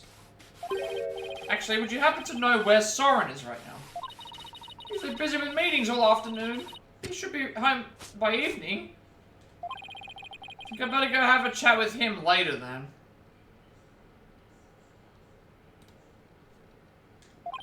Why am I being treated to a view of someone's underwear? Mr. Wright, don't tell me. You suspect my sweet Soren? Well, he is the one who masterminded the second reception after the time skip. So I thought he might be able to tell us something. How could you, Mr. Wright? Can't possibly think my Soren would never kill anyone. Alright, just calm down. No, not if you're accusing my Soren. Please, I'm not accusing anybody. So please put the pan and ladle down, alright? Really? Cross my heart. So for now, would you mind if I ask you a few more things about the case? Better be careful not to provoke her. Sure. Alright, Soren. Could you tell me more about Soren? There's nothing to tell, he's squeaky clean. Alright, okay. Maybe I should avoid the topic of Soren right now. Let's talk about something else. Fine, but you won't hear a peep out of me about Soren. Talk about pulling teeth. Pierce? No, Nakodi. Could you tell me about Pierce Nakodi then? Pierce? Came to Spoken Manor about a year ago. It's the family butler, he's now in charge of everything in the household. Only a year ago? Did he have some kind of special connection with the family? I'm just a maid, so I'm not privy to such things, I'm afraid. Might have been Soren's order, but Pierce is the one who coordinated the whole thing. He's the one who's really orchestrated the grand time travel farce. He must have had quite a bit of authority in the family. No matter how good he is at his job, how could anyone gain that much influence in a single year? I really don't know. I mean, he is an excellent butler. Wouldn't that explain it? Is it really as simple as that? Time travel. What you thought was time travel was really just a cover-up carried out by your in-laws. Pierce said Soren was the one who ordered the whole thing. I still can't believe it, even if the second reception was fake. Soren would never use time travel for something like that. He's very serious about his time travel research, you know. Heard there's a reason he's researching time machines, actually. Something about something he wishes he could change. But isn't the whole idea of traveling back in time itself a little fantastic? I don't think so. After all, Soren said real time travelers do exist. Really now? You think? He knows someone who actually traveled through time. That's right. I haven't seen it personally, but Soren said as much. So I believe it. Somebody who actually traveled through time, huh? It's pretty hard to believe. Thank you, Ellen. You're going out to do your investigation now, aren't you? Yes, that's right. Please make sure you don't cause Soren any trouble, okay? I'm afraid. I can't promise you that. What? She's gonna go back to being sad again. Please, whatever you do. Please don't upset my poor Soren any further. I'm begging you. I'll do my best not to cause him any unnecessary trouble. I couldn't bear it if Soren ever came into suspicion. I'd rather be found guilty myself. You're still here? It's okay. I'm definitely not like this bride right now. Thank you for the lurking there. It's all good. Ellen, please, don't work yourself up like this. You don't want Soren to worry, do you? Okay. Okay. Okay, Kat, I understand.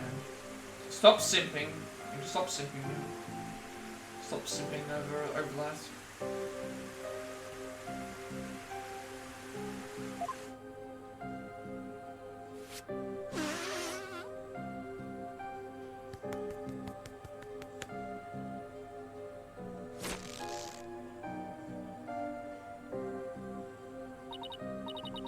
No, you're right.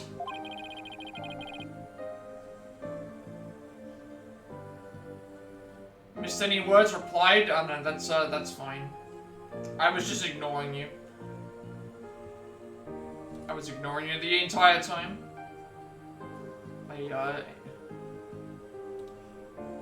I'm joking.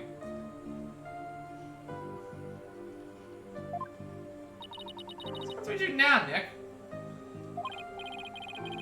See, that's all. You're also joking.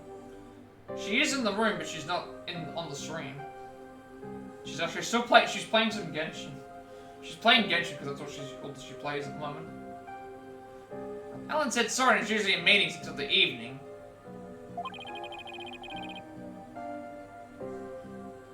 Let's save our house call until then. Why don't we go to the mooring dock and figure out our next move from here? She is here in the room.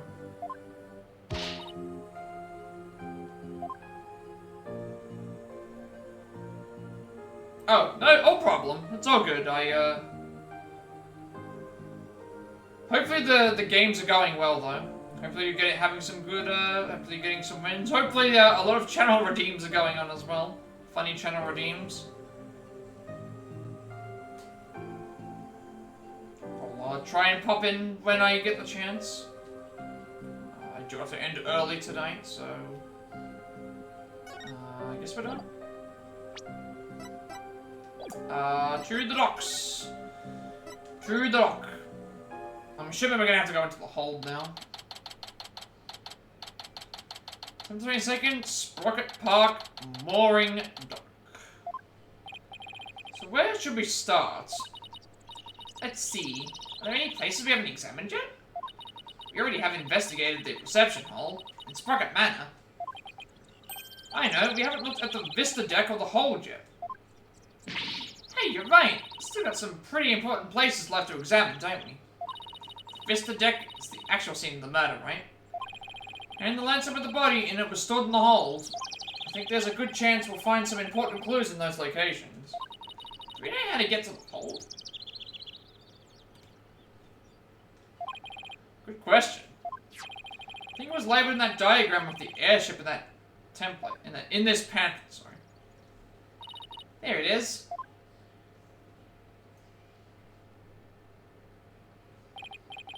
Well, what are we waiting for? Let's go.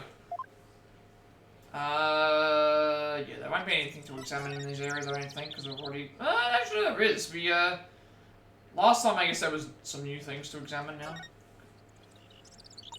It's not every day you get to see an airship up close like this. Because we were by ourselves here last time, now we can do it with Maya. So I'm pretty psyched for this. Me too. If it wasn't for the fact that it's the scene of a murder. Oh, right. Almost forgot about that part.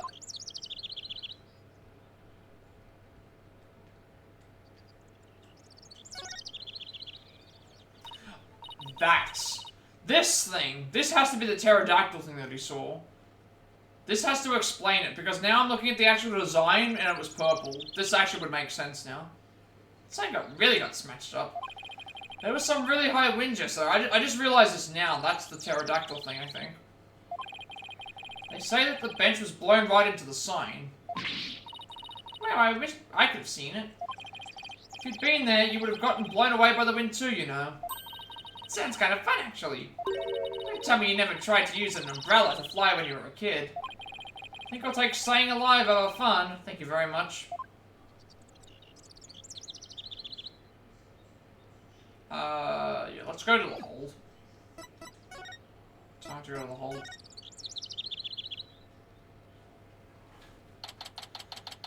Time 22nd. Flying Chapel hold. This is the hold. This is where Pierce orchestrated the whole cover-up operation. You better go over this place with a fine-tooth comb. Hey, Nick. Aren't you supposed to need a keycard to get in here? You're right. I wonder why it was unlocked. How's it going, Mr. Wright? Okay, so Emma's in here, that's why. Emma, what are you doing here? Just a little independent investigating for my own sake. Gotta keep the mind sharp. So, so the door security system will turn up for the police investigation. We'd like to investigate the hold ourselves. Would that be alright? Yeah, sure. The police just finished their examination anyway. Thanks. We'll just take a quick look around then. You should know that the floor doubles as a huge lift. You can use that lever way back there to raise it up to the Vista deck. The police inspected it already, but didn't find anything of particular interest, it seems. If you do go up to the Vista deck with the lift, be careful not to fall off. Got it, thanks. Goes double for you, Maya. Yes, ma'am. Well, let's get this show on the road. Probably better to examine first, before we talk to him. Yeah, Best to examine the area first, because then we can probably talk to her elsewhere about things. There are 2 male peggable lanterns in the reception hall. That must mean these 2 are female peg-a-cow lanterns. Maybe he got their sexes mixed up. When he replaced the one in the reception hall, huh? Didn't you see the horns? The difference is pretty glaring, if you ask me. And he managed not to notice. That's what makes Larry Larry. And Larry being Larry is why I've seen more than my fair share of trouble for a lifetime. Mr. Right. I know that lantern the victim was found inside of in the reception hall? I'm just about to go piece it back together so that the place can examine it. Okay. I'll stop by for a look too, once you're done fixing it.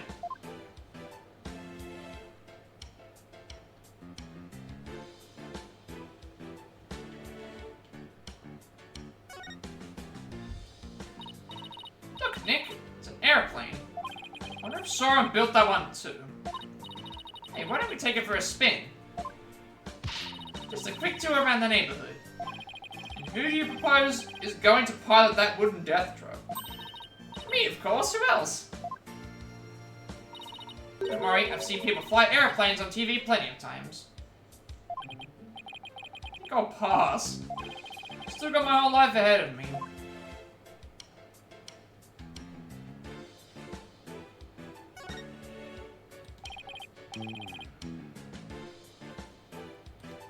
What's that? A wedding bell? According to the pamphlet, it's used on the Vista deck during wedding ceremonies to bless the newlyweds. Guess they disassemble and store it away here in the hold when it's not being used.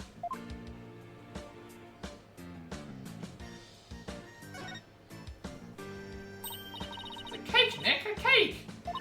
It's so big, they wouldn't miss out on one tiny piece, would they? If you're in the mood for a mouthful, if you're in a mood for a mouthful of styrofoam, sure, knock yourself out. I mean, it's not real. Well, it sure fooled me. I'm so ready to have some that I'm really craving cake now. Come on, Nick, let's go get some. Maybe after the troll is over.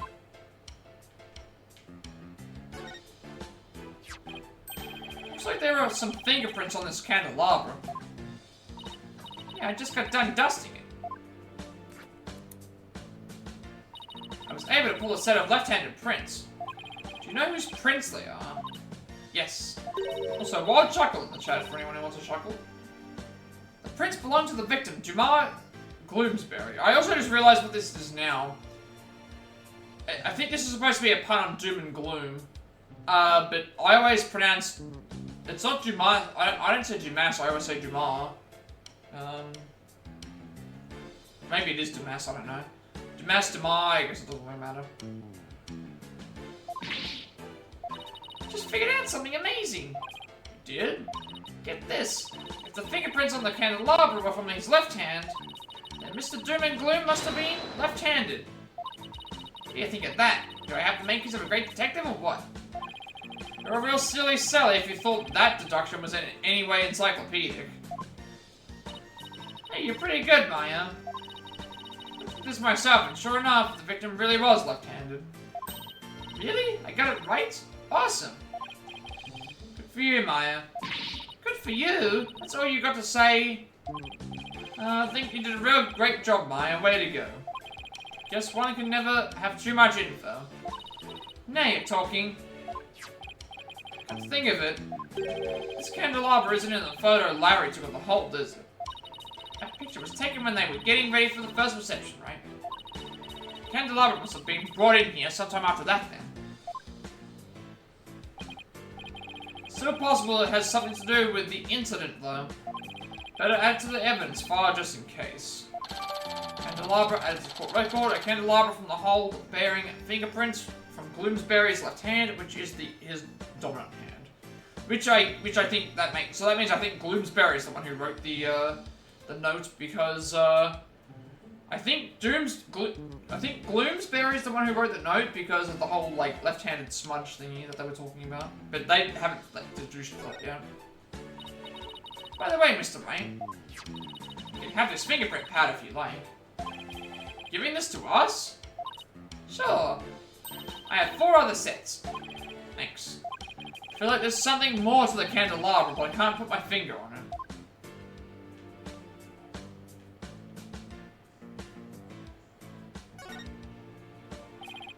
Look, there's the lever to the lift Emma told us about. Let's try going up on it. I'll go flip the switch. It goes nothing. Wait, I'm not even on it yet. Oh, I should have actually probably done this first. Oh, I just saw that there is blood on here. I probably should have done this later. Hey, Mike, I stopped the lift.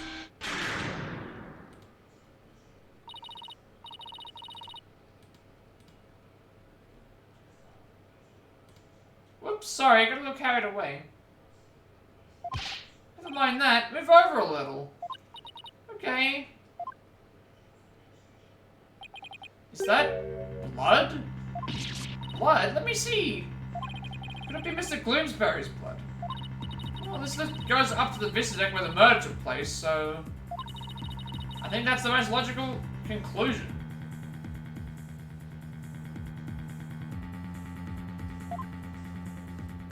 Hang on one second, I'm gonna check something on the console.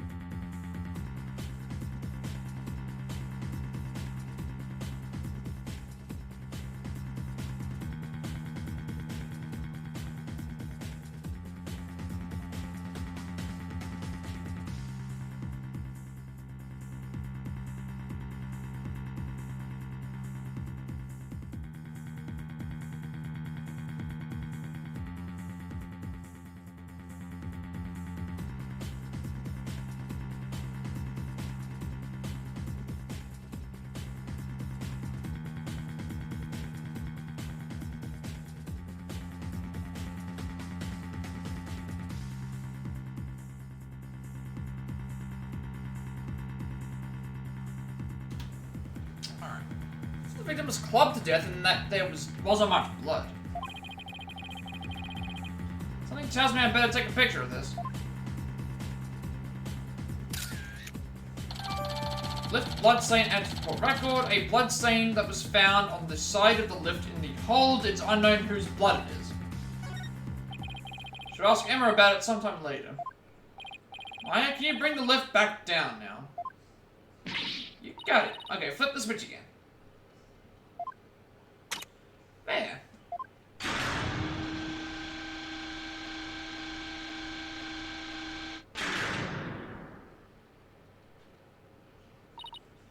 Done. I want to find out some more about that bloodstain. But for now, I guess we should go up to the Vista deck.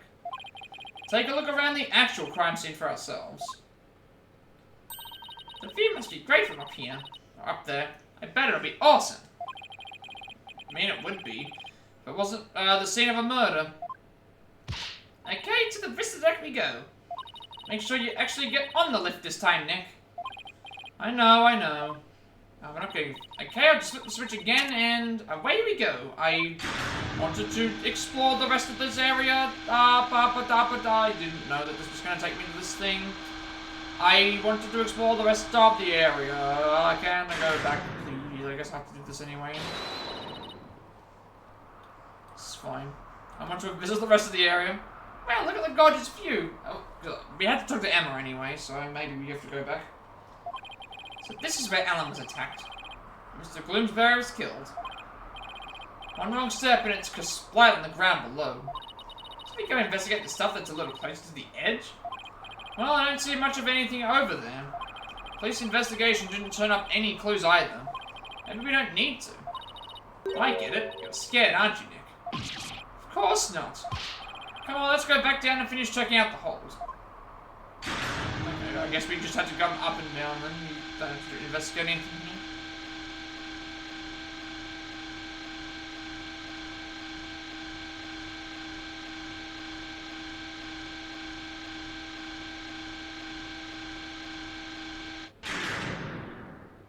So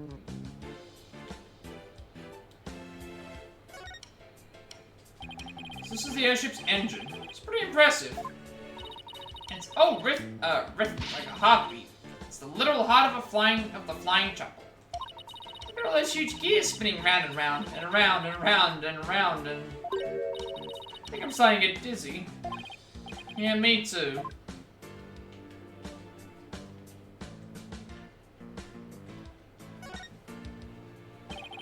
This must be the dishes and glasses they use for receptions. Very fancy. But we'd be in big trouble if they broke any of them. I want to see, Nick. You young lady need to stay far, far away from them. Nick! You think I'm gonna break them, don't you? Let's just say your rap sheet for breaking things doesn't help your case.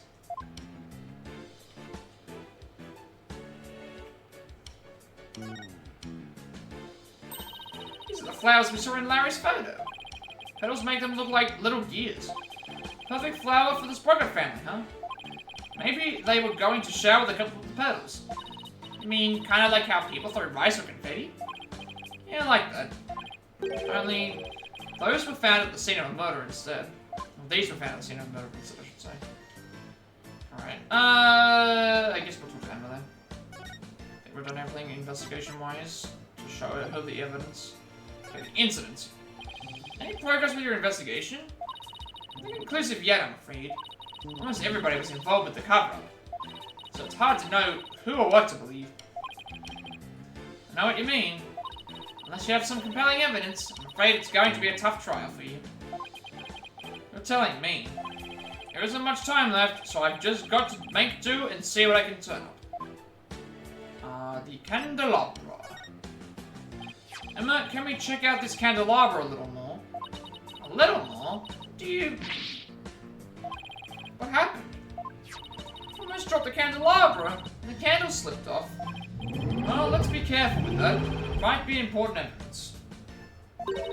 Wait a minute. Now what? One of the pins that holds the candles is broken. Yeah, it actually is. I don't know what the hell that was, but it just sounded really loud, really stupid. Like, why are we doing this? Definitely need to let everybody know that they were in the street. There's definitely something fishy about this candelabra. There is? What makes you say that? Call it forensic investigator's intuition. We already dusted for prints earlier. So let's just test it with luminol this time. Knowing Emma, she'd use every test she has at the same time if she could. Just hang on. So only take a second. Hope this turns up a new lead somehow. Well, Emma, did you find anything? Take a look at this, Mr. Wright.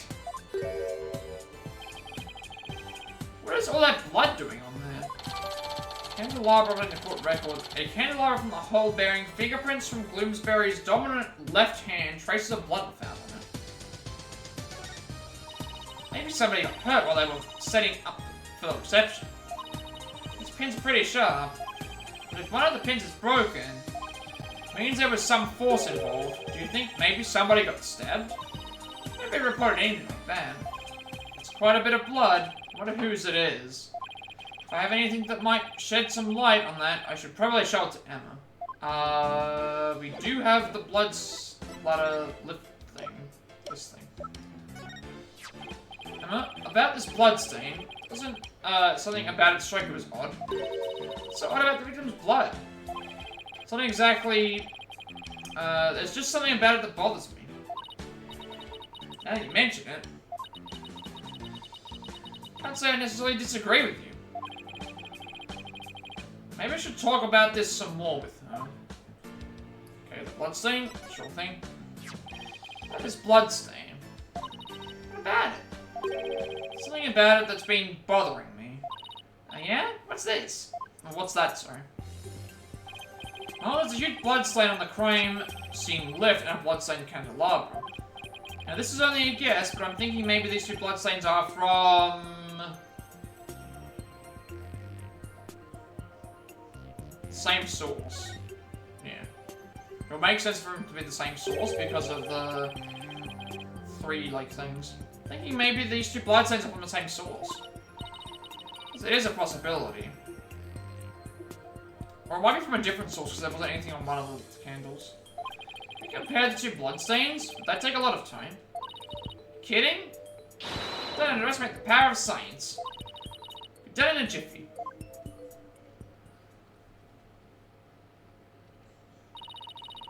Results are in. That didn't take long now, did it? Seems that the blood from the lift and candelabra are from the same person. What's that in the court record? It matches the blood in the candelabra. And then, stained with this blood left on the lift. Well, the victim was clubbed to death, and there wasn't all that much blood. But this isn't Mr. Gloomsbury's blood. Well, this is just a guess, but what if Mr. Gloomsbury stabbed somebody with a candelabra pen? That would explain both the huge blood stain on the lift and the blood in the candelabra. My goodness, if that's true, then that means there was somebody else present at the scene of the murder. It does, doesn't it? This just might substantiate Alan's statement about a third person. Could you have this blood analyzed? Sure thing. Mysterious blood stain on a candelabra with the victim's prints on it. This just might be the thing to back up Ellen's memory of seeing a third person. Next up, the reception hall. It might be worth taking another look around in here. The reception hall? The forensics team is in there investigating right now. There they are. Well, we don't have time to just sit around, so let's go check it out somebody else. Good idea. We go question some people.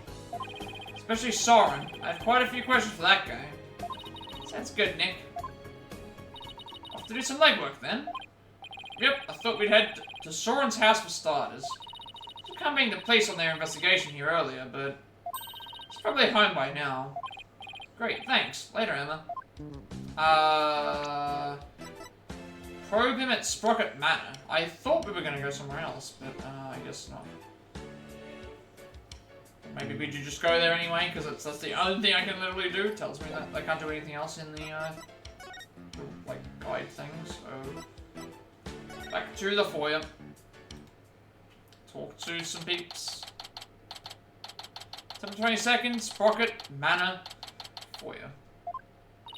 Still can't get over how gorgeous Sprocket Manor is. There's a word fire in chat for anybody who would like to catch a fire. Just don't touch anything. Wasn't going to. She was definitely going to. I was told I had guests. Oh, it's you. Thank you for seeing us, Soren. We know you're busy. We'd like to ask you a few questions about the case, if you wouldn't mind.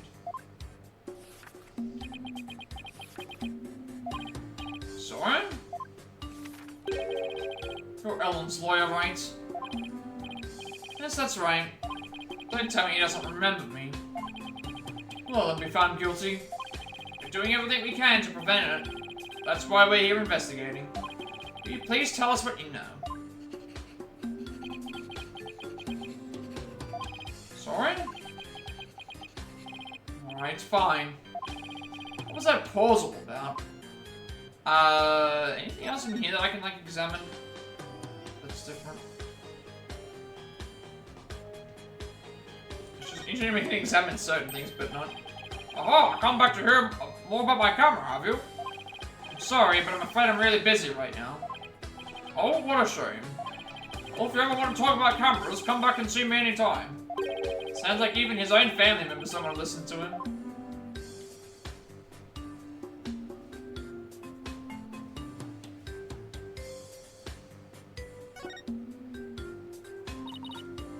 Nick, better watch out or you'll be cursed by the bouquet of woe. Oh, come on, Maya. Like I'm gonna believe an urban legend you just made up.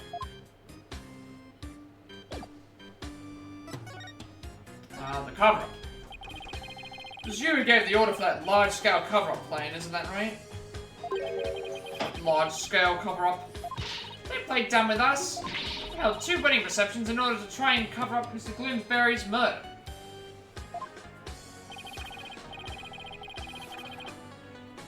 Ellen thought that through the power of the timekeeper you built. She traveled back in time. So that's why there was 2 receptions. Alright,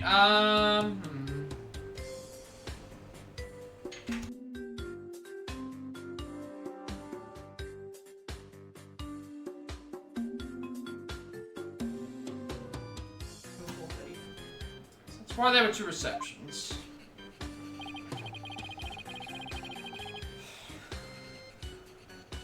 Does he seriously not know why that reception was held twice? It's like I'll have to delve deeper here. Time travel.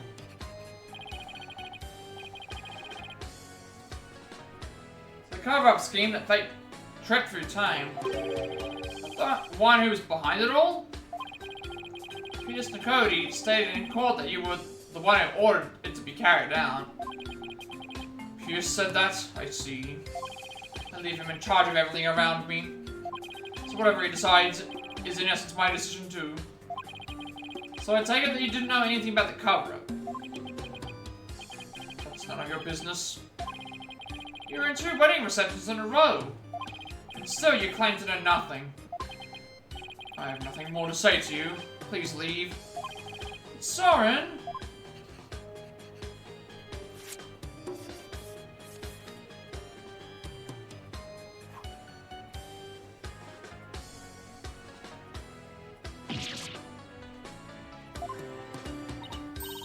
Something written on this paper airplane. Let's see.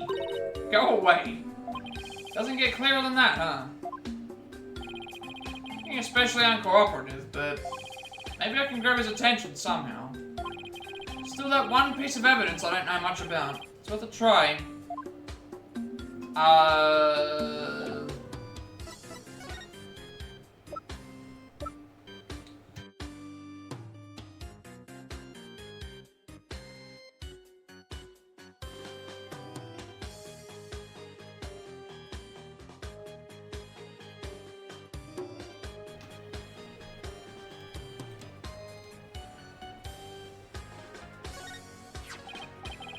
Sorry, have you ever seen this before?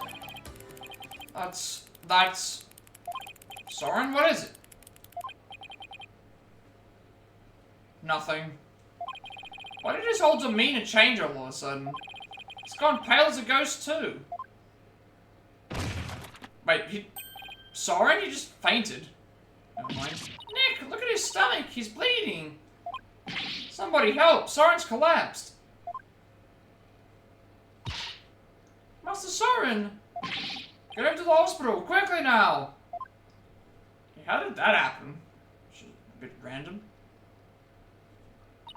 Well, Soren, that must be one serious wound. What is it, Nick? Well, when I showed him the candelabra, his whole demeanor changed. So I was just thinking that maybe his injury is... What's this? Soren's notebook. He must have dropped it in the rush to get him to the hospital. It's a notebook, huh? Wonder what's written in it, don't you? Come on, you know you want to take a peek. Soren's notebook, what to do. I mean, I'm assuming we have to take a peek. Like, usually when you get an option to do this, it's to do... I mean, obviously this is someone's property, but it's like... If you find someone's side, don't take a peek on it, you know? Definitely don't do that. Feel guilty snooping around in somebody's personal notebook, but maybe we should take a little look-see.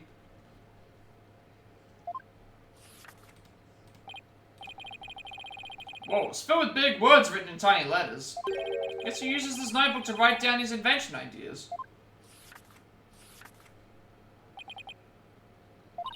What is it? Did you find something? After March 8th of last year, the content of this notebook changed dramatically. Like how? Well, ever since that date, Soren's been writing down every detail of his life, as in every. Maybe he decides to start keeping a diary. This is way too detailed to be an ordinary diary. Either he's really compulsive, or maybe just plain forgetful. But is it really as simple as that? I feel like something happened on March 8th that made Soren change. Well, let me take a look at that and I'll tell you. Hey Maya, let go or rip it. late, isn't it? Now look what you did. You dropped it. Should've just let me take a look. How is this my fault? No, Nick. Fell into that pool of Soren's blood. I can't read a thing on these 2 pages now. You're gonna get it now. I guess it really is my fault after all. Let's just put it away carefully for now. You can let anything else happen to it. Database-like notebook that chronicles the events of each day in minute detail. Hey look, there's something sticking out of the notebook. So Soren had been writing nothing but ideas for his inventions and this until March 8th of last year, when he abruptly began to chronicle the events of each day in excruciating detail. However, details of the day of the murder have been rendered illegible by a bloodstain.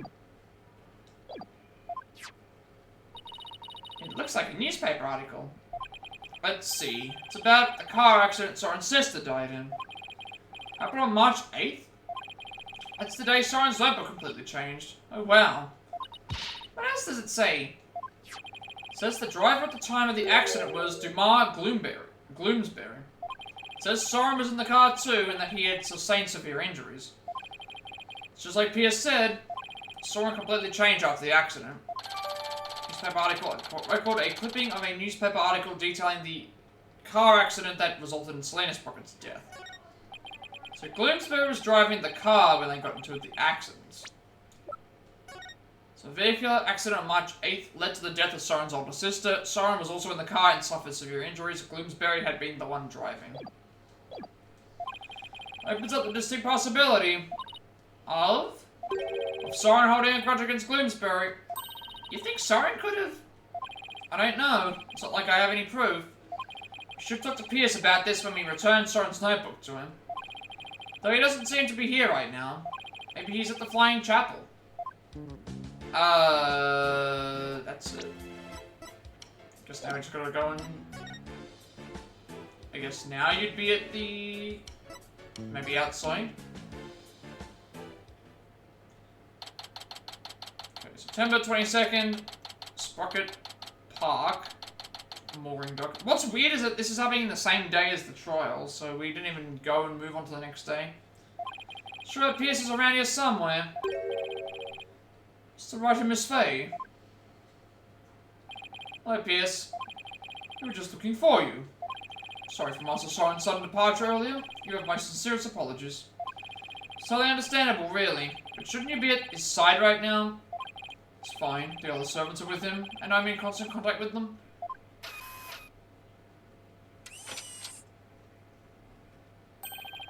Do not forget to give him his pain medication. Be sure to keep him hydrated. Also, see to it that he is not up and about. He needs complete bed rest.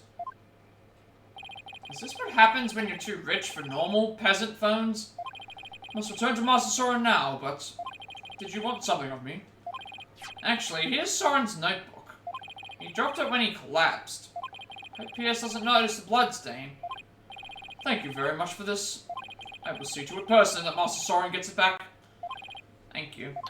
Soren's notebook given to Pierce. I trust you did not look inside. Of course not. Because it is filled with numerous patent-worthy ideas, you see. Look, I know you're busy, but would you mind if I asked you a few questions about the case? Well, as I said, I must be getting back to Master Soren. So if you could make it quick, I would greatly appreciate it. Alright, I'll make this as quick as I can. Nothing new to examine, I don't think, here, because we've already talked things, so just, the cover-up. I'd like to ask you about the cover-up you tried to pull off, if you don't mind. I told everyone everything there is to tell in court already. Disposing of anything that may harm the Sprocket family reputation is simply a part of my job. It sounds like a lovely job description. I have nothing more to say on the matter. I will say I do not think it wise to spend time on topics that have already been discussed. Right. The accident, then, instead. P.S. Could you tell us more about this accident? Where did you find that? Did I not already tell you about that accident? You did, but you conveniently left out one crucial detail. The fact that Gloomsbury was driving the car at the time.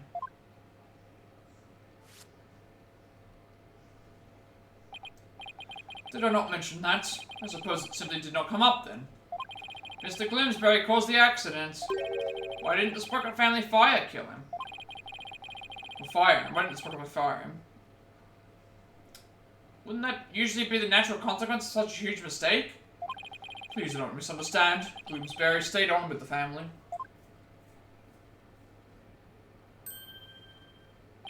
On Master Soren's request. What? That is the type of person Master Soren is. Perhaps it is the influence of Miss Selena's kind nature. She was such a sweet person that even in her last moments, she thought of Master Soren. You have returned once again. Welcome back. Welcome back to the stream. Not only did Soren not hold a grudge against Gloomsbury, he insisted on keeping him on. Now, I really don't understand how that guy's mind works. We are, well, we've just finished the first part of the trial. We're back to investigating again. At the moment. So, how was your stream? Or are you still streaming at the moment? Is your, I'm assuming that you were playing more Visions or Trials? I can't remember which one it is. They released all of them. They released Visions, Trials, and Legends. And then there's Secrets of Mana, and then there's something else of Mana, all the other Mana things. Trials of Mana, that's what it was, Trials of Mana. There's so many of them. Something of Mana, it's always those. Retaking a fort, it sounds nice. Has, Skipper revealed himself as the villain yet? Hopefully Skipper is the villain. Visions is the new game, okay, yeah.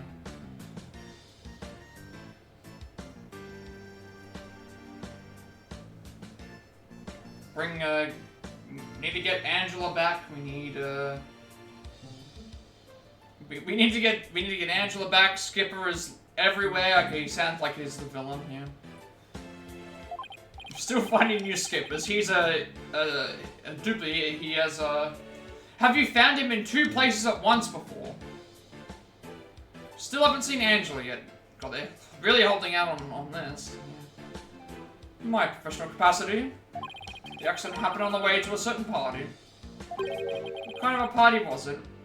So, Bold Colossus in chat, for anybody who would like to. In the same town as well, oh. Okay, he's everywhere at once.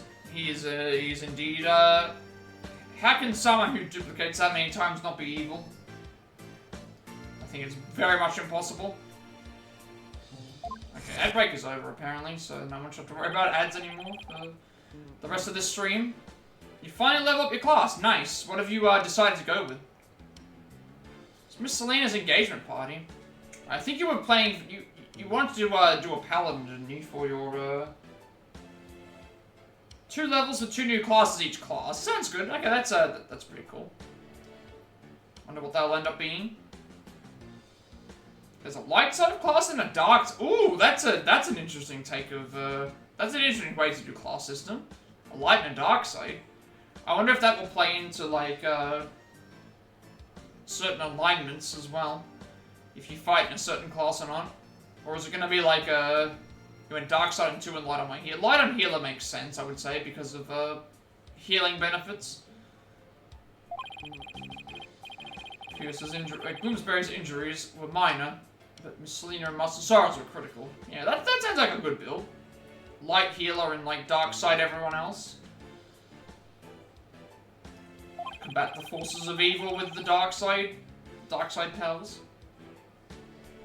They were brought to the Sprocket family's regular hospital. Or at least they've now opened up the classes, so you can start expanding on those characters and getting them, you know, like what you want them to have anyway. Haven't been fired out of a cannon yet. Went Gladiator, which is huge damage. Ninja because of lots of debuffs and heal. Yeah, that makes a lot of sense. Gladiator sounds like massive damage. And then Ninja can be attack as well. And also like, you know, stealth and, you know, poison or something, I guess, if that exists. Yeah. If you're only going to use, like, one healer or one magic user, then obviously having the healer with magic is also kind of good as well, especially with light side alignment and stuff as well. But how such a terrible thing happen on what was to be a day of celebration? You're excited for the last two dark ones. Okay, so light is a paladin class. Maybe it's like Dark Knight? Like a Dark Knight-esque thing? Because you've got a light paladin. So then maybe you have like a dark paladin or like a dark, like, you know, similar to the Final Fantasy games where they have like Dark Knight as a class. I'm trying to think like what they would call it, because a paladin can technically also be, maybe it's like Black Knight or Dark Knight. That could make sense. If there's a gunblade, yeah, gunblade sounds interesting. Gunblade sounds very, very interesting for sure. Thanks to the surgeon in charge, Master Soren pulled through. Miss Selena, yeah, a gunblade just sounds that sounds like Final Fantasy to me. Because of Final Fantasy VIII being that's like the signature weapon of Leon, or Squall, I should say.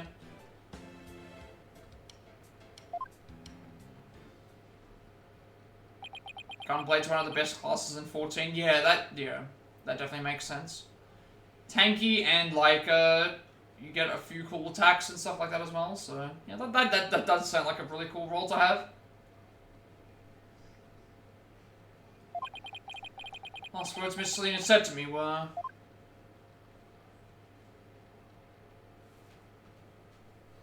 "Please help Soren." Now comes the backstory. More survivable than Tanky in 14. When you say survivable, because obviously a tank, the idea of the tank is supposed to be tank damage, like get shot with damage, but yeah, sacrifices is yeah. Because I'm trying to think Dark Knight. When I've played Dark Knight classes in Final Fantasy, it's typically like you sacrifice your health to deal damage. So darkness, if you've played Final Fantasy X too, you know, Dark Knight class gives you like, it's like sacrifice like 20% of your health or 10% of your health or something like that to deal so much damage based on that. Like there's always one of those things. It's usually always something like that. So his fiance must have been devastated. Indeed. It's one of those it's like blood mage, isn't there something like a blood mage, like something like that, where it's like you sacrifice your health to do more damage with spells, things like that. I feel like I've seen that in some other games where it's like just sacrifice your health for damage and for buffs and stuff. Was a surgeon. So the surgeon who tried to save them both, was he? Yes, he was Miss Selena's fiance. A terrible tragedy. Awful. So where is her fiance now? Question. I wonder what that sometimes myself. So Selena had a fiance. I'd like to find out more about him. But I doubt I'll find him anytime soon. So what are we done here? I'm afraid I must be going. Because I guess there's a difference between being survivable and tanky. Tanky sounds like when you just soak up a lot of damage. Survivable probably means that you maybe just have like a better defense and a better offense and defense balance to allow you to do other things. Because I mean the idea of a tank is to take damage that everyone else isn't taking, so, and then be healed so that they can be used for more stuff, but also for defense as well. Please just tell me a little more about Soren. More ability to regenerate health. Yeah, that would make sense. Because I'm trying to think of like Overwatch classes and stuff like that as well, where it's like Reinhardt is purely there for defense, so he's a tank. But, you know, he can also like go on the offense every now and then when he needs to. But for the most part, he's a very defensive like character. Because some games differentiate defense and armor, so sometimes the armor gets like a buff if you do something, but then defense is just straight defense like thing as well.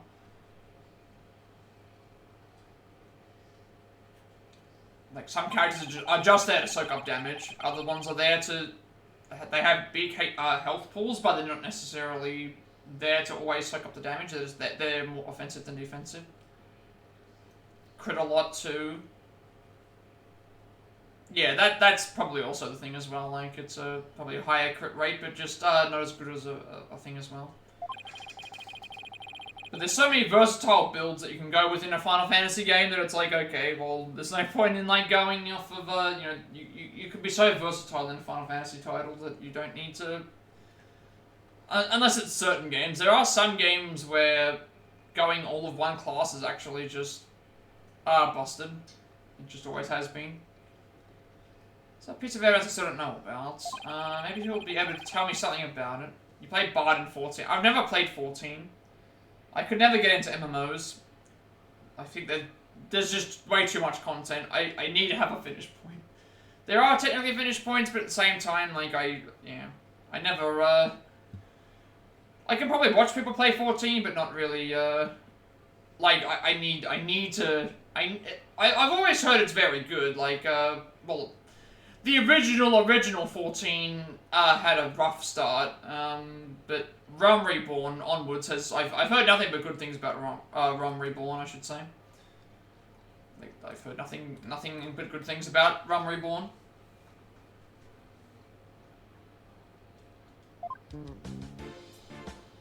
I think we need to show the candelabra.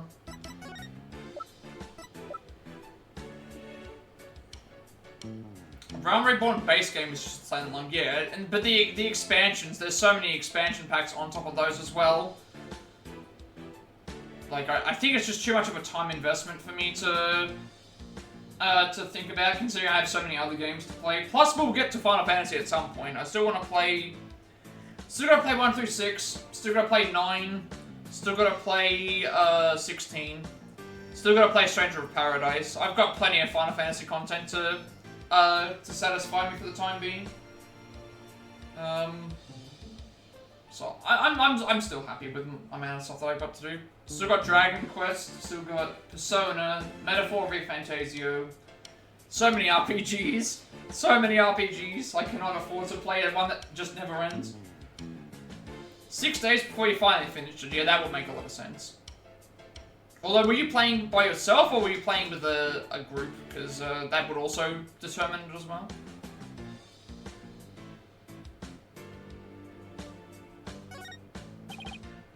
Yeah, and they keep releasing DLCs for it as well, that's the hard part. Yeah. There's so many expansions and DLCs that they keep releasing. Like, Final Fantasy has never-ending content for 14. Seen this candelabra before. Yeah, I'm guessing the raids are the hardest ones, where you fight the past, yeah, the dungeons and raids. Where you fight, like, the past villains. That's kind of cool. I like that. I like how you, you know, you can go back and fight, like, classic villains from the, Final Fantasy series and, like, raid fights and stuff. That's really cool. No, I don't know anything about that. No, you do know something, buddy. Yeah, I've seen some of the raids before in Final Fantasy 14, and yeah, they're pretty insane. Some of the ones, the time effort, and also like the actual like moves and stuff that people do. Like a time I reacted, Pierce must be trying to hide something from me. Break these Cyclops and find out once. Yeah, we're gonna have to break some... Beginning raids in the beginning aren't bad, cause yeah. It's the ones that they add are the, like, the adding ones. It's definitely some of the special ones that they do for, like, the, other villains and stuff, but... Eventually you'll get to a point where you have to do it by yourself, with a group I should say, I would think. Even in like normal Final Fantasy games, there is some crazy long fights. If you don't know what you're doing. Was it Yzmat from 12? I think it was Yzmat from 12. If you don't know what you're doing, isn't like a...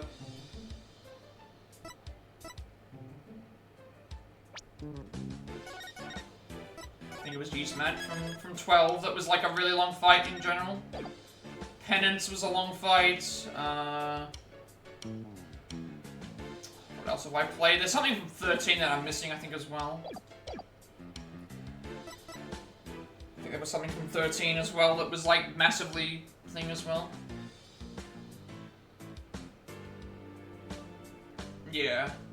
And also just moves that would just kill you immediately, like death and doom existing.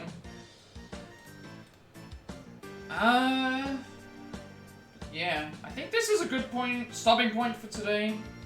We've done some investigation, a little bit more, still figuring out the time travel stuff. Did the first trial, we did the thing. Again, I like the way that it's working. We still haven't figured out the time travel stuff yet. A lot of the stuff of the evidence is really, really well done. All the returning characters are very fun. Larry seems to be out of the thing for the time being. I love the animations from this character. She's been very good. Obviously, all the crew is back together. Maya, Edgeworth, etc., etc. Doom and Gloom guy is here. Jomny, are you still streaming, by the way? Because if you are, I will raid you once I'm finished. Like, I'm just gonna wrap everything up, but I will raid if you are still streaming. I want to help you out as much as I can. So you're still streaming? Good. I will probably be there in about 5-10 minutes, if that. I will join your stream and give you a couple of viewers here and there just to boost that average. Give you that, get you on that start towards that, that final little bit of affiliate that you need.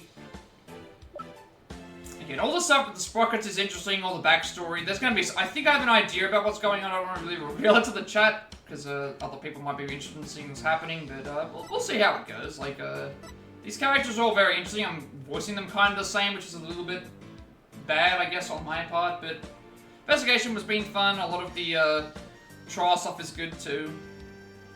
So a solid case so far. I think, you know, I'm enjoying it probably not as much as the previous DLC case, but this DLC case is still very good, so... Yeah, it's all good. It's all good. If you're about to hop back into chat, then I will hop into your chat very soon, so... Like, I've seen all the Vanillocks. I've seen all the Vanillite, Vanillocks, and Vanillish. I've seen all those now in my chat now. Wild Pokemon. I can finally catch some Pokemon by being in your stream, because I'm gonna be things, so, I'll also be able to install, I'm gonna try and install Dragon Quest, try and install it on, after the stream. Just to see if I can get it on, so see if I need to delete anything out, beforehand, but, I should be okay, I think. I'll have about 40 gigs, so it should be fine, if I can update the game. I'll try and maneuver some things around so that I can figure out a good way to, you know, get stuff onto thing, I guess. Get paid around 11th? When is the 11th? 11th is on a Wednesday. I'll be probably streaming it earlier than that. Like, I'll start streaming it, like, as soon as I possibly can. I should be online hopefully I'll be online at that point. If I'm not, then obviously I can just... Oh, actually no, the 11th for you is the 10th, the 12th for me, so that is... Yeah, so... Oh, the 9th for you? I should be on that day. Because the 9th, Oh, hang on a second. Yeah, it's all good, like, it doesn't have to be when I'm live, it can be whenever, but obviously if it's live, then we get the hype, we get to see the hype, alerts go off for the stuff, so... Yeah, we'll sort that out when we get to there. It's like, oh, if I'm not live, then you can always just hold off until whenever the thing, because I'll be live at some point. The hype train, I mean, we had one hype train, you know, the train emote. We got one hype train about, like, a week ago. You know, I've only been affiliated, like, about 10 days or so, so... There was a fun little hype train that I got going, but, we'll get another one going, I guess. But yeah, I'll try and get that on as soon as I can. Might take a bit of a break myself, though, anyway. But, yeah, I'm enjoying this case. This case is good. I guess I should wrap everything up and let you get back to your stream, though. We'll try and get that hype train. We'll try and get some thing. Again, I'm looking forward to this my first Dragon Quest. Thanks to you, I'll play my first Dragon Quest a little bit earlier than I expected. So yeah. I guess with all that being said, be sure to like, comment, and subscribe. Every like, comment, and subscription. View on this video, you can subscribe to monetization. That's what my content feel. It's kind of more explaining to find. I upload on my Plat. Talk properly, please. I upload all my past Plat reacts as well as Let's Plays and Let's Plats to the YouTube channel. And also upload my games list as well. I have all my links in my YouTube channel, but they're not working at the moment because I've got to wait until October 1st, apparently, to figure out what's going on with that and why it's not working the way that it is. So we'll figure it out when we get there. Hopefully it works. Also, my games list has all of the games that I've played on stream so far, all in a neatly organized place for everyone to find if they wish to catch up on all the VODs that they may have missed from the past 2 years. Also, all the upcoming games I want to play, all of the games with DLCs, they're still going to be updated as well. I've still got to do a few other things with that. With the channel points as well. I play everything to YouTube because I have a 14-day limitation on my videos on Twitch before they delete off permanently, but there'll be a separate place for everyone to follow my content, which it is. So, working on more Platinum passings of games we have the Platinum Trophy for, as well as switching things up from games on the Switch. Along with more trying to show you experience. I should also mention that my follow goals and subscription goals are on hold at the moment, just until I get all these other emotes, sub badges, all these other good things on the way too. Live speedrun stuff is on hold. I've got to update those guides as well. Persona 5 Tactica speedruns are about halfway through. I've done total individual levels, I've done about 2. Travelers, the Let's Go Eevee speedrun I've got to do, the Live Pacifist and Genocide route for what's their names? Their names are for Twilight Legion of Japan, I should say. And you'll also get a notification whenever follow or subscribe to me on Twitch. 20 subscribers, we're doing a Super Mario RPG remake speedrun. I was about to say the thing as well, but it's not going to be that. It's going to be, if you're wanting to have ad-free viewing, as well as get access to some emotes, more channel points, some sub badges when I get around to working on those as well. You can subscribe to the channel, you will have no ads, or you can get ad block as well if you wish to get ad block. That also works out if needed. You can do that. I only need to play the ads, but they do help support me going forward as well. I'm working on more channel point redeems at the moment. Most of the sound alerts are working. I'm going to add some more pictures and sound alerts with those. I'm also going to add the channel point bid war, hopefully by the time I've started Dragon Quest, because that's going to be a long game, and it will also give me some time to start building up on more games that we can potentially play. And you can start using your channel points to bid for those, instead of all the other things that you could be bidding them for, which you definitely don't want to see me in a Pikachu onesie. You don't want to see me dancing on stream, etc, etc. There are so many things that you could possibly go and do that for, so, yeah. We'll just figure out how that's all going. So, yeah, but that's basically all I would have to say with those. Again, all the bits, and follows, raids, likers, subscriptions, all that good stuff that we can do now. Oh, a lot better, I should say. You just get a notification when we go live, which are on Twitch. Follow me on Twitter to be notified for when I go live. Wish to add me on Discord. I will send you an invite to my friends at Discord server, close to 2,000 members. Still going strong, playing top-person gamers to discuss that as well. I'm going to get a notification on that as well. Also, I forgot to mention this, the Jackbox stuff. Starting next, not this Monday, but the first Monday of October, first Sunday for most of all of you, I will be doing weekly Jackbox streams with the community. Get some networking done, hopefully meet some new people, have some fun, make some new friends, etc, for everybody else. Hopefully it goes well. I'm going to try and get stuff set up for that sometime in the week. Hopefully it all works out. We'll see how we go. It might just be really rough the first couple of times until we get things sorted out, but I will figure it out at that point. I might even not be able to do the first one, depending on the Monday. We'll just have to wait and see. But it is in the plans. It's just a matter of making sure it all works and is planned out as well. And also, if you wish to know who created my stream overlay that I use for my future content going forward, you can find a link down below in the description for that as well. So as always, before we head out, we are going to raid. They were in here earlier. I'm going to send everyone over to Germany. They are doing some Trials of Mana at the moment. They are also trying to reach affiliates. I shouldn't say they're also trying to reach affiliate, because I've already reached there. I do want to help them out a bit. They are around the 2.3-ish mark. I do want to help them out. They are playing some Trials of Mana at the moment. We will give them some help going forward with that too. So I'm going to send you all over to them. Thank you everybody for watching. And with all that being said, have a good rest of the day, night, wherever you are, and I will see you all in the next stream.